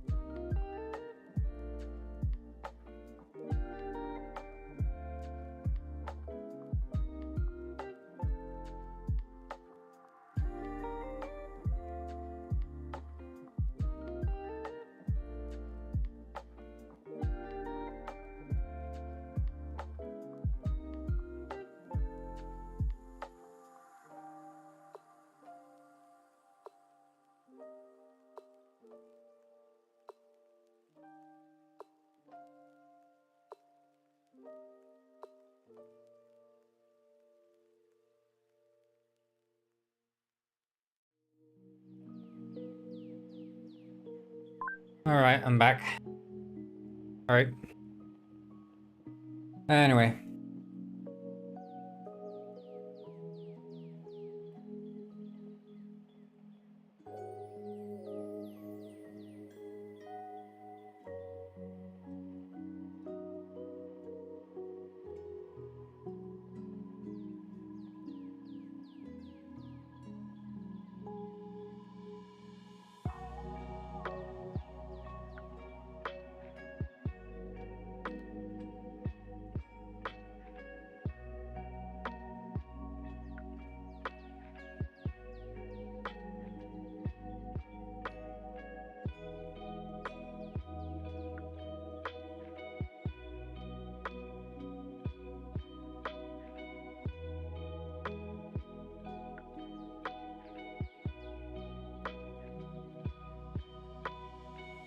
I think this should be fine.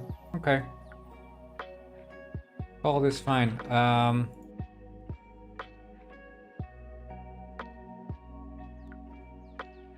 So, what was I thinking?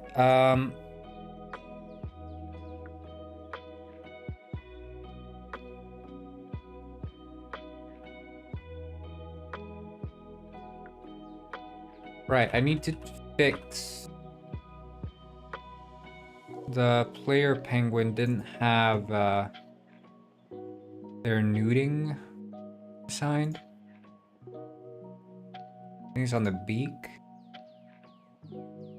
There's like newt. There. Okay, it seems like it's assigned. Maybe I assigned it earlier. I just wasn't able to newt earlier. I don't know. Was it the beak scaler?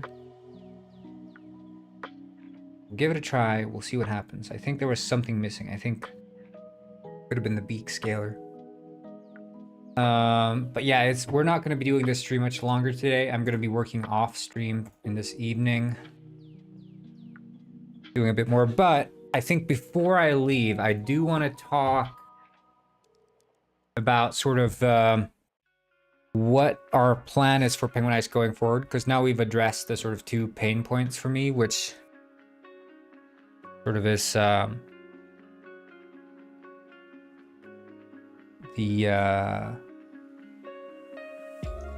sorry.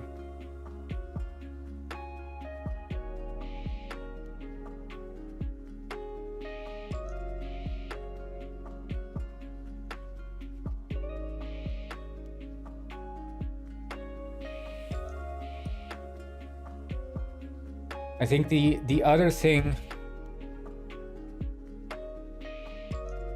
that would sort of annoy me with Penguin Ice is the AI. But, and this is a big but, not a big but in the way that you guys are thinking, but in the way that I'm thinking. And the big but is that I want to rewrite the entire multiplayer.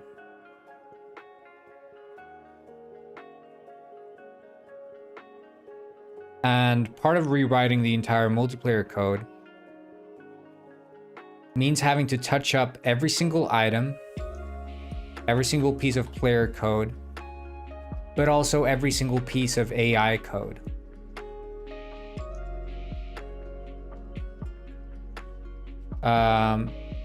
So how do we reconcile that? Well, that's the thing.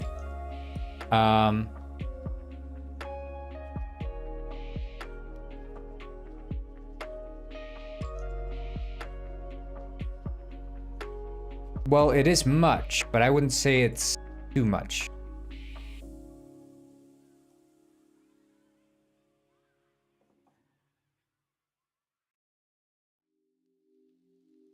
I don't get why the am not assigned. It is going to be much, but it's not complete rewrite, right? So I can show you guys sort of what I'm talking about. So let's go into well, let's go into the gun script, for example. So I can show you guys. This is a bit of a no, this is too hefty of a script.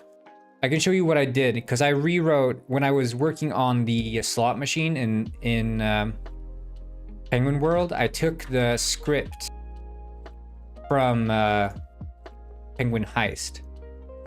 So the idea is that when you're working with anything that's networked, you have to ensure and keep track of what is supposed to be synchronized, how is it supposed to be synchronized, and how often is it supposed to be synchronized, and to whom. These are sort of the core components when it comes to networking. So let's say you want to synchronize, I don't know, that the slot machine is spinning. You want to do that as efficiently as possible. So one way to synchronize it would be to always synchronize the exact rotation of every single slot wheel all the time. But that's not an efficient way to do it. But it's a way to do it, and it's a way to do it one-to-one for every single client. The way I do it is that I synchronize an event. So when someone spins the slot machine, I synchronize that event, and now on every single client, the slot machine starts spinning. Because I know that while the thing is spinning, it doesn't matter what's showing, right? You just need to see that it's spinning. And then when it stops, I synchronize a stop event that sends out, hey, this wheel stopped, and it stopped with this symbol. So I just send out those two data points, which wheel and what symbol, bam, and then the client stops spinning the wheel and twists it instantly to that symbol, so it appears as if it just landed on that one. And this is written, basically most of this code is not synchronized code. Like the entire spinning logic, spin wheel, unsynchronized. This just happens on the client. Generating the symbols, unsynchronized, happens on the client. Calculating what prize money, unsynchronized, happens on the client. All of these things are just happening locally. They're not networked code. So when you're rewriting things from one networking library to another, you have to look at what is synchronized. And that would be, in this case, the only thing that is synchronized is state, which is whether or not it's spinning. And then it can accept events, which is the stop spin wheel event. And that has the index of the wheel that stops spinning and what symbol it lands on. So when I'm saying I'm going to convert the entire code base, it's about tracking down in all the scripts in the game these things and converting it to a new networking library. And this conversion is going to be necessary if we're going to go and make Penguin Peaks PP. Because this code base, like this networking code base that I'm using, which is called Photon Bolt. Photon Bolt deprecated with Unity 2021. So 4 years ago already, they said, we're done. We're not updating this anymore. 4 years ago. I managed to get it to 2022 because I spoke to the Photon Bolt developers themselves, and they said, yes, we have an experimental build that works with 2022. But keep in mind, we won't be updating this anymore. And I'm like, thank you, I'll take it. So we got to 2022, but now Unity has released Unity 6, which comes with a bunch of improvements, way more future-proof. It's you know, state of the art. And we're thinking, if we're gonna make this game, Penguin Peaks, and this game is gonna be big, we need to try to start as fresh as we can. And that means reworking all that Penguin Heist is, not from the ground up, but sort of ripping up the floorboards, changing the piping, repainting the walls, you know, but we're not tearing down the house. It's a renovation. And we're future-proofing Penguin Heist, but by future-proofing Penguin Heist, we're laying the foundation for all of the work that's to come on Penguin Peaks. And you might say, well, this sounds like a lot of work, but the thing is, if we wanted to make Penguin Peaks from scratch, That would be so much more work because we'd have to do all of this all over again. So doing it this way is the way. Even though it's a massive task, it's one that we have to take on. So yeah, pretty much. It's overhauling all the networking. And then after I've overhauled the networking, because the thing is, the reason I was talking about this was I wanted to remake the AI. But the AI is one of the most inherently complex synchronized entities in the entire game, right? Because the enemies have so many different states that need to be synchronized to keep them. Like, they're not a slot machine. I can't just synchronize, hey, it's spinning. Oh, it stopped spinning. Here's the value. Like, it's not like that. I have to synchronize way more things. So an enemy has a synchronized position and rotation. It has synchronized health, synchronized alertness state. So like, you know, those little exclamation marks that pop up. It has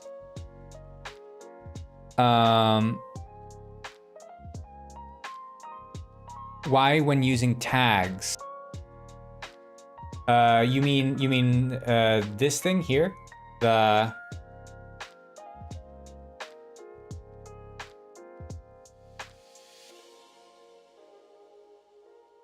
or what?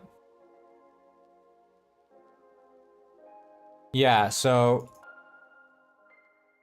basically, like, you can have a it's a bit complex, but it has to do with object-oriented programming. But basically, there's this concept of interfaces. So there's like, right, an object-oriented language is composed of like objects, right? When Java and those languages got popular, it's like the idea of an object is basically a class. A class has values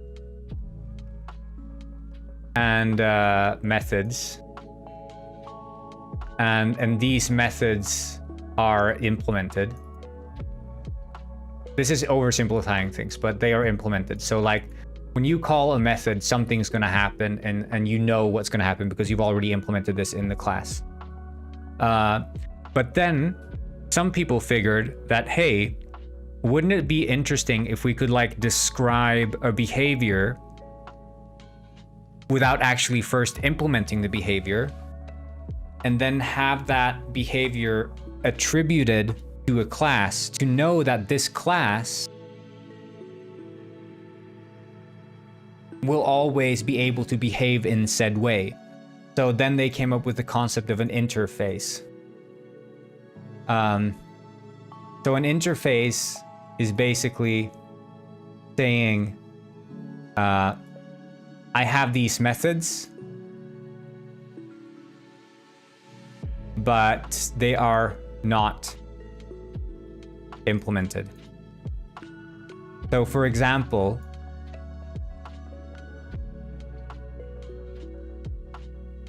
what this means, entity event listener, is an entity event listener sort of class, right?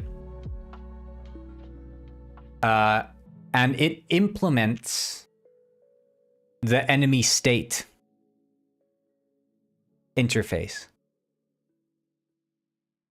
It is an entity event listener class implementing the enemy state interface.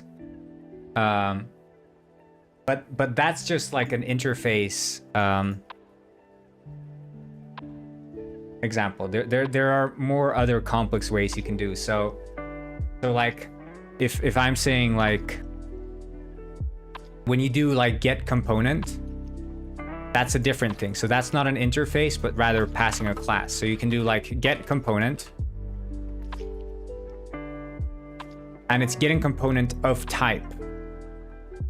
So here, you know, get component and T means that it's a generic class. So you can say get component of type, I I don't know, like what's a component? Transform, you know, you can get component transform.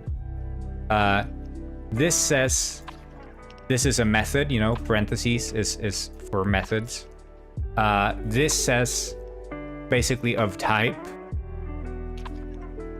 And get component is the method name. So if we look at, I think you can probably see the implementation of get component. So you can see there the T there helps with casting. Well, so this is not saying I accept parameters. This is just saying I'm a method. There are no parameters you pass into the get component as far as I'm aware. I don't think there's any parameters you can pass. It's just saying I'm a method.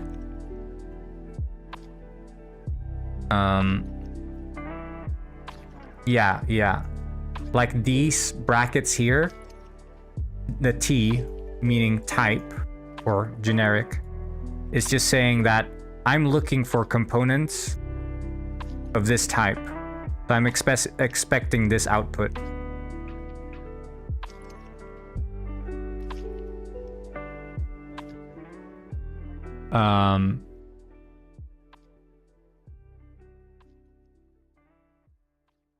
Yeah.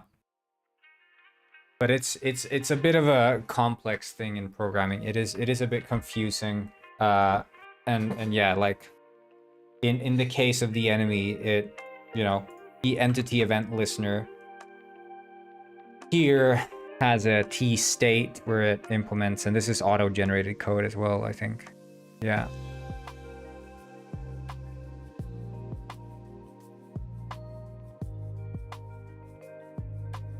But anyway, when it comes to like an enemy and you want to synchronize this enemy, there are so many things you have to synchronize, and the way they're synchronized is almost built into the AI because the synchronization has to be optimized.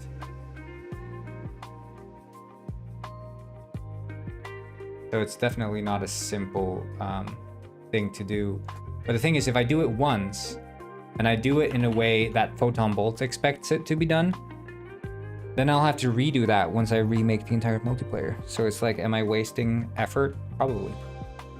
So it's probably just better to do it from scratch.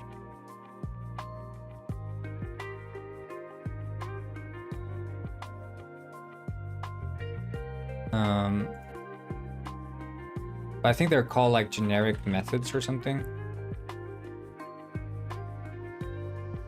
Yeah, a generic method are methods that introduce their own type parameters. This is similar to declaring a generic type, but the type parameter's scope is limited to the method where it is declared. So like in the case of, because like generic class and then there's the generic method. So the generic method is basically, if I would declare like you know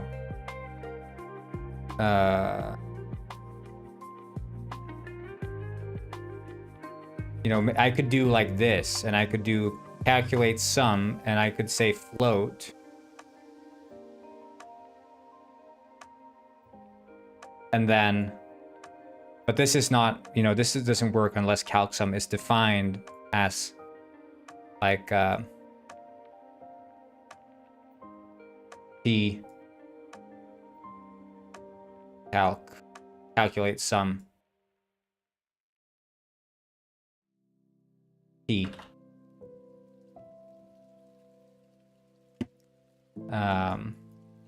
But then yeah, if I do calc sum float and I pass in like I don't know, 5, then the output would be 10 point whatever many zeros is in a float. It would be a float value, because this float thing here is implying that, hey, I want this cast to a float value. It's basically a way to allow you to code a bit more flexible methods. And you can do the same thing with a class, and it gets more complicated. But again, you generally don't have to write these kinds of methods, you just have to work with them. I'm not going to stream for much longer. We're sort of discussing... Oh, I'm getting a phone call here. Sorry.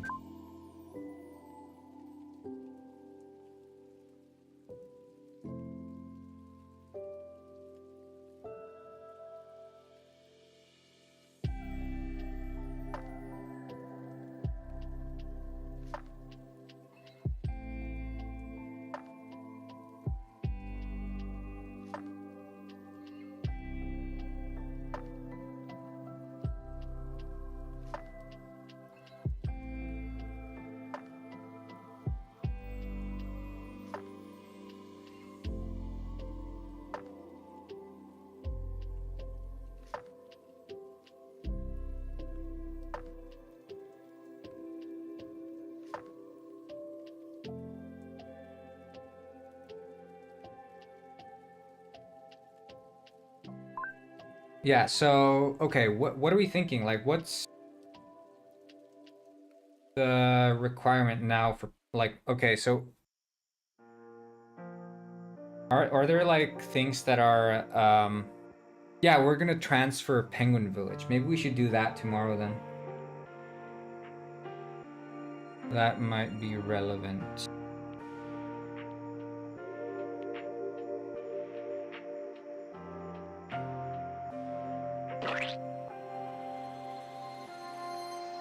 I don't know, do you guys think that's a high priority, transferring Penguin Village to Penguinized? Pigeon skin? Pigeon squin skin?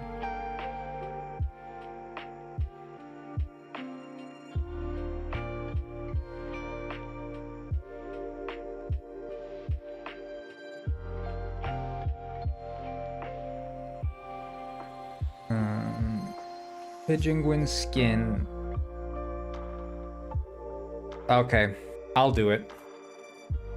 I'll transfer it.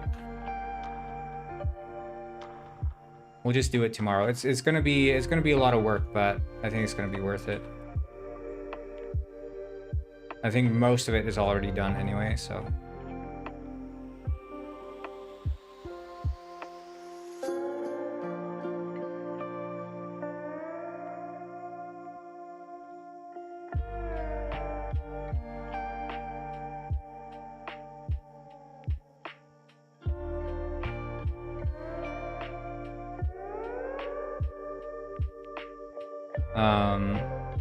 Yeah, so when that is done, I know that fish is working on the lighting for all the levels.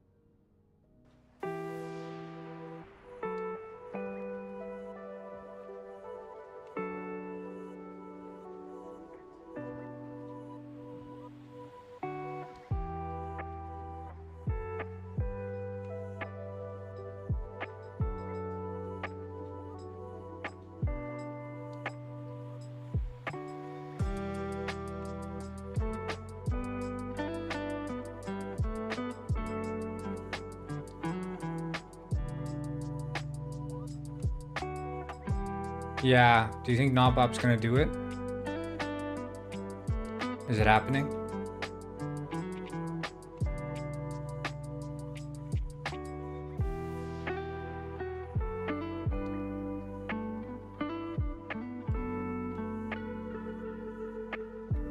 You think so?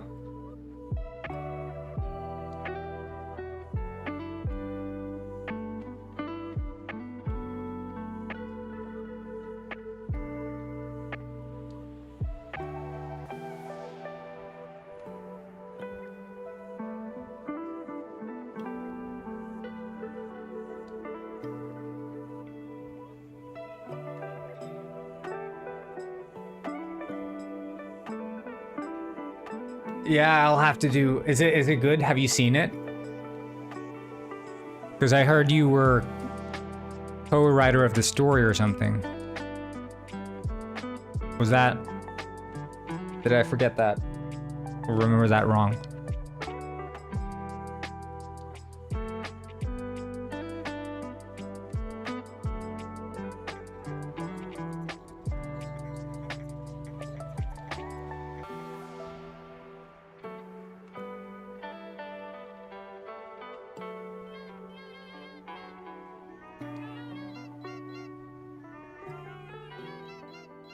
Okay.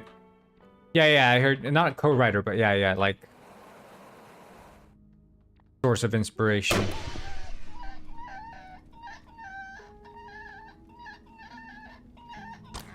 It's over.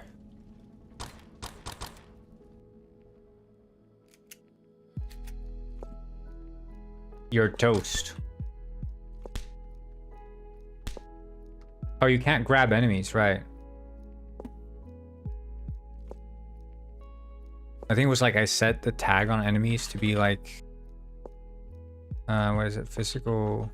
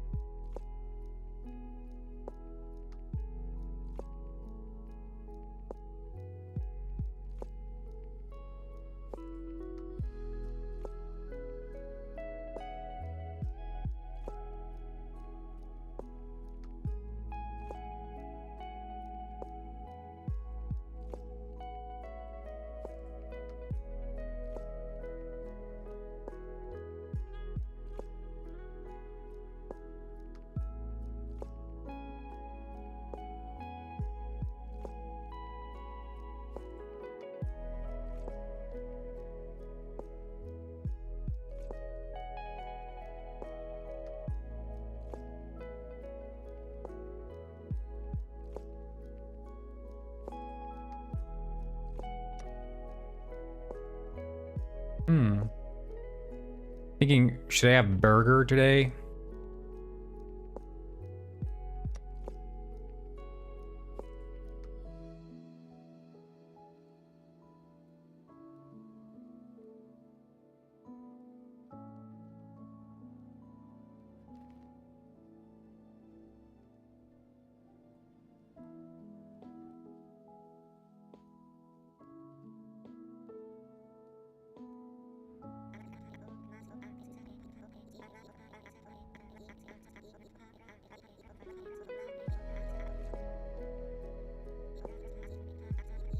I dream of having a suitcase of burgers from White Castle. Yeah, there's this place called Two Guys, which is obviously a silly joke in reference of Five Guys, but they have delicious burgers here.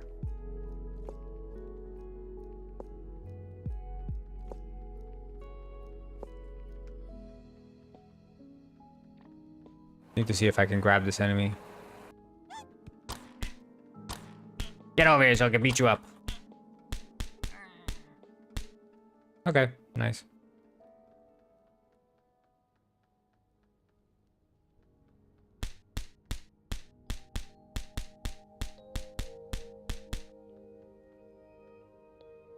A quarter pounder in Europe?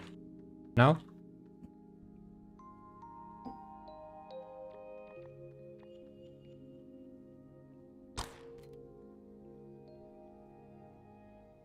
A Royale with cheese.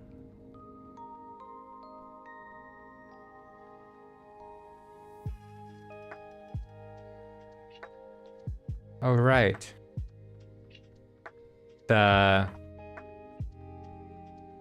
It's the freaking Tarantino.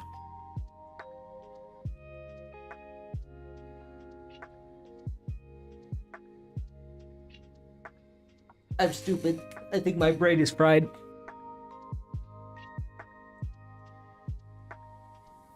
Pulp Fiction. Yeah.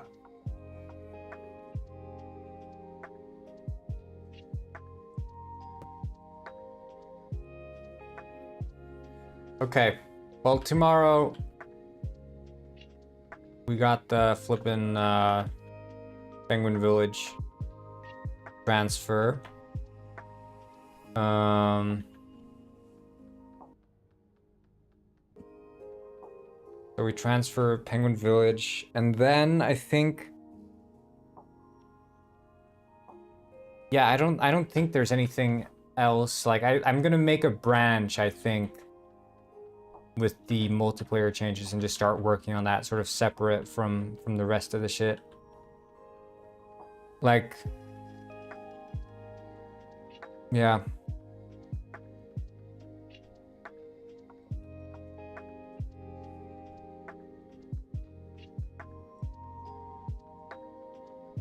Yo.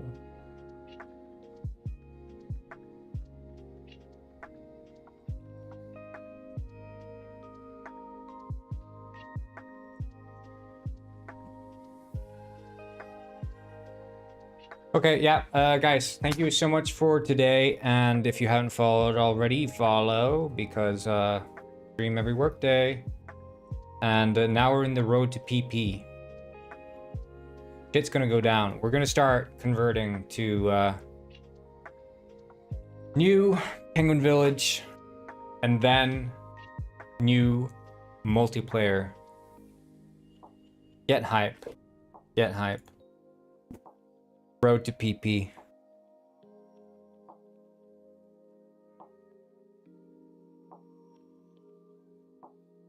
Kingdom of Frost reference in PP. Thank you very much. Yeah, I think maybe we need that, huh? Road to PP. And not the PP you guys are thinking. That's disgusting. Road to Penguin Peaks. Wait, no, that's the road to release sound. Road to PP.